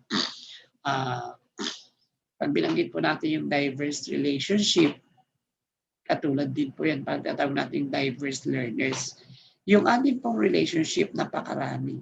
Relationship with God, relationship with LGU, relationship with different organizations, with teachers, with the parent. Those are called diverse relationship. Ang tanong doon, how we manage this relationship. Kasi these are potential opportunities for the school heads. Ano po? Yung pag nakapag-build po tayo ng connections, no? And good relationship with our stakeholders, somehow napakadali din po nating matap itong mga ito para ma-address po yung pangangailangan. Now, one concrete example po na ginawa ko dito sa aming paaralan, if I, with your permission to share, ano po, nung nasa-challenge po tayo ng ating former superintendent to establish yung RBI as support modality, very much willing po ang LGU to support. Kaya lang alam naman po natin sa gobyerno na po, may mga pledge po sila na they are very much willing to appropriate 5 million pesos para po doon sa pag-establish ng ating radio-based instruction. Makikita po ninyo na very positive sila at very supportive. Ang hindi lang po natin minsan kaya yung proseso. Ano po? Kailangan may bidding, who are the service provider, etc. etc. So parang medyo ako po as a leader, ako po kasi ang isa sa mga weakness ko ay yung mainipin. Ano po? Parang naiinip ako, ilang beses na kami pabalik-balik, hindi pa rin mag-materialize. So gusto ko na siya ma-establish a week before the opening. Na-delay po yung opening natin na reset noong October 5. But a week before October 5, nag-airy na po kami. What I did is this. I called for a General Assembly meeting with the permission from the local IITF, and then by grade level, yung parent. And then I explained brief and concise with full sincerity with the parent the need to establish RBI. Immediately, 2 araw po kami nag-meeting ng PTA. We were able to raise fund. A week after, na-establish na po namin yung RBI, and ang mga parents ay very proud kasi sila po ang nag-finance ng ating RBI. So, a week after, umiiri na po siya, nagtitest broadcast na kami. Pagkatapos po, the following week, nakapag-report na po ako, nakapag-liquidate na po ako sa harap din ng mga magulang na nagbigay at nag-share, sa harap din nila, inulat ko po saan napunta ang kanilang pera. And they're very much happy and proud. So ganun po, pag binil po natin yung magandang relationship with the community, with the parent, madali po makahingi ng support. Pero po, huwag natin kalilimutan yung tinatawag na honesty and transparency. So, ibig sabihin po, naging honest po kami, naging transparent kami, pero hindi po doon natatapos. Bakit? Ginastusan nila ang RBI, binigay nila for free, ginagamit namin, pinakikinabangan ng kanilang mga anak. Hindi po doon natatapos. Dapat po kaakibat noon yung tinatawag na accountability. We are very much accountable not only for the performance and learning of the learners, we are also accountable doon po sa radio transmitter na binigay nila sa ating school. Dapat po nating ingatan. So yun po ang ibig sabihin. That's domain number 5. Let's proceed. We still have enough time. To achieve quality leadership and management, school heads must also have a set of standards that is K-12 aligned and internationally comparable. That's self-explanatory. Next slide, Marlene. The career stage description. Kung natatandaan nyo po yung bawat career stage. Ito po ito yung general career stage bawat Yung diniscuss po namin in every strand, in every domain, yun po yung mga specific description by strand. Ito naman po yung ipinapaliwanag kung anong ibig sabihin ng bawat career stage. In general po siya. Halimbawa po, sabi career stage 1, the school heads have acquired the prerequisite qualifications for the school head position. Ibig sabihin lang po, para po i-capsulize po natin ito, na-meet po ni school head yung basic qualifications or basic requirement to become a school head. Maybe to become a TIC, to become a school head, head teacher, or even principal 1. So ibig sabihin po yun, that is career stage 1. By the way, career stage has nothing to do with the position. Binabanggit lang po natin yung sample. Kagaya po ng in-explain ni Sir Arnie, pwede pong TIC ka. Ano po? Pero you are now considered with your performance, pwede kang ma-consider na nasa career stage 4 ka by practice. Ano po? Pero by qualifications po, syempre kung ano yung iyong achievement, kung ano yung educational qualifications, outstanding accomplishment, then yun ang mag-warrant kung anong career stage, kung anong position po tayo. Okay? So next, career stage 2. Career stage 1 are the basic requirement. Career stage 2 apply the required knowledge and understanding of authority, responsibility, and accountability. Balikan po natin yung salitang aura. Ano po? Ito pong aura na ito po yung dito po naka-capsulize ano po yung ating mandates as a school head. Ano po? Yung aura na tinatawag, the authority, responsibility, and accountability. Okay? Minsan kasi parang binabasa natin yung word and yet parang common siya. Ano po? Parang ano bang tawag nun? Nung tayo nag-aaral sa college, yung norms of society. Pero bang pag lagi nating naririnig, lagi nating nakikita, madali na nating i-embrace, madali nating tanggapin. Pero if we go deeper, the meaning or the very essence of the term, that's a big question.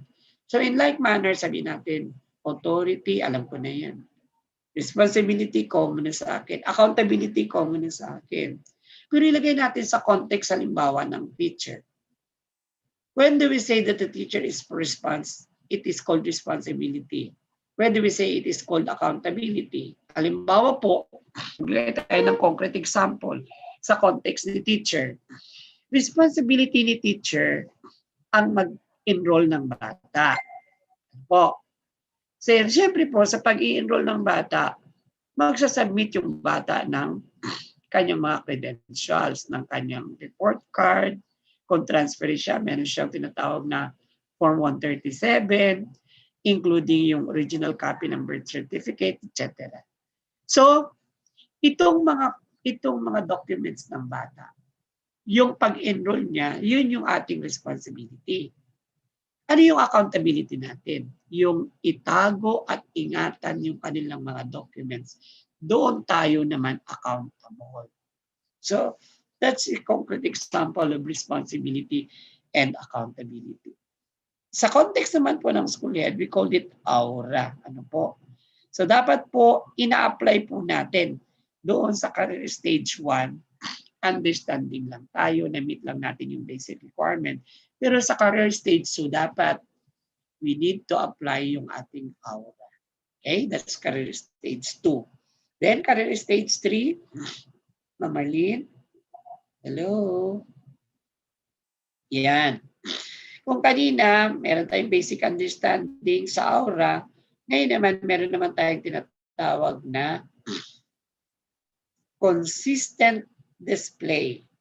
No? Dapat na ipapakita natin with consistency at merong malalim na pag-unawa doon sa ating aura.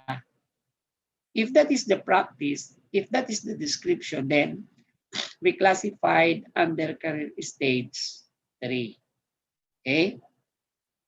Then stage 4.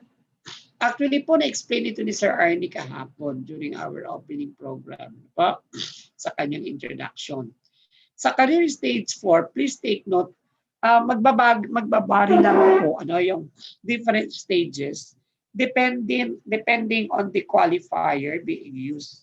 Qualifier and the description. Unahin natin understanding and then applying and then consistent display. Sa career stage 4 naman sabi, the school heads consistently exhibit. Meron ding adverb kanina doon sa career stage 3 na consistently.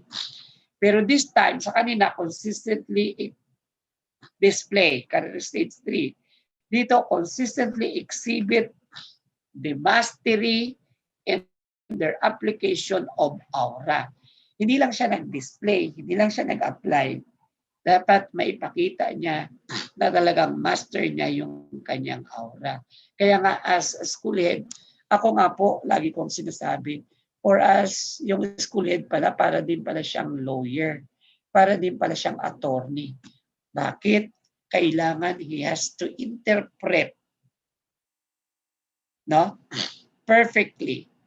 We have to interpret, we have to comprehend yung mga issuances and policies. Kasi the moment na magkamali po tayo ng interpretation, pag karoon po tayo ng maling assumption doon sa mga statement or bawat part ng mga policies and issuances, pwede po magkamali tayo ng desisyon. Kaya dapat meron din po tayong tinatawag na mastery. Pag meron po tayong mastery, we consider ourselves as model. Pansinin po ninyo doon sa highly proficient teachers, yung mga master teachers, pag abot na nila ng career stage 4, they are now considered model. Model of all teachers. In like manner, pag tayo naman po ay umabot na sa career stage 4, tayo po ay model na rin ng mga school heads na kung saan pwede tayong i-benchmark ng ating kapwa mga school heads. And we must be proud. We must be proud pero hindi po natin dapat i-boast dapat po i-share natin. Dapat po, we always follow the principle of palay. Ano ba yung ng palay? Habang hitik sa bunga, lalong yumuyuko. Ibig sabihin, that's the sign of humility. Ano ang opposite ng humility? Yung pong tinatawag nating foolish pride. Okay? So dapat po as a leader, habang lalo tayong magaling, lalo tayong maging effective, lalo tayong napupromote, mas lalo po tayong maging humble. Kasi po at the end of the day, kung paano ng ating Panginoon ay nagpakumbaba para tayo i-save sa kapahamakan. So, sino naman tayo para hindi maging mapakumbaba? Lagi ko pong binibenchmark during the time of Serbong Arsaga. Pabanggit ko lang Ako po lagi kong ino-observe. Si Serbong napakabait na superintendent. He has the highest position in the DepEd context. Siya yung may pinakamataas na posisyon sa DepEd Palawan. Pero siya rin yung pinaka-humble na tao. So now dumating naman si Sir Arnie, si Sir Foss, sila yung pinakamataas nating official. Sila pa yung unang babati sa atin. Sila pa yung magsalita, napakapino, napakapili ng word. Sila pa yung lalapit sa atin. Sino naman po tayo bilang mga school head para magmalakihan po? Kung ang superintendent nga po ay nagpapakita ng pagpapakumbaba, how much more tayo din? So, ulitin ko lang, this is a gentle reminder to us, even to myself, habang tayo po'y napupromote, habang tayo po'y gumagaling, habang tayo umuunlad o yumayaman, para magkaroon po ng mas magandang meaning yung ating kayamanan at yung ating profesyon. Dapat po na itutulong natin, na i-inspire natin ang kapwa, natutulungan natin ang ating kapwa school head. Then that's the meaning of being promoted, of being yung mayaman. That's the meaning of riches in life. Nagkakaroon lang po ng meaning ang kayamanan kung paano natin ito ginagamit. Kung ito ba ay nakakatulong, naging pagpapala sa ating kapwa. In the same way, sa ating profession, kailan natin sasabihin na tayo ay Principal 1, Principal 2, 3, and 4 na-reach natin the highest position in principal context. Dapat po mas lalo tayong magpakumbaba to serve, to inspire other people. So let's now proceed with the next one. Parang pababa yung ating mga participants. Kanina nasa 339 na tayo, ngayon 297 na lang, Ma'am Marlene. What's happening? Actually, we expect more than 800. More than 800 schools tayo, di ba, Ma'am Marlene? Anyway, to sum it up, the structure of the Philippine Professional Standard for School Heads has the following 5 domains, 34 strands, and 34 indicators. Ano po? Hello? Ay, ayun din. Matamang salamat kanindong tanan. It's almost break. But we're done 11:30. We're done ahead of the schedule, Ma'am Marlene. We're on the second day. So, pwede tayo mag-walk through mamayang hapon after lunch and then tapos na. Marami Yes, po sir. again, marami po. Ma'am Marlene, gusto ko lang magpasalamat po sa ating mga participants, sa ating pong DepEd Palawan dahil may opportunity tayo para mag-sharing tungkol sa Philippine Professional Standards. Isa pong katibayan lamang po ito na hindi po tayo pinapabayaan ng DepEd, ng ating mga leaders. Dapat po nating ipagpasalamat sapagkat we still have the opportunity to equip ourselves and to serve others. For that, to God be the glory. Magandang umaga po muli sa inyong lahat. Thank you, Ma'am Marlene. Thank you so much, Sir Benji. Napansin ko rin nga yan.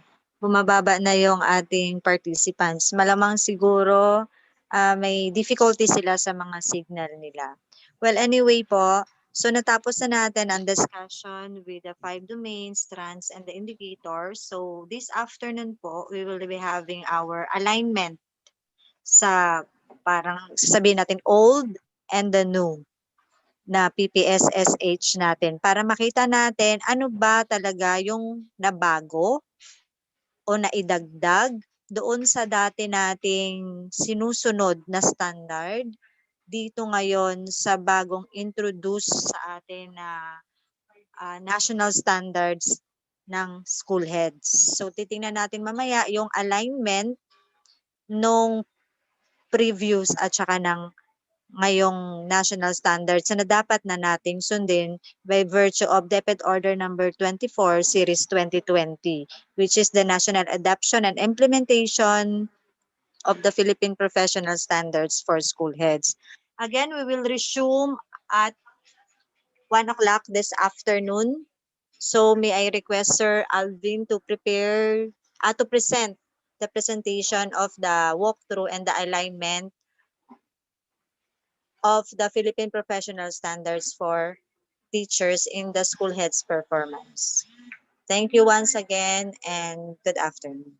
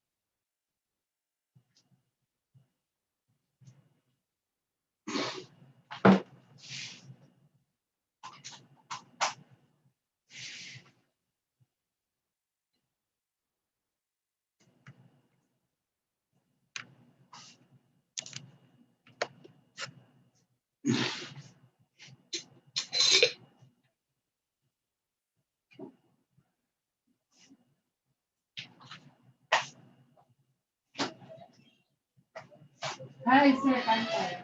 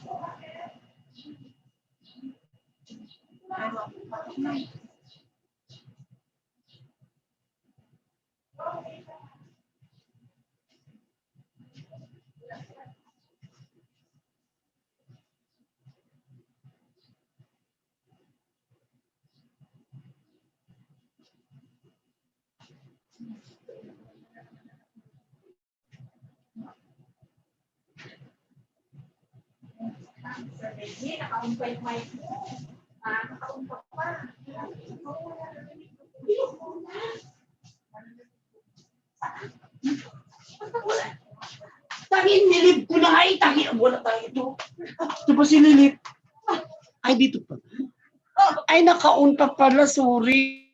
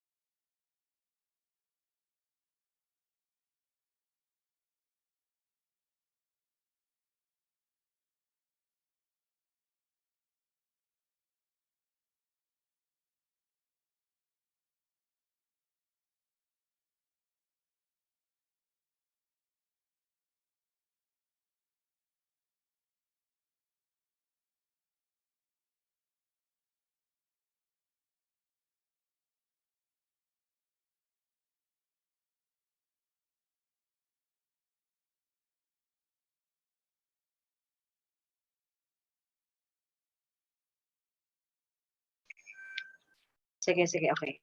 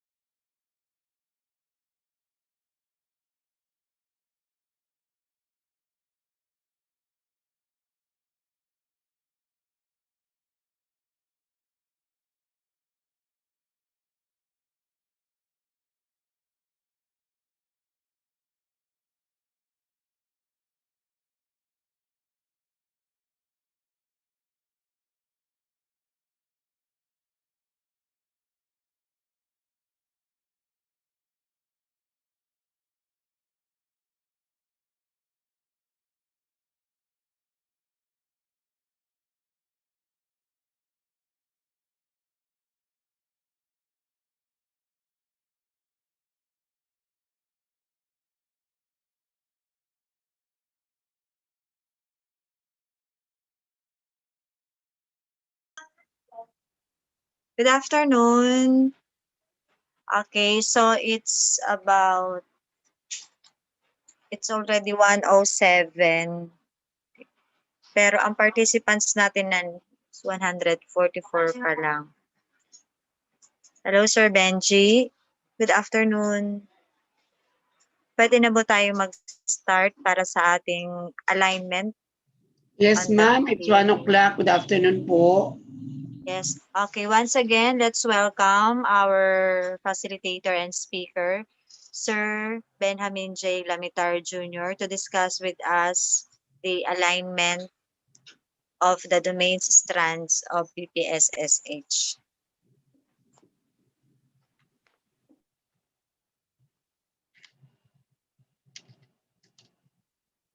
Akala ko ma'am si Sir Alvin magdi-discuss.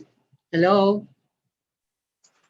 Ay, Sir Benj, Po? hindi, ako lang magpe-present ng, sabi ko sana, siya ang mag-present ng slides. Ah, Ako na lang mag-present kasi medyo weak yung signal niya. sige po, sige po. Apo. Kayo po mag-discuss.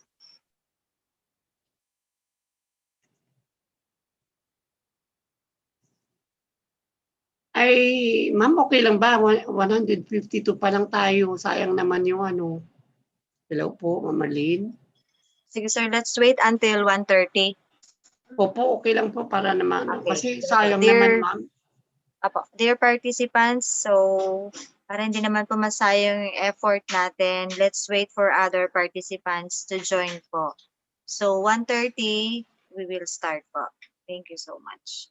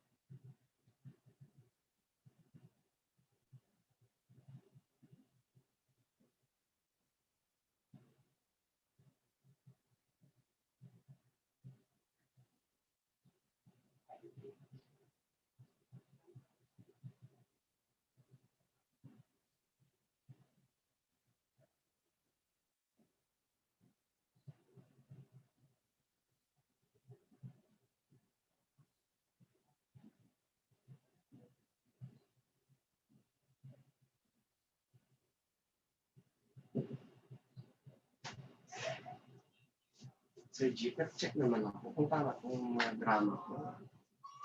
Ano yun? Kaya pala naglibre ka ng ice cream.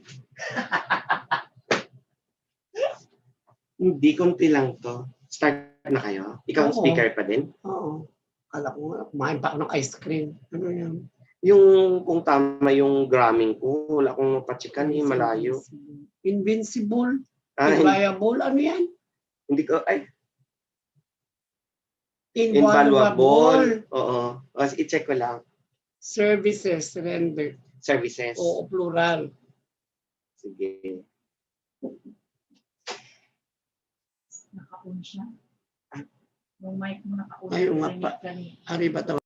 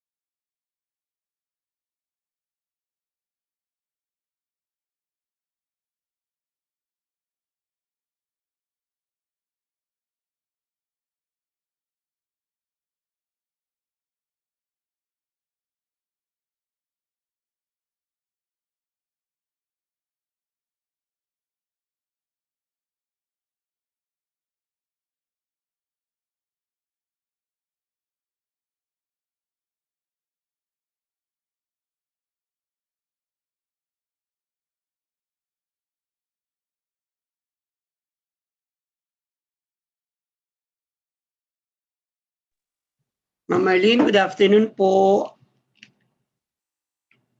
Hello po. Ma'am, shall we start now?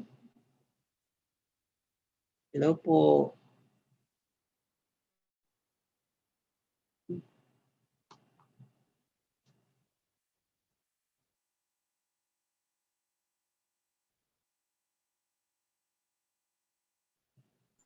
Yes, Sir Benji. Start na tayo. Opo, pwede na po. Check ko po i-participate.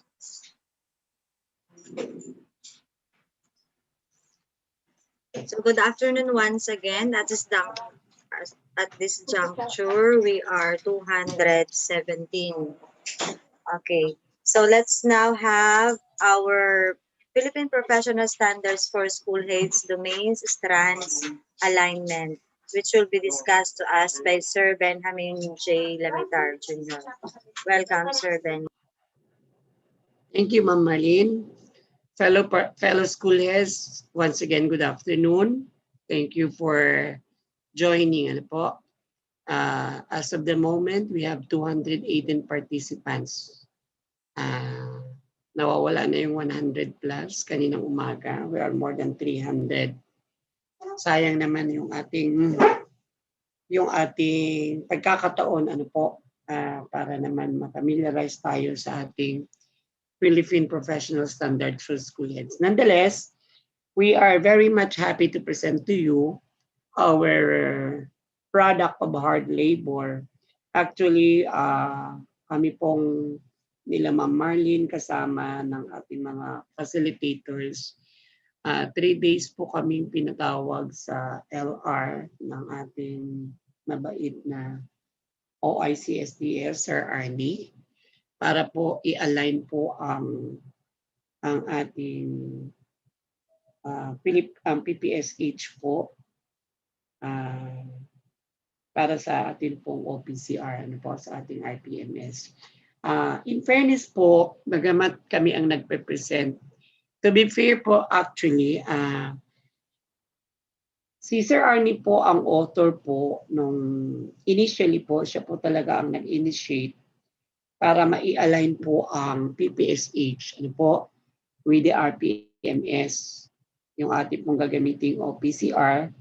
Dahil po ang sabi po niya sa amin during the workshop ay ito daw pong initiative na ito ay unique only in Palawan.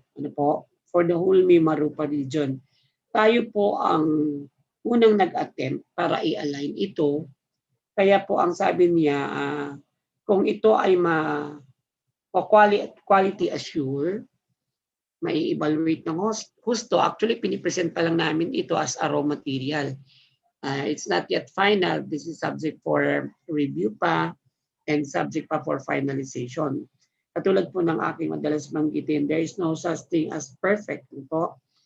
Pinipresent po ito sa inyo na hindi po sa dahil kami ay genius, kami ay magagaling. It's not po. Nagkataon lang na sa amin iniatag yung task para gawin ito.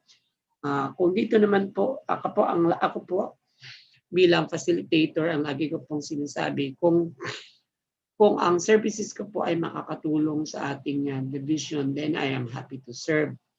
Actually po, it is a common knowledge to everyone that I am sick, but I do not like to capitalize my illness para hindi gampanan yung aking trabaho. I keep on praying to the Lord that hanggat ginagamit niya ako, kasi sabi ko nga po, sa mga nakaraang araw, I made a covenant with the Lord that I am going to serve people because serving people is service to God. So yun po ang aking tayong layunin. I keep on asking the guidance and wisdom from the Lord para naman maibigay ko yung best ko. But human as I have also limitations. So balikan ko lang po yung binabanggit ni Sir Arnie na kung ito po ay ma-quality assure at ma-finalize, maaaring ito po ang i-adapt ng lahat ng division for the whole Mimarupa. Kasi tayo nga pa ang unang gumawa nito. So tingnan po natin, magbabackground lang po tayo ng konti. Ano po? Doon sa dati nating ginagamit na tool, yung the NCBSSH, yung National Competency Based Standard for School Heads, meron po tayong 7 domains. Ano po? We have the school leadership, the instructional leadership, creating a student-centered climate, HR management and professional development, parent involvement and community partnership, school management and daily operation, personal and professional, uh, lang po kasi hindi na siya makita. Ano po, tingnan ko dito sa akin. Ano, personal and professional attributes, and interpersonal effectiveness. So we have 7 domains in the NCBSHs. Okay? Now, pagdating na po dito sa ating PPSH, itirim down into 5 major domains. We have domain 1, leading strategically. Domain 2, managing school operations and resources. Domain 3, focusing on teaching and learning. Domain 4, developing self and others. And the domain 5, which is building connections. Pero kung titingnan po natin, ano po, the 7 domains from the NCBSSH encompasses also in the 5 domains of the PPSH. Ibig sabihin, sinasakop na rin po. Pero kung titingnan po natin at magre-review po tayo sa ating DO42 series of 2007, hello po, ito po yung sinasabi ng Republic Act 9155, yung leadership framework. Ang reference po natin, RA 9155 and DO42 series of 2007. Actually, tatlo lang po siya. Educational leadership, people leadership, and strategic leadership. So in short, naka-anchor po sila. Ano po? Kaya iba po yung ating references. Iba-iba yung ating mga legal basis, but somehow we try to standardize, lalo na pagdating doon sa mga strands at saka sa mga indicators, and po, para mas maging defined siya, para mas malinaw kay school head ano yung mga MOBs na dapat i-present. Hopefully kung meron pa tayong pagkakataon tomorrow, ipipresent po natin yung ating crafted na OPCRF, ano po, kung saan naka-reflect po yung ating domain, yung ating objectives or strands, and then yung pong who are the accountable persons or individual, yung timeline. Kasi ang gusto po ng ating superintendent na po ay detalyado po pagdating sa OPCRF. That includes yung weight per strand, and then yung performance indicators. We are aware that in the performance indicators, we have the QEMT, the quality, efficiency, and timeliness. Dapat defined siya. Pagkatapos, siyempre, yung actual result, pagdating na doon sa during the evaluation, pag i-assess na tayo, i-evaluate na, dapat makita yung actual results when it comes to quality, efficiency, and timeliness. Po. Tapos yung scoring. Siyempre, ang pinakamahalaga doon yung MOBs. To support the rating, kailangan meron po tayong mga MOBs. So, tingnan po natin ngayon yung ating objectives, yung ating pong table. Next slide, Ma'am Marlene, please. Hello po. Ayan. Pansinin po niyo dito, ano po, yung domains, napapansin nyo, KRA na siya. Key Result Area 1. Doon sa PPSH, ang tawag po natin ay Domain 1. So ngayon, pag nandito na po tayo sa ating OPCRF, ang nomenclature nyo na is Key Result Area or CRA1, leading strategically with a weight of 25%. Observe that in the PPSH, wala po siyang weight. Ano po? So, nilagay po namin dyan 25%. Pagdating po dun sa objectives, take note, objectives po to. So, objectives always begin with verb in the past form. Sabi, perform duties and responsibilities through appropriate management systems and routines. So ano po yung mga strand na napapaloob dito sa objective 1? Ito po yung inalign namin. Ito po yung mapapansin niyo po dito sa third column yung mga strands taken from the Philippine Professional Standards for school heads, PPSH po itong mga yellow na to. Saan ngayon siya papasok? In particular objective. Ano yung mga strands na dapat sakupin ng objective 1? Ano po? Since we are now talking about CRA and objectives, meaning nasa context na po tayo ng OPCR. Ano po? Ina-align na po natin ngayon yung PPSH sa OPCR. So again, in objective 1, we have here 1.3. Pag sinabi natin 1, definitely that is domain 1, leading strategically.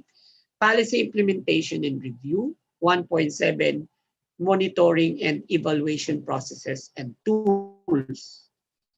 Pagdating naman doon sa strand 2.6, that is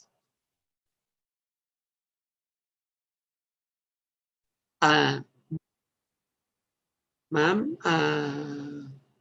okay pa po ba ang sound ko, ma'am? Parang nagsisignal po kasi dito na mahina yung internet. Ma'am Loud and Marlene. clear, sir. Okay po. Okay. Kasi may nagpa-pop up, ma'am, na mahina daw internet. Sorry po. Pero okay, sir, yung Can I details. continue, ma'am Marlene? Apo, yes po. Salamat po. Sige po. Mga fellow participants, fellow school heads, let us be aware of the figures. Ano po? Kasi pag 1 yan, ibig sabihin from PPSH, definitely it's domain 1. Ano po?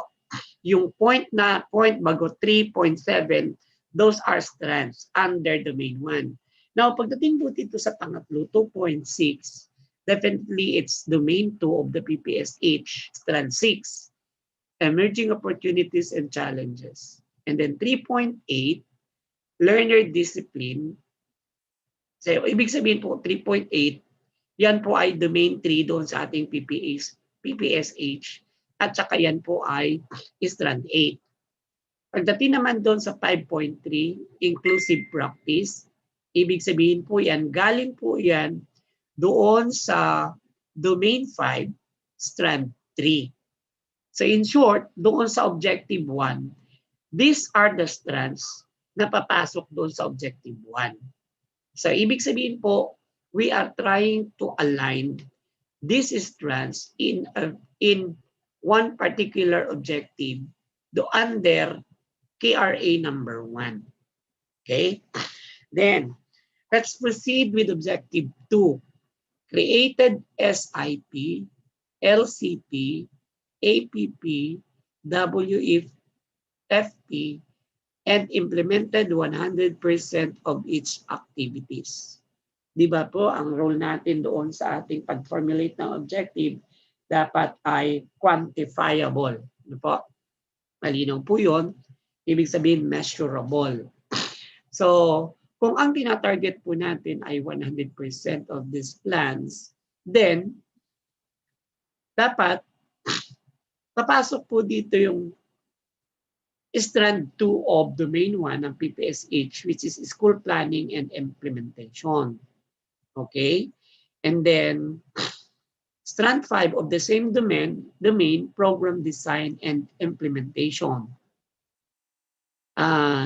Pa-double check po mga fellow school heads kung ito bang mga strands na ito ay sumasagot, it addresses objective 2, which is to create or created SIP, LCP, and other plans. Ano po? Tapos dapat 100% ma-implement siya because at the end of the cycle, po, magkakaroon tayo ng assessment and evaluation kung ito po ay na-achieve for us para makapag-score ba tayo ng 5, 4, 3, 2, and 1. And then another strand is 1.6. the learner voice. Pansinin po ninyo mga kapatid, during our discussion, when we make the plan, halimbawa SIP, LCP, ano po, APP, hindi po dapat yung mga expert lang na mga teacher ang nakaupo. Dapat consulted rin po. Hindi man lahat ng bata, dapat po yung representative nila, yung kanilang SSG president, dapat po involved po sila ano po sa pagpaplano. Kaya po kasama diyan yung 1.6 yung learner voice.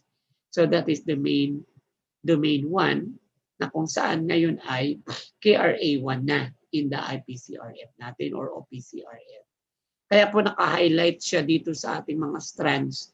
Kasi pag binanggit po natin yung strands, meaning galing yun sa PPSH. Ano po? Na pinapasok natin ngayon sa mga objectives natin kasi nandito na tayo sa context ng OPCRF. So yun po ang tinatawag na alignment. Ano po? So let's move on, Ma'am Marlene. Now, let's proceed now with KRA2. O, ibig sabihin ng KRA2, ito yung domain 2 ng PPSSH. Managing School Operations and Resources. Ang weight po niya ay 15%. Okay? Sa first objective po, maintain zero incidents on child abuse, bullying, and exploitation. By the way, gusto lang po na maaaring magtaka po kayo, sino ang nag-formulate ng mga objectives? Actually po, to be fair, it was formulated by Sir Arnie. Tumulong na lang po kami kung paano i-align itong mga strands in each objective crafted by Sir Arnie. So, in fairness po, we must be thankful to Sir Arnie kasi po, banggitin ko lang po, dati kasi tayo po yung nag-formulate ng ating objectives. Ano po? Sabi natin, at least we have 3. On the average, we have 3 objectives per KRA. Yun po ang tinutukoy ko po yung mga previous OPCR natin. Ano po? Since nag-initiate po yung ating OIC SDS, Sir Arnie, siya na po ang nag-crop nitong mga objectives natin, yung ating mga targets. Nilagyan na lang po namin ng mga strands. Kami po yung nag-align saan namin dapat ipasok. Uulitin ko po ang disclaimer ko. Together with my co-facilitators, ano po, co-workers, this is subject for review, this is subject for improvement and finalization. Ito po pinipresent namin sa inyo, ito po yung abot sa aming kakayahan, nakayanan. Ito naman po ay pinag-isipan namin ng malalim, na-review namin ng paulit-ulit. May mga pagkakataong kami naninito, kami rin po ay nako-confuse. But at the end of the day, we come up with one sound decision. Sige, dito na lang. Ito tama, dito ito. Kasi sometimes ako po, although I consider myself as leader namin during the crafting, but I would say na ako mismo ay hindi rin po ako satisfied sometimes sa mga decision ko. Kaya I am very much willing to listen to the argument and to the reasoning, to the reasons and objections ng aking mga kasama. So hanggang sa nakapag-arrive na kami nitong alignment na ito. Po. So balikan po natin ang objective number 1 under KRA 2. Maintain zero incidents of child abuse, bullying, and exploitation. So kami po, mapapansin niyo po yan dyan, the most common na ginamit namin na strand na kung saan pumapasok lahat. Mamaya pag mag-synthesize po kayo, i-note nyo po, mapapansin nyo, ang pinaka-common po talaga dyan ay yung learning environment. Halos lahat pumapasok siya. So ibig sabihin po, may mga strands talaga na paulit-ulit na nagagamit in every objective. On the other hand naman, kahit anong isip namin, meron lang isang pumapasok, kagaya nitong objective 1 under KRA 2, yung inclusive practice. So yun po ang makita namin, unless meron po kayong makita pa na siguro mas appropriate for this objective, pakinote na lang po at kami naman ay willing makinig. At syempre si Sir Arnie naman ay mas lalong open for suggestions and comment. So next objective is to improve or improve physical aspects of the school by providing blank, ang anumang projects yan, to improve facilities and learning support system. Under this objective, we were able to come up with the following strands from the PPSH. First, 2.3. Ulitin ko, pag 2, domain 2 yan siya. Ano po? 2.3, strand 3, school facilities and equipment. 3.5. So pag 3.5, definitely yan po ay focusing on teaching and learning from the PPSH. Ano po? So yan ay learning assessment. 3.6, learning environment. So that's for objective 2 under KRA 2. For objective 3, provided clear SDRRM mobilization plans and programs. Dito po pumasok yung domain 2, strand 2.5. School safety for disaster preparedness, mitigation, and resiliency. So that's 2.5. Habang tinitingnan po natin yung objectives, no po, yung second column, lagi po tayong titingin dito sa third column, yung strands, yung highlighted ng yellow.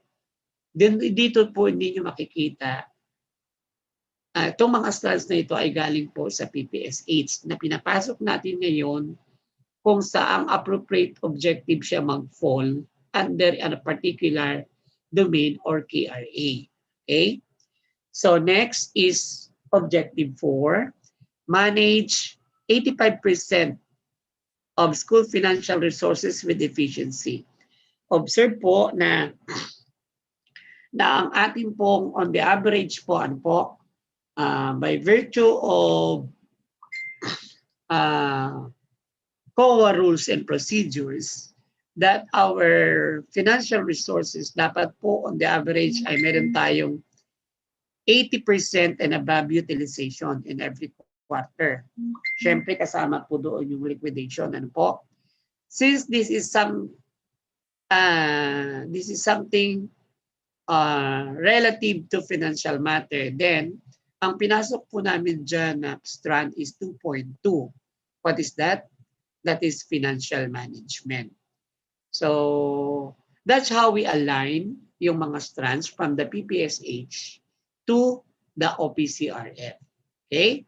Let's move on for the next KRA, Ma'am Marlene. So, KRA 3. Domain 3 po yan doon sa ating PPSH.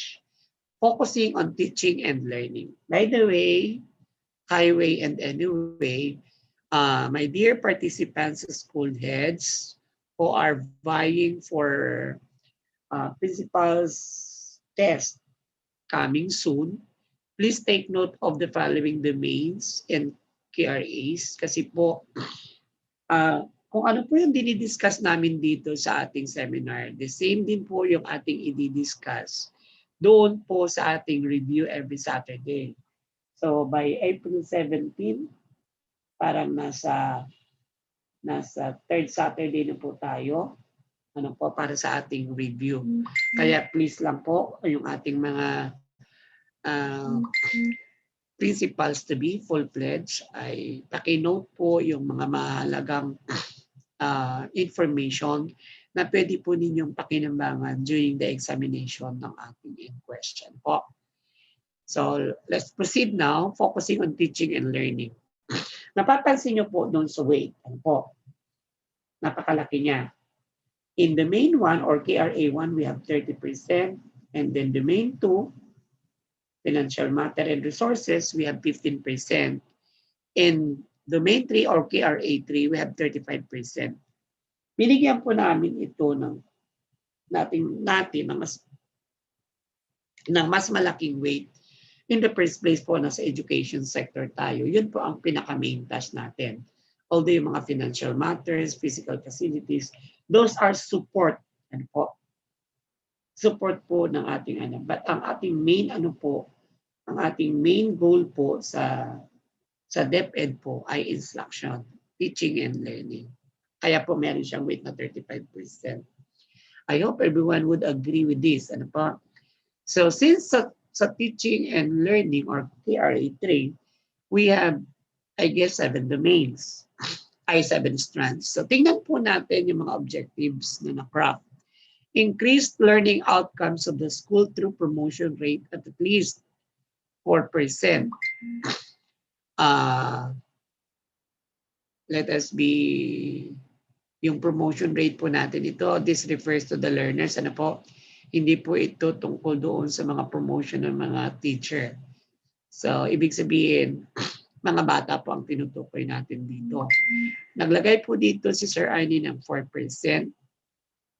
Blanco po yung baseline kasi po, dapat po ang magbibigay dito ay ang planning. So, this is to be consulted pa sa planning team ng DepEd Palawan.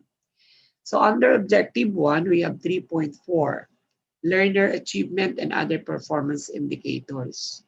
So kung 3.4 siya, again, pasok siya doon sa domain 3 indicator or strand 4. So 3.4 siya. And then 3.2, teaching standards and pedagogies. Okay. Ang sarap po i-discuss itong 3.2 kasi po, when we say teaching standards or curriculum standards, ito po ay defined po sa ating mga batas, sa ating mga policies. Ulitin ko, this is non-negotiable. Of course, pag meron tayong standard, meron din po tayong best practices in terms of pedagogies. Nabanggit ko na rin po kaninang umaga that the major pedagogies being adopted under the K-12 curriculum program are those pedagogies na kung saan ang mga proponent natin ay yung mga father of modern education. That includes John Dewey, Jerome Bruner, Jean Piaget, etc. Sila po yung mga pinagkunan ng ating mga pedagogical approaches na dapat natin gamitin sa ating mga classrooms. Dapat lang kasi yung ating KRA focusing on teaching and learning. So it is both content and strategies. Kung babalikan po natin yung ating IPCR ng mga guro, because of pandemic, we only have 3, diba? We have only 3 indicators. Indicator 1, that is content. Indicator 3, that is strategies with ICT integration. And then, indicator 1, indicator 5, and indicator 7. Yun namang 7, it's all about learning resources and materials. So yun lang po yung ating nire-rate kay teacher. Kasi nga po, pandemic tayo. Okay? Now, for indicator 3.5, syempre po, pag may teaching, dapat meron ding assessment. So, here, diverse po yung ating learning assessment. Marami tayong paraan. Sabi ko nga kanina, gone are the days, tapos na po tayo ng assessment natin ay paper and pencil. That remains a traditional. Because following the curriculum standard, under the curriculum guide, dapat maipakita ng bata, hindi lang yung content, hindi lang nakabatay sa content standard, kundi kasama ang performance standard. Para ang pagkatuto, ang learning, even the teaching process is authentic or genuine. Okay? Pag authentic at genuine, ibig sabihin effective siya. Okay? Now, for objective number 2, we have to achieve 75% GSA. Okay? Kung 75 po yung ating target, then papasok po dito yung indicator or strand 3.4, learner achievement and other performance indicators. Ulitin ko lang po ang dinidiscuss po natin ngayon mga kasama, very good, nasa 280 na tayo ng mga participants. Ang dinidiscuss po natin ngayon ay yung alignment. Later po, pag-uusapan natin po yung mga MOVs. Yung pong form na mismo ng OPCR ang ating gagamitin during our walkthrough. So for the meantime, alignment lang muna tayo. So again, let's proceed to 3.2. teaching standards and pedagogies. Ulitin natin, kung meron po tayong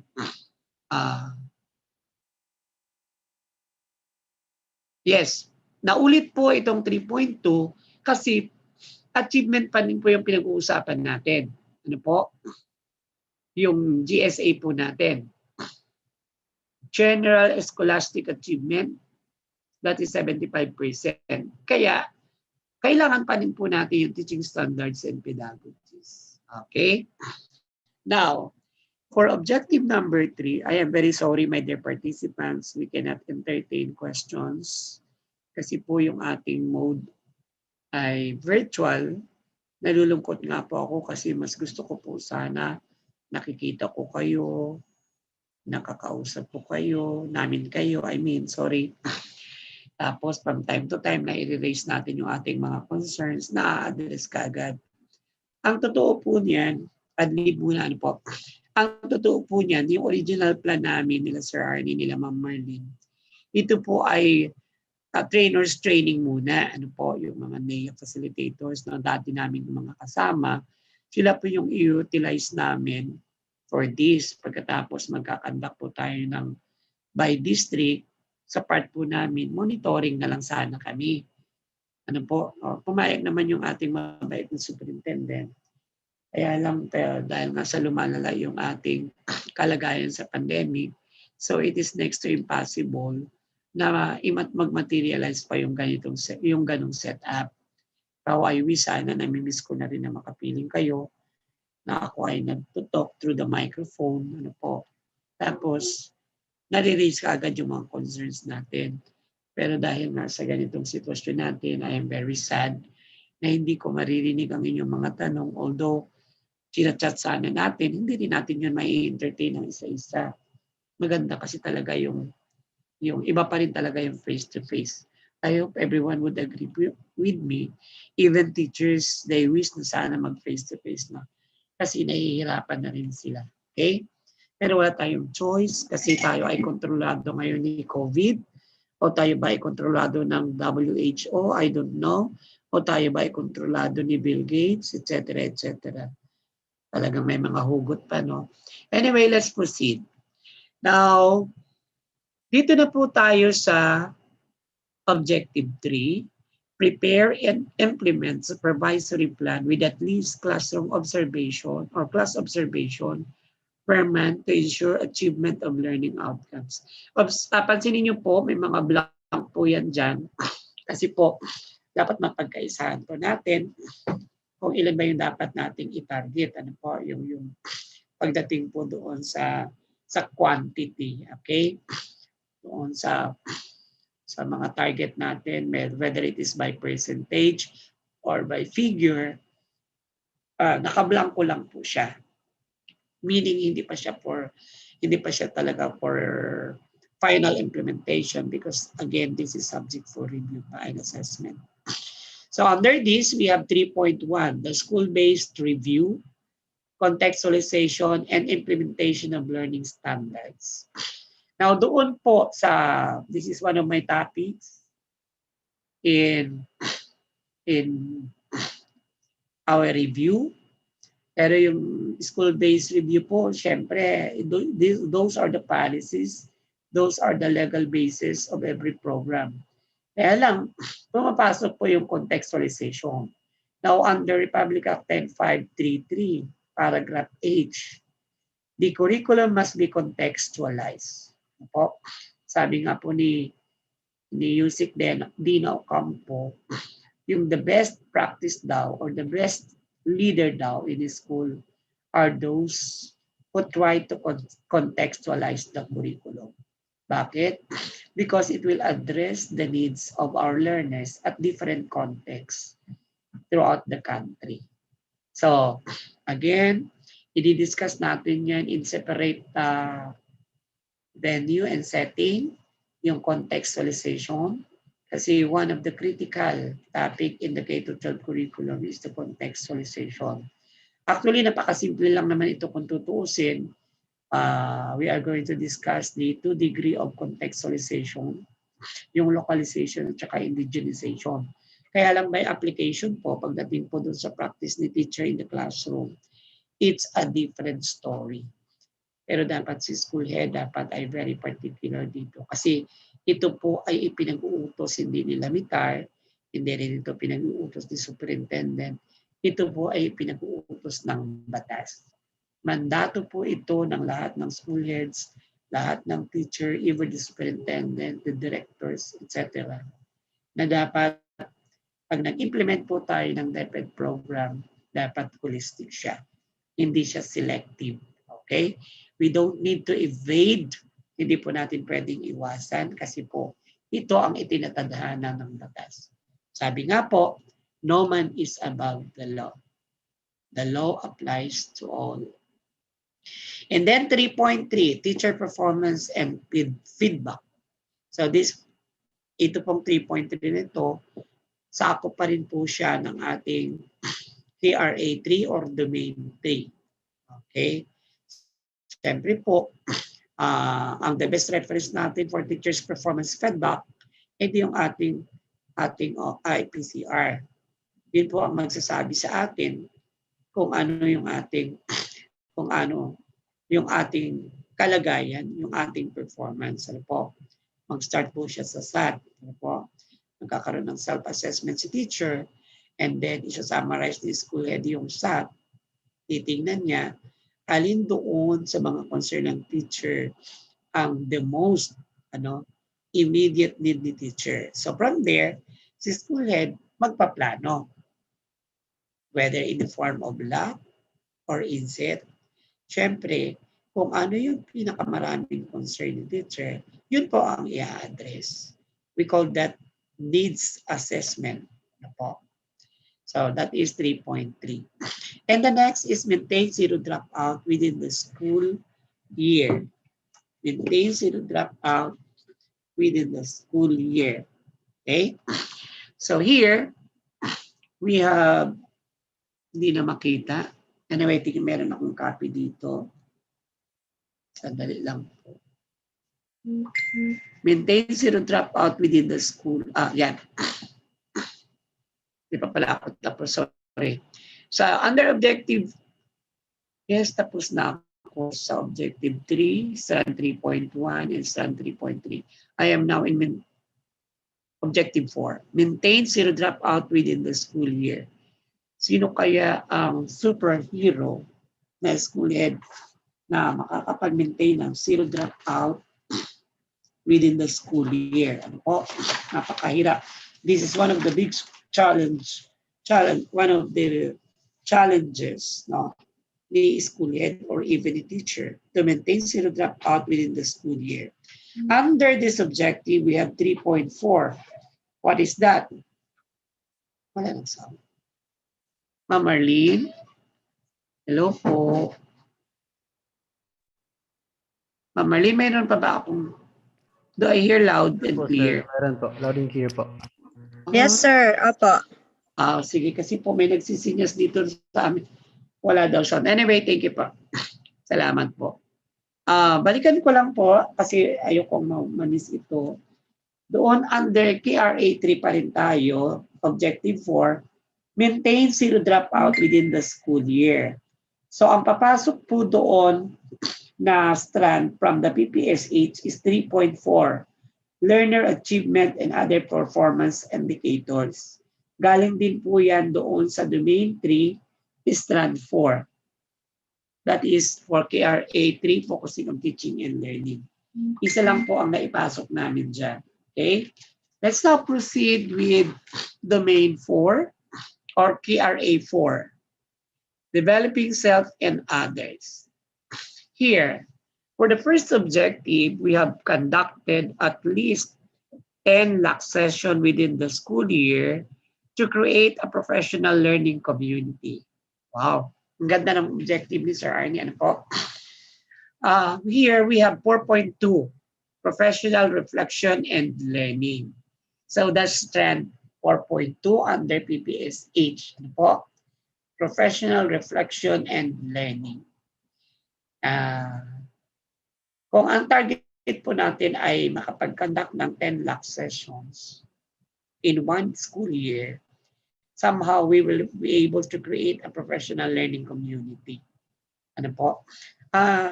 Lalo po ngayon, napakahirap po yung division-wide training, regional-wide training. So, ang pinakamadali po ay yung lock session. Ano po? Very limited in number. Kung sa case ng secondary, by learning area lang, madali siya i-execute. Ano po? Madali gawin. So, naka-isang taon na po yung pandemic. Ang tanong natin doon, ilang lock sessions na po yung nagawa natin? Currently, in our national high school, halos sunod-sunod po ang lock ng bawat learning area sa aming school. And I'm very happy. At after ng kanilang lock, yun naman po ay they conducted na need assessment. Meron ba kasapsapon mo? Meron. Meron daw, sorry. Sabi ko nga po, kasalukuyan po kami ay sunod-sunod ang lock session by learning area at I'm happy na very active po yung aming mga department heads, yung mga teachers po, sila po ang nag-i-initiate to conduct lock session. At ang pinatutuwa po ako doon ay hindi na po doon nagtatapos. Kasama po doon at the end of their lock session yung pong kanilang mga accomplishment report. So sa ngayon po ay may 3 learning area na po na naka-accomplish. They're done already with the lock sessions. So sana po tuloy-tuloy.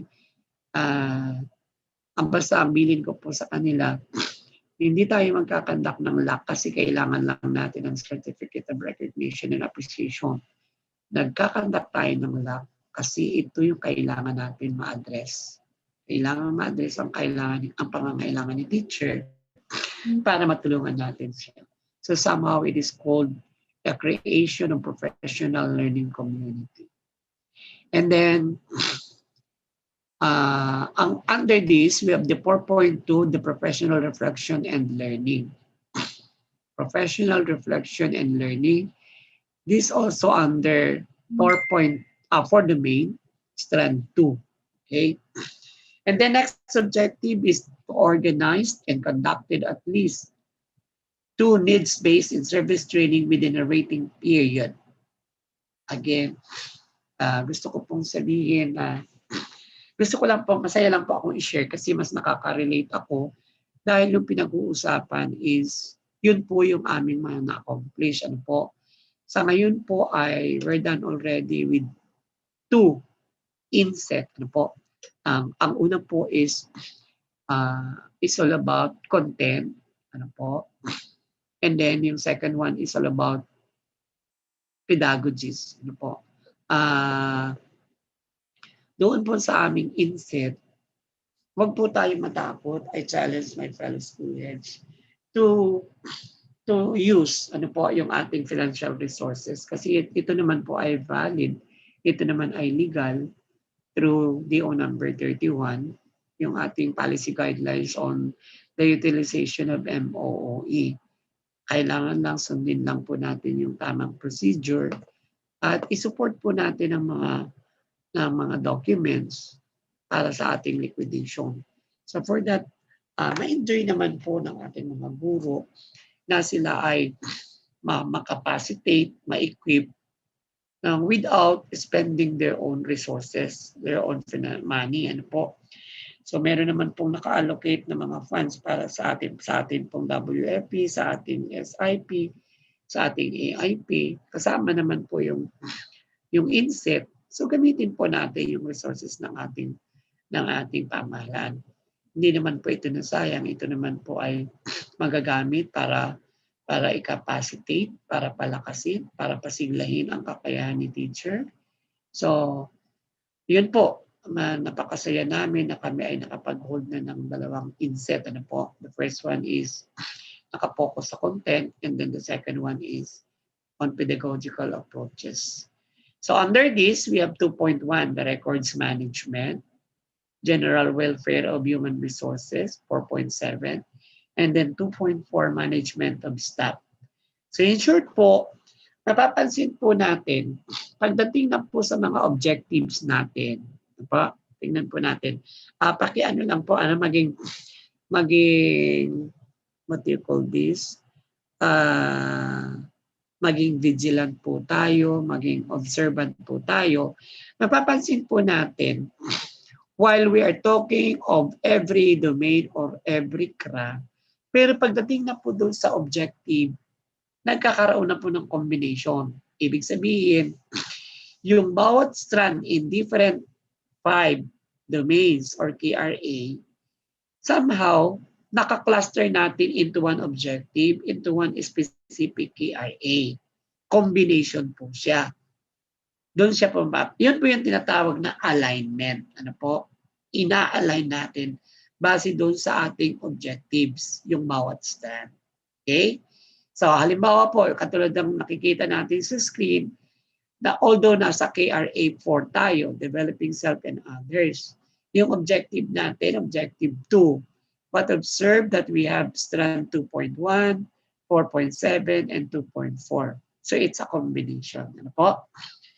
Then, we have here objective 3, recognized, awarded at least how many teachers, how many non-teaching personnel for outstanding achievement, and tama kaya itong pagkaka-noteworthy endeavor within the rating period. So, ang strand po dito na pumasok ay 4.8, rewards and recognition mechanism. Kasi objective 4 has something to do with the awards. Ano po? So, kaya 4.8 po ang pumasok dyan. Anyway, yung 4.8 naman po, that's strand under KRA 4 or domain 4. So that's it. Let's now proceed with the next domain or last domain. Continuation pa rin po ito ng KRA 4. Na objective 4, recommended blank percentage of teachers to relevant trainings which will enhance job performance. Siyempre po, yung pag-identify po ng teachers para maisama sa mga pagsasanay, nakabatay din po kung ano yung need at kung ano yung hinihingi. Sa secondary, siyempre, by learning area. Ano po? So dito, naka-quantify yung in terms of percentage, yung dami ng guro para maisama sa mga pagsasanay. So ano po yung mga strand na pumapasok dito? We have 4.5, professional development of school personnel. By the way po, pag binanggit yung term na school personnel, that is generic. It is both teaching and non-teaching personnel. It is both casual, permanent, or job order. So here, we have 4.1 personal and professional development. 4.3 professional networks, 3.7 career awareness and opportunities. So this time, it's a combination of strand from domain 4 and domain 3. So objective 5, assisted blank percentage of teachers and personnel in upgrading their position. So ito naman ay promotion. Ang baseline siguro ay 2%. Kasi hindi naman po lahat wala naman pong tinatawag na mass promotion. Ano po? Sa mga school personnel. One at a time talaga siya. Okay? Promotion can be by vacant position or reclassification. Ano po? By the way, speaking of promotion, I have received a text message from a friend, as a very smart and intelligent friend from the north. Ano po? Basahin ko lang. Hindi ko po alam kung yan ay pumasok sa chat box. Pero maybe these are concern of everyone. Ano po? Lang po. Sabi dito, sa ranking, kinakausap ang mga mas batang teacher na mas qualified na ma-promote para wag mag-apply muna at paunahin muna yung mga senior citizen or senior teachers, sorry, kahit na kulang ang qualifications. Uh, I would agree with this fellow na ito naman po talaga ang practice in the field. Kasi nga po, bagamat tayo ay performance-based nowadays, pero po, tinuturoan din po tayo ng DepEd na let us not allow any teacher to retire as teacher 1. Hanggat maaari, tulungan natin. So, ibig sabihin lang po nun, nandun pa rin yung ating Filipino culture. We cannot go away with this culture na kung saan we always honor the senior citizens of the land. Ano po? Meaning the senior 1. Nakakalungkot nga naman po na ang isang teacher ay magre-retire serving for between 30 to 40 years, dedicated service, tapos magre-retire siya ng teacher 1. Kaya ang pinaka-the best lang doon, kasi po mapapansin po ninyo, iba na po yung ating kalagayan ngayon. Yung teacher 1 na applicant, dahil po very steep ang competition, dahil sa kakaaral niya ng kakaaral, dahil nga walang bakante, ibig sabihin po ay ang hirap makapasok, nakagraduate na siya ng masteral, enrolled na siya ng PhD. Kaya the moment na pumasok na siya ngayon, sumisirit kaagad yung kanyang career, no? From T1 to T3. Nagugulat na lang tayo, siya, 3 taon pa lang, teacher 3 na. Samantalang ako, 30 years na in the service, T1 pa rin. Kasi nga po, ang pagkukulang naman ni teacher, hindi niya naman kinapacitate yung kanyang sarili, hindi niya tinulungan. Kaya nga yan po yung challenge sa atin, fellow school heads, sa ating PPSSH. Pero dahil nandiyan na yung problema, natural po, i-consider po natin talaga yung mga seniors. Yun naman po, ako po sa ganang akin po, ganito naman. Very democratic naman ang approach ko. Tinatawag ko yung mga the young ones, if they are willing to waive in favor of the senior 1, at ang dali naman nilang makaunawa, wala namang problema. Kasi po, reality po ito na kasi po pagdating po doon sa reclassification, ang practice po natin, mauna po talaga ang parang senior, ladderized po ba? Ibig sabihin, halimbawa po between teacher 1 and teacher 3 for master teacher. If you are a teacher 1, full-fledged MA, and about to graduate in doctoral degree, but 3 years in service. Pagkatapos, ang level mo ay talagang level up. Ibig sabihin, talagang hindi mapapasibalian ang galing mo. That is well appreciated naman talaga. Tapos pagdating po sa ranking, you earn 100 points. Si teacher 3 naman, they earn only a minimum point of 60 or 65. Pero T3 siya. So, ibig sabihin po, ibibigay pa rin po natin yung pagkakatuon doon sa T3.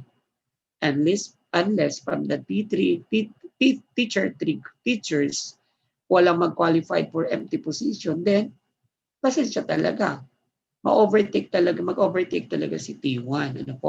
Pero hanggat maaari po, kung meron din ng qualified sa T3 na senior kay T1, ibigay po natin yung pagkakataon. Yun naman po ay kung papayag si T1. Siyempre po, to be fair with the young ones, karapatan din po nilang mag-grow kasi pinaghirapan din po nila yung kanilang qualifications, yung kanilang educational attainment.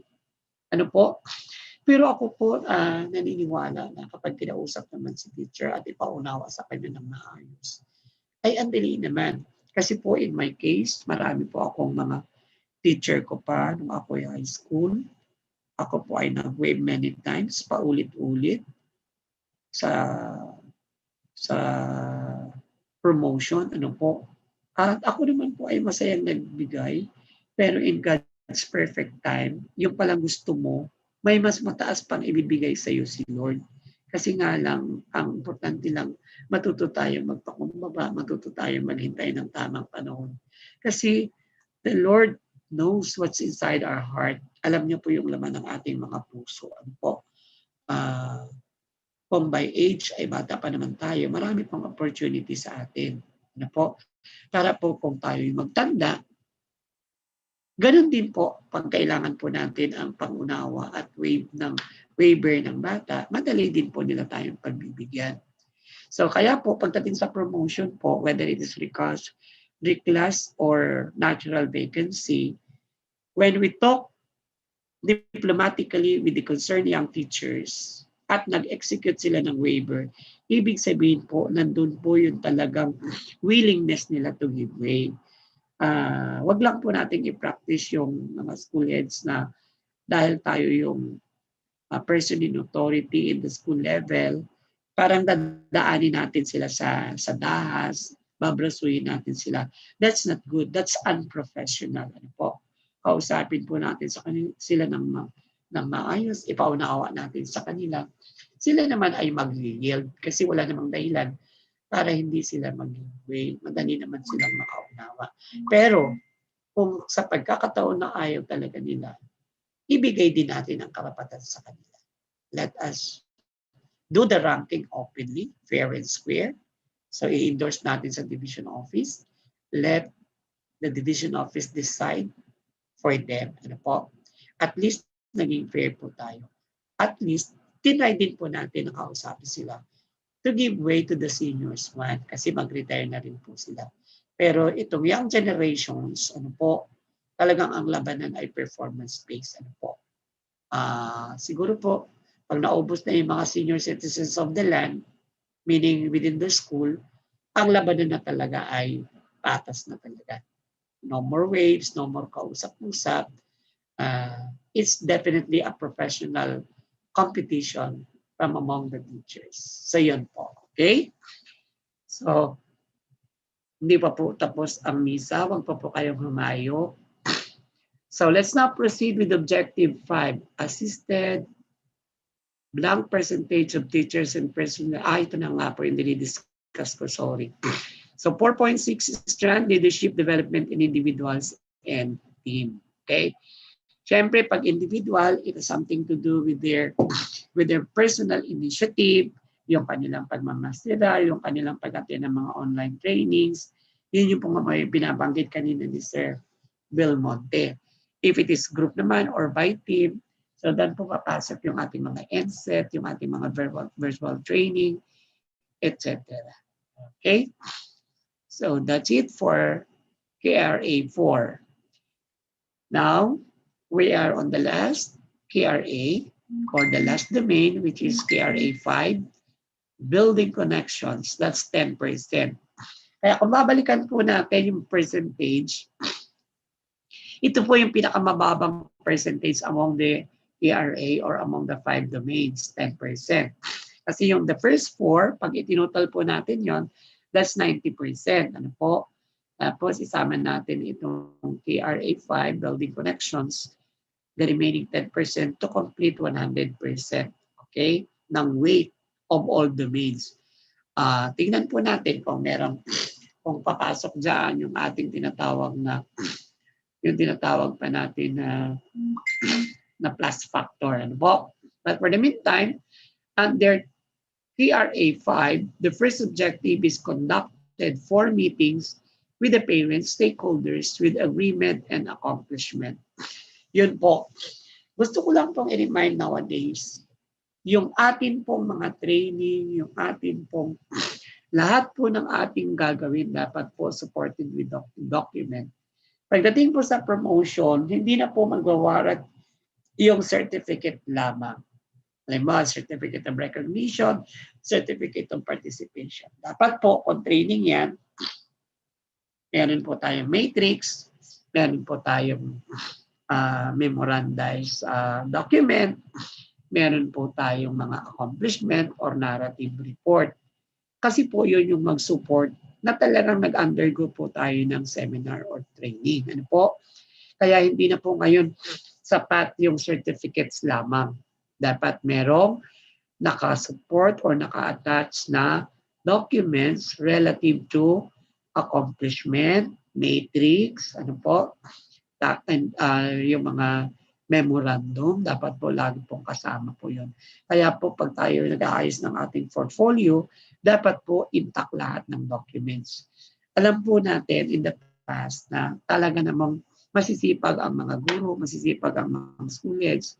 They are doing their best. Ang kulang lang po sa atin yung documentation. Kaya pag dumating yung panahon na may opportunity at kailangan na nating mag-submit, wala po tayong mai-submit kasi nanginginas pa tayo. Ibig sabihin, nakaset na yung deadline, hindi pa tayo nakakalahati ng mga documents natin. Kasi nagkakalkal pa tayo sa mga drawers, sa mga baol, ano po, at kung sa mga 201 files natin, etc. Kaya po maging practice po natin ngayon under the implementation of PPSH na ipunin po natin at isinong lahat ng ating mga documents, lahat ng ating accomplishments sa ating portfolio. Nang sa ganun, hindi po tayo mahihirapan. Lalo na po ngayon, yung mga kabataan, mga guro, napaka-aware po sila sa kanilang mga training, sa kanilang mga accomplishment. Talagang pinapractice po nila yung maganda silang portfolio. No po, intact lahat ng kanilang documents.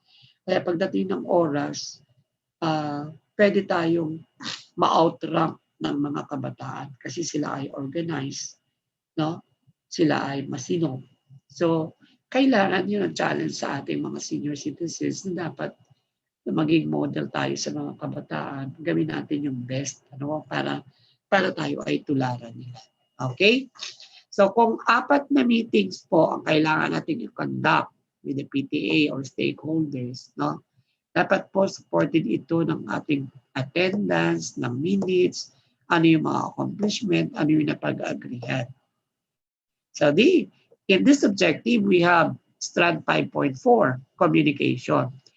Siyempre po, para makapag-conduct tayo nito, we need an invitation, announcement to the parents, then letter request to the local IATF, requesting for the approval na magkakandak po tayo ng, kasi po hindi naman natin kayang i-conduct yung virtual meeting with the parent. Ano po, wala naman kung tayo man ang kung school man ay may kakayanan, may resources, ang mga magulang definitely hindi lahat may kakayanan. So sa amin po, ang ginagawa ko, mahigit almost 3,000 parent, ang ginagawa ko po, kinakluster ko sila by grade level. Pero yun po ay dapat may hawak tayo. Communications, approved communications from the local IITF, plus observing the minimum health and safety protocols. Kaya by grade level yung pag-meeting ko sa kanila, tapos ang arrangement ng upuan ay by social distancing. Pagkatapos, iba ang entrance, iba ang exit, plus may mga alcohols, ano po. Kasi po hindi lang naman sila ang dapat natin proteksyonan. Kailangan din po natin proteksyonan ang ating mga school personnel. Ano po? We don't know kung saan galing mga magulang. May iba pwedeng galing sa mataas ang COVID nila. Halimbawa, may galing ng Manila, may galing ng ibang lugar. So, kailangan proteksyonan din po natin ang ating mga school personnel. In the same manner, we are also protecting our dear parents during the meeting. So again, in conducting meetings, we need communication. We need documents. We need attendance. We need agreement. Hindi kasi po tayo nag-meeting lang para lang mag-relate ng chismis. Ano po? Nag-meeting tayo kasi by purpose. Sabi, number 1 role sa ating NAIAP training at sa ating SHDP, never attempt to conduct meeting without agenda. So that's number 1 rule. Ang hirap po magpapatawag tayo ng meeting walang agenda. We're just only wasting our resources. We're just only wasting the time of the parents, even the time of the teachers. Ano po? So dapat po malinaw why we call for a meeting. Okay? May purpose po siya. At dapat po yung purpose na yun ma-achieve natin within the meeting. Ugali ko po pag ako nag-conduct ng meeting, naka-organize na po yung sequence ng aking mga agenda, ng aking mga sasabihin. At kailangan hanggang maaari, I share it with the parents, loud and clear, brief and concise, kasi po ang mga magulang, very limited po yung time. Ako po pag nagpa-meeting, as much as possible, kasi ang hirap magpatawag, 2 hours, at most, pinakamahaba na. And within 2 hours, dapat may result na. Dapat may response na yung mga parents. Dapat maliwanag na sa kanila yung mga agenda, yung pinag-uusapan. At nakakome up na kami ng agreement namin. Mahirap po yung nag-meeting, walang direksyon, walang order, walang sequence, come what may. Para po tayong karnabal. Tapos hindi natin namamalayan, 12:30 na, nagsasalita tayo, sarili na lang natin ang kausap natin kasi yung mga magulang wala na sa kanilang mga upuan. So we have to take advantage of their precious time para naman hindi masayang ang lahat. 5.2, Management of School Organizations. So na-discuss po yan kanina. Hindi po dapat nag-i-exist ang mga organizations sa school just for the sake of art. Dapat po maramdaman ng mga officers, ng mga leaders, na they are part and parcel of the school operations. Dapat binibigyan natin sila ng pagpapahalaga, binibigyan natin sila ng task, maramdaman nila na sila ay bahagi ng development ng ating school. Kung tayo ay nag-organize ng mga organizations just for compliance, then everything is routine. Dapat po talaga na ma-manage po natin ang ating mga organizations. Ako po parang in our case, kasi po practice ko rin po talaga ito. Sorry po kasi hindi naman ako pwede magbigay ng ibang example except yung na-experience ko under my leadership. Sa akin po mga kapatid, pag ako po nag-assign ng Solid Waste Management Coordinator, I expect ang ganito po ang style ko po, if I may share. Allow me to share. From their qualifications, from their background, from their educational qualification, titignan ko po yung isa-isa. Halimbawa po, tignan natin, halimbawa, Solid Waste Management Coordinator. Minsan sasabihin lang, science yan, dapat math yan. Hindi lang po ganun ang pagtingin, dapat po titingnan po natin talaga yung specific background ng bawat teacher. Okay? Pag tinignan po natin yun, ano ba yung kanyang natapos? Ano ba yung kanyang skills? Ano ba yung kanyang training? Doon po sa paghahanap po, nakakita po ako ng isang teacher. Meron pala kaming teacher dito na graduate ng environmental science. So, she became a science teacher. Then I call her attention, inoffer ko sa kanya, are you willing to become a solid waste management coordinator, ma'am? Sa office ko. Positive ang kanyang response. Ang tanong niya sa akin, sir, why me? Hawak ko yung kanyang 201 file. Sabi ko, ma'am, based on your background here, I understand you're a graduate of solid waste management course. So this is an opportunity and a challenge for you to demonstrate your training in your course. Willing ka ba? Yes, sir, kung doon pa ako makakatulong. Okay. Immediately, yung aking staff, ma'am, gawan ito ng designation as Solid Waste Management Coordinator. Bago ko iabot sa kanya, i-receive, ma'am, mula sa araw na ito na tayo nag-usap, I am giving you 10 days, 10 working days to prepare a project proposal on the solid waste management sa ating school. Gusto ko ang approach ay very professional, very scientific. Ayoko ng for the sake of art. So that is your task. Do you accept the challenge? Yes, sir. Alam po ninyo, after 2 weeks, nasa table ko na yung kanyang project proposals. Nabuo niya na yung kanyang mga team. Ano yung kanyang mga schedules of activities. Magkano yung funding na kailangan niya. So pinag-usapan namin.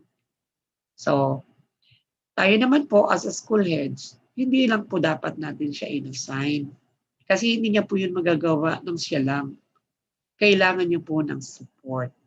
Moral support, financial support, physical support, etc. Dapat po maramdaman niya rin na tayo ay seryoso rin sa pinapagawa natin sa kanya.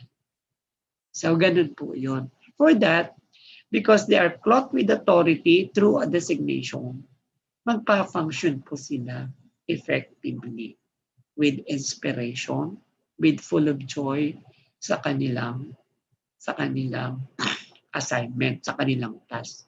Although this is an additional task for them, that they are very much willing kasi somehow it's an opportunity for them para ipakita yung kanilang natutunan at galing. Ganon din po sa classroom setting.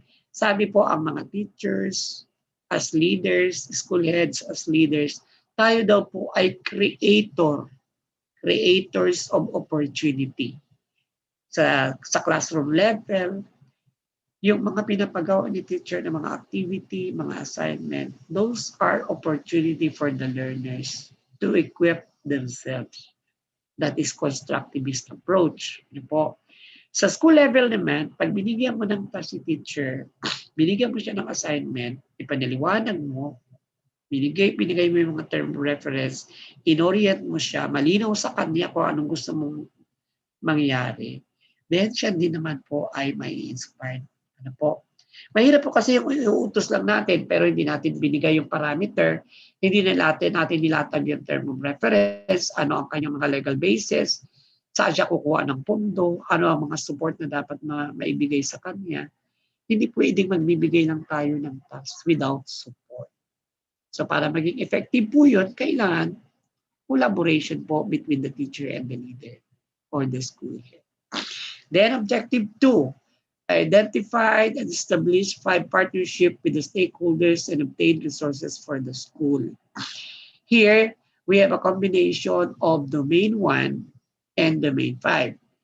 For domain 1, we have strand 1, vision, mission, and core values. Kasi partnership nga, di ba? Na alam naman po natin sa SBM, ang keyword or key phrase is shared governance, involvement, engagement. Then 5.5, community engagement. 5.1, management and diverse relationship. Na-discuss ko na po yan kanina, diverse relationship.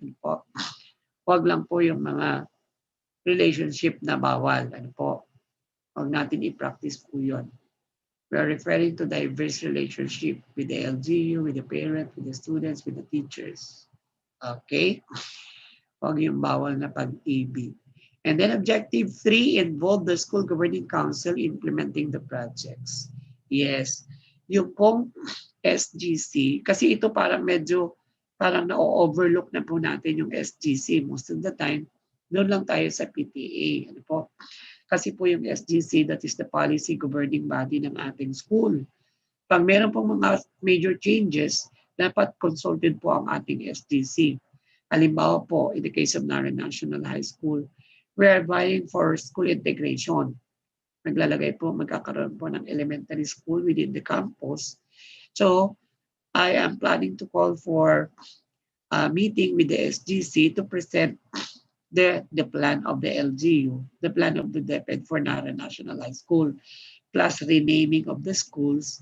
Kasi po pagdating po sa mga ganitong critical decisions, dapat nakokonsult po natin yung SGC natin as policy governing body of the school. Ano po? Maliban po sa PTA, maliban po sa faculty club, dapat ang SGC may role na gagampanan. So that this SGC would give a sound advice, suggestions, or offer something that is for the good of the school. So, yes, pagdating din po doon sa SGC natin, kasama din dapat yung mga bata.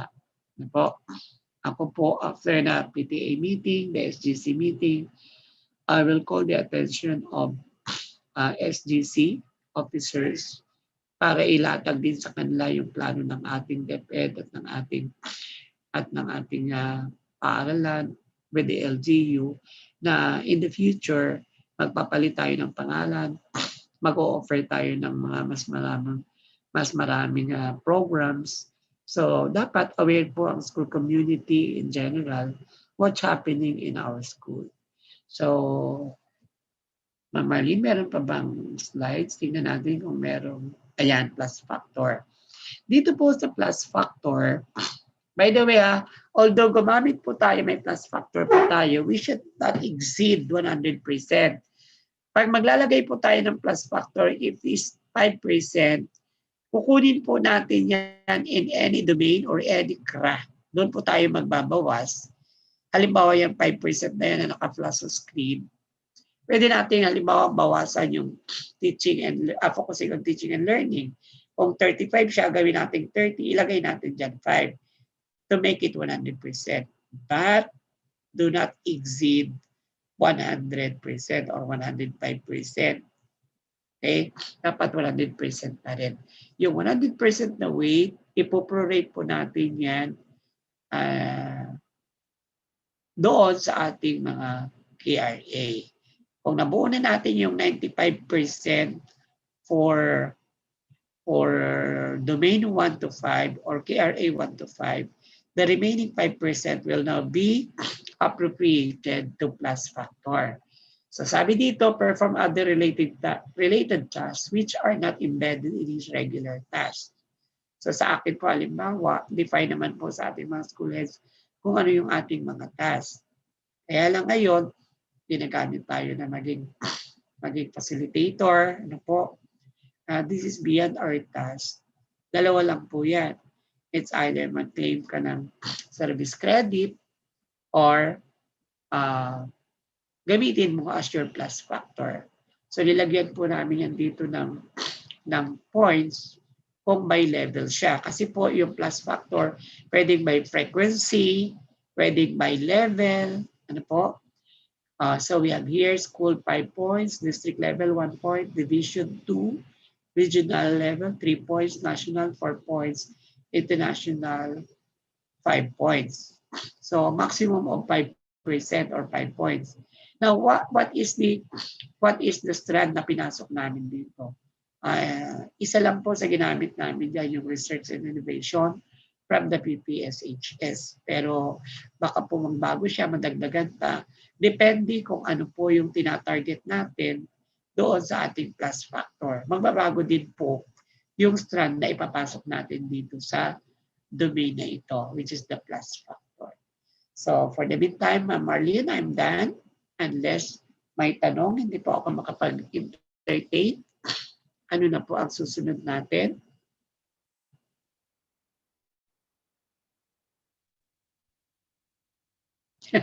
Yes, thank you so much, Sir Benji. Present natin ngayon, sir, yung template. Ay, ma'am, konti lang, ma'am. Okay lang ba? Hello? Sure po. Opo. Alam mo naman, ma'am, kasi may mga side, ano ba? May nag-text sa akin, ma'am, na kasi nga naman, this is the reality. Sometimes kasi, the old teachers, pag may mga activities, pag may mga programs, they simply say, tayo na, pas na muna kami, magre-retire. Totoo po yun. Totoo naman po yun. Ano po? Pero po kahit na ganun kasi, galang na lang po natin yung mga comment nila. Sometimes kasi passive na sila. Parang they're just only waiting to pass their paper. Pero wag po tayong magsawa na i-motivate sa kanila. Kasi sabi ko nga po, sila yung mga seasoned teacher. Medyo tinatamad na lang yan sila, pero yung galing nila nandoon pa rin, ma'am. Ano po? Yung nag-text sa akin. Nandoon pa rin po yan. Totoo naman po talaga pag senior na, bahala na kayo dyan, ganun. Pero kailangan po natin silang i-motivate, kailangan natin silang i-challenge in a very nice way, na hindi nawawala yung respeto sa kanila, lambingin natin sila, magpakumbaba tayo sa kanila. Kasi po, sila po kahit na may edad na. Ulitin ko po, mayroong kasabihan, there is wisdom in age. Yung mga seniors, yan po ang talagang mga mayroong angking talino. Kasi po yung kanilang na-acquire for a long period of time, hindi natin pwedeng tawaran. No? Experience is the best teacher. Yun nga lang, nagiging passive sila. Kasi may mga rayuma na yan, diabetic na. So kailangan intindihin natin sila. Okay? So yun po ang sagot ko doon. Ano po? Sige, ma'am. Maraming pong salamat. At magandang hapon sa inyong lahat. Thank you so much, Sir Benji. And now may I call on Sir Hoshen Daod to present the activity sheet or the workshop for this afternoon.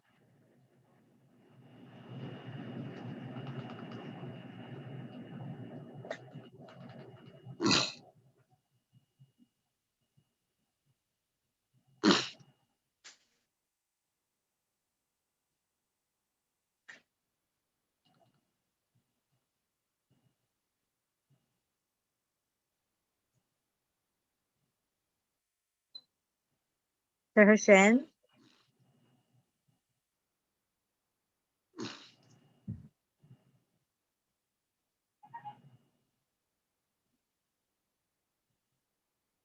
So, Sir Benji, Ma'am? baka na-disconnect si Sir Hoshen. This will be the activity na gagawin po ng mga participants natin overnight. Opo, para may present nila bukas. Apa. Okay, so as agreed po, mag-request lang kami ng 3 participants to present tomorrow. So, Ma'am Amsi Anyasco, Sir Edgardo Mucha, and Ma'am Weni Lorzano. Okay. So, ito po yung template na ito. Ito po ang sasagutan natin. So, kindly download the DepEd Order number 24, Series 2020, which is the National Adoption and Implementation of the Philippine Professional Standards for School Heads. Nandun po, nakapaloob sa DepEd Order na yon ang PPSSH. Actually, wala pa tayong yung talagang manual kagaya ng PPST. Pero naando na po siya nakapaloob. Pag dinownload nyo po yung DepEd order na yan, kasama po yan yung buong PPSSH. So para masagutan nyo po ito, itong workshop natin na ito, itong template na ito na ginawa ni Sir Alvin, yan po. Kayo po ay mag-identify kung kagaya, di ba, nag-discuss po si Sir Benji kanina, yun po yung output ng alignment workshop na ginawa po namin. So para po mas maintindihan ninyo ng husto, mas maganda po na kayo din po ay mag-input dito ayon sa inyong pagkakaunawa. Tama ba, Sir Benji? Yes, ma'am. Actually po, ang tawag natin dyan, ma'am, ma-immerse po sila. Yung pinisend ko Yes, po, opo. actually, ma'am, meron po akong disclaimer. It's not the best one or the ideal one. Ano po? Yes. Baka meron po silang mga among the strands from the PPSH, baka meron hindi, baka merong mas best at mas suited in every objectives. I-align po nila, ilagay po nila. Ano po, para makakam up po tayo in general sa kabuuan ng the most ideal OPCRF na gagamitin natin for this school year. Yun po, ma'am. Opo. So this is the first template na gagawin po natin mamayang gabi. So para masagutan nyo to, download nyo po ang DepEd Order number 24 Series 2020. And then the other output po na kailangan nyong ma-provide. By the way, marireceive nyo po ang inyo pong certificate for this training kapag nakapag-submit po kayo ng inyong output na ito. Sir Kevin Marquez will create an online submission link for this output.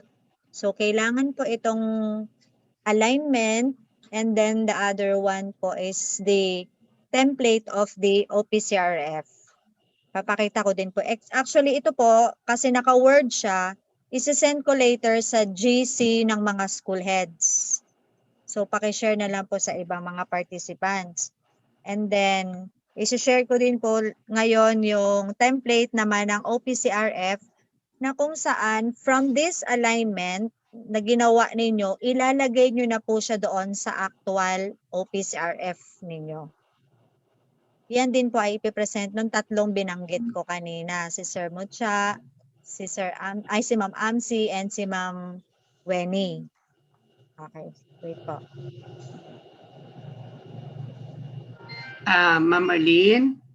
Hello po. Ma'am Marlene? Yes, Sir Benji, go ahead.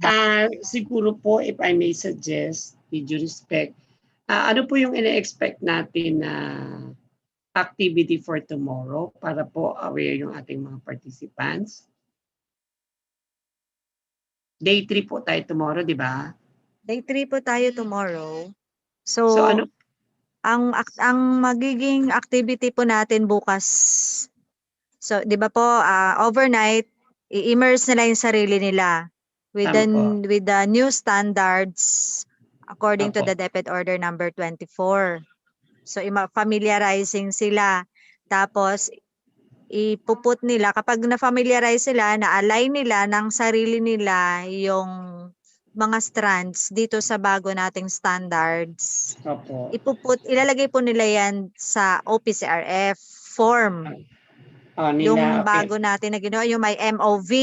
Opo. So bukas po ng umaga, i-request natin yung tatlo muna to present ng output nila. Okay. Yung Pag pong na-present po nila yung output nila, okay po, so magkakaroon siguro po ng from the speakers, i-combine natin yung previous, yung nagawa na natin po sa workshop, yung aligned yes po, natin. Opo. Tingnan natin how para they ma-compare understand. Opo, i-compare po natin. Opo, tama po. Sige Okay, po. and then wala po tayong pipiliin na best doon. Opo. Opo, kasi lahat po ay subject for review, validation, and quality assurance ng ating higher ups. Isa-submit pa po kasi natin yan for approval po na para gamitin natin. So ginagawa lang natin itong activity, itong workshop para ma-familiarize na ang mga school heads natin with the new standards.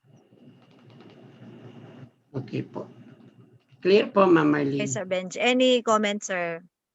Okay po, para lang po malinaw sa amin at saka sa mga participants what will happen tomorrow. Opo. So, ma'am,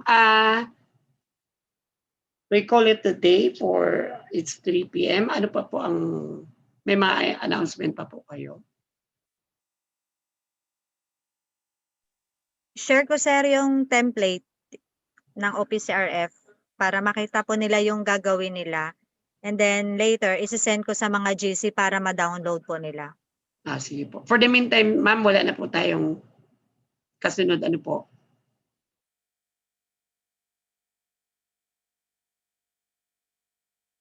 Ano yun, ma'am? I-walk through natin ito, ma'am? O Yes, sir. Pwede kaya muna natin, i-present natin sa kanila itong itong bakit ma'am parang form. Ma'am parang walang MOBs dyan? Sir, ito yung output na gagawin nila. Sila po ang maglalagay. Okay. Late, pinaka-last po ang presentation nung sa workshop na ginawa natin. Sige, parang i-walk through ko lang. I-walk through lang po Gawa natin. muna sila ng sa kanila. Okay po, okay. So, ibig sabihin, ang iaano na lang ma'am nila dyan, halimbawa po, ma'am, iaano lang natin i-discuss natin very briefly. Yes. Para may sure idea po. sila. Okay. From the screen, ma'am, yung first column, MFO, Automatic and Basic Education Services. Ano po? And then sa second column, yung domain, actually KRA na siya. KRA 1, 2, 3, 4, and 5. Pagdating po dun sa objectives, ito po ay na-formulate na ni Sir Arnie, as is na siya. Kaya lang lalagyan po natin who are the accountable person for these objectives. Ano po? Yung timeline, kailan yun dapat ma-achieve, kailan magsimula dapat ma-achieve.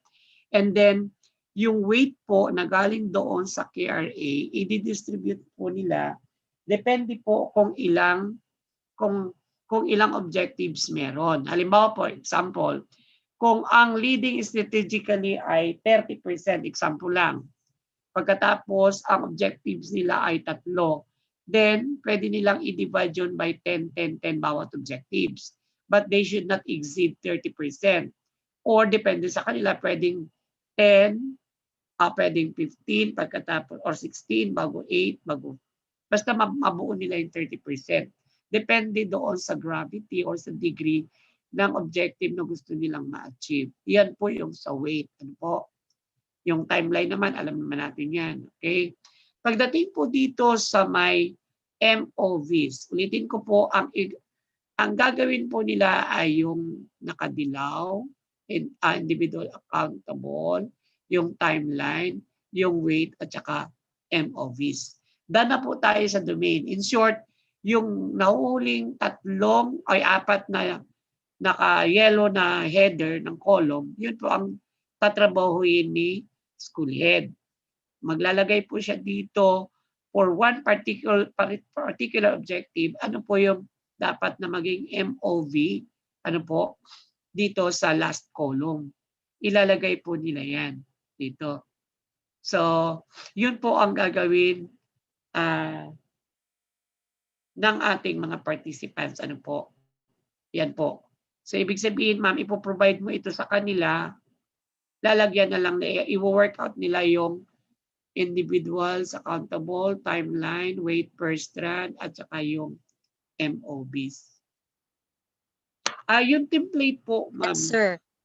Kayo na po ang mag-share, ma'am. Yung template, sir, isasend ko sa SHS group, Apo. Palawan Elementary Group, and Palawan Secondary Group chats. Apo. So, yun po, ma'am. Doon nila makukuha, sir, yung mga templates for the workshop. And then ulitin ko lang po, no output, no certificate Clear for po, this ma'am. activity po. Okay po. And addition lang po, Sir Benji, dito sa objectives. Apo. Not less than 3 objectives per KRA as mandated by our RPMS. Tama po. Okay po. Tama po Thank yan. you po. So that ends po our activity this afternoon. Isasend ko na po sa mga GC. And then the online submission link po ay si Sir Kevin ang magsisend tomorrow. Para doon nyo po isubmit itong activity sheets po. Thank you po and God bless us all. Thank you, Sir Benji. Thank you po Welcome po, sa Ma'am lahat Marie. ng mga Salamat din po. participants. Okay. Bukas po ulit, same link. And mga 8:30 na rin po tayo ulit mag-start para maraming pong maka-join. Sige po. Salamat po. Salamat Magandang po and God bless us all. Ingat po tayong lahat.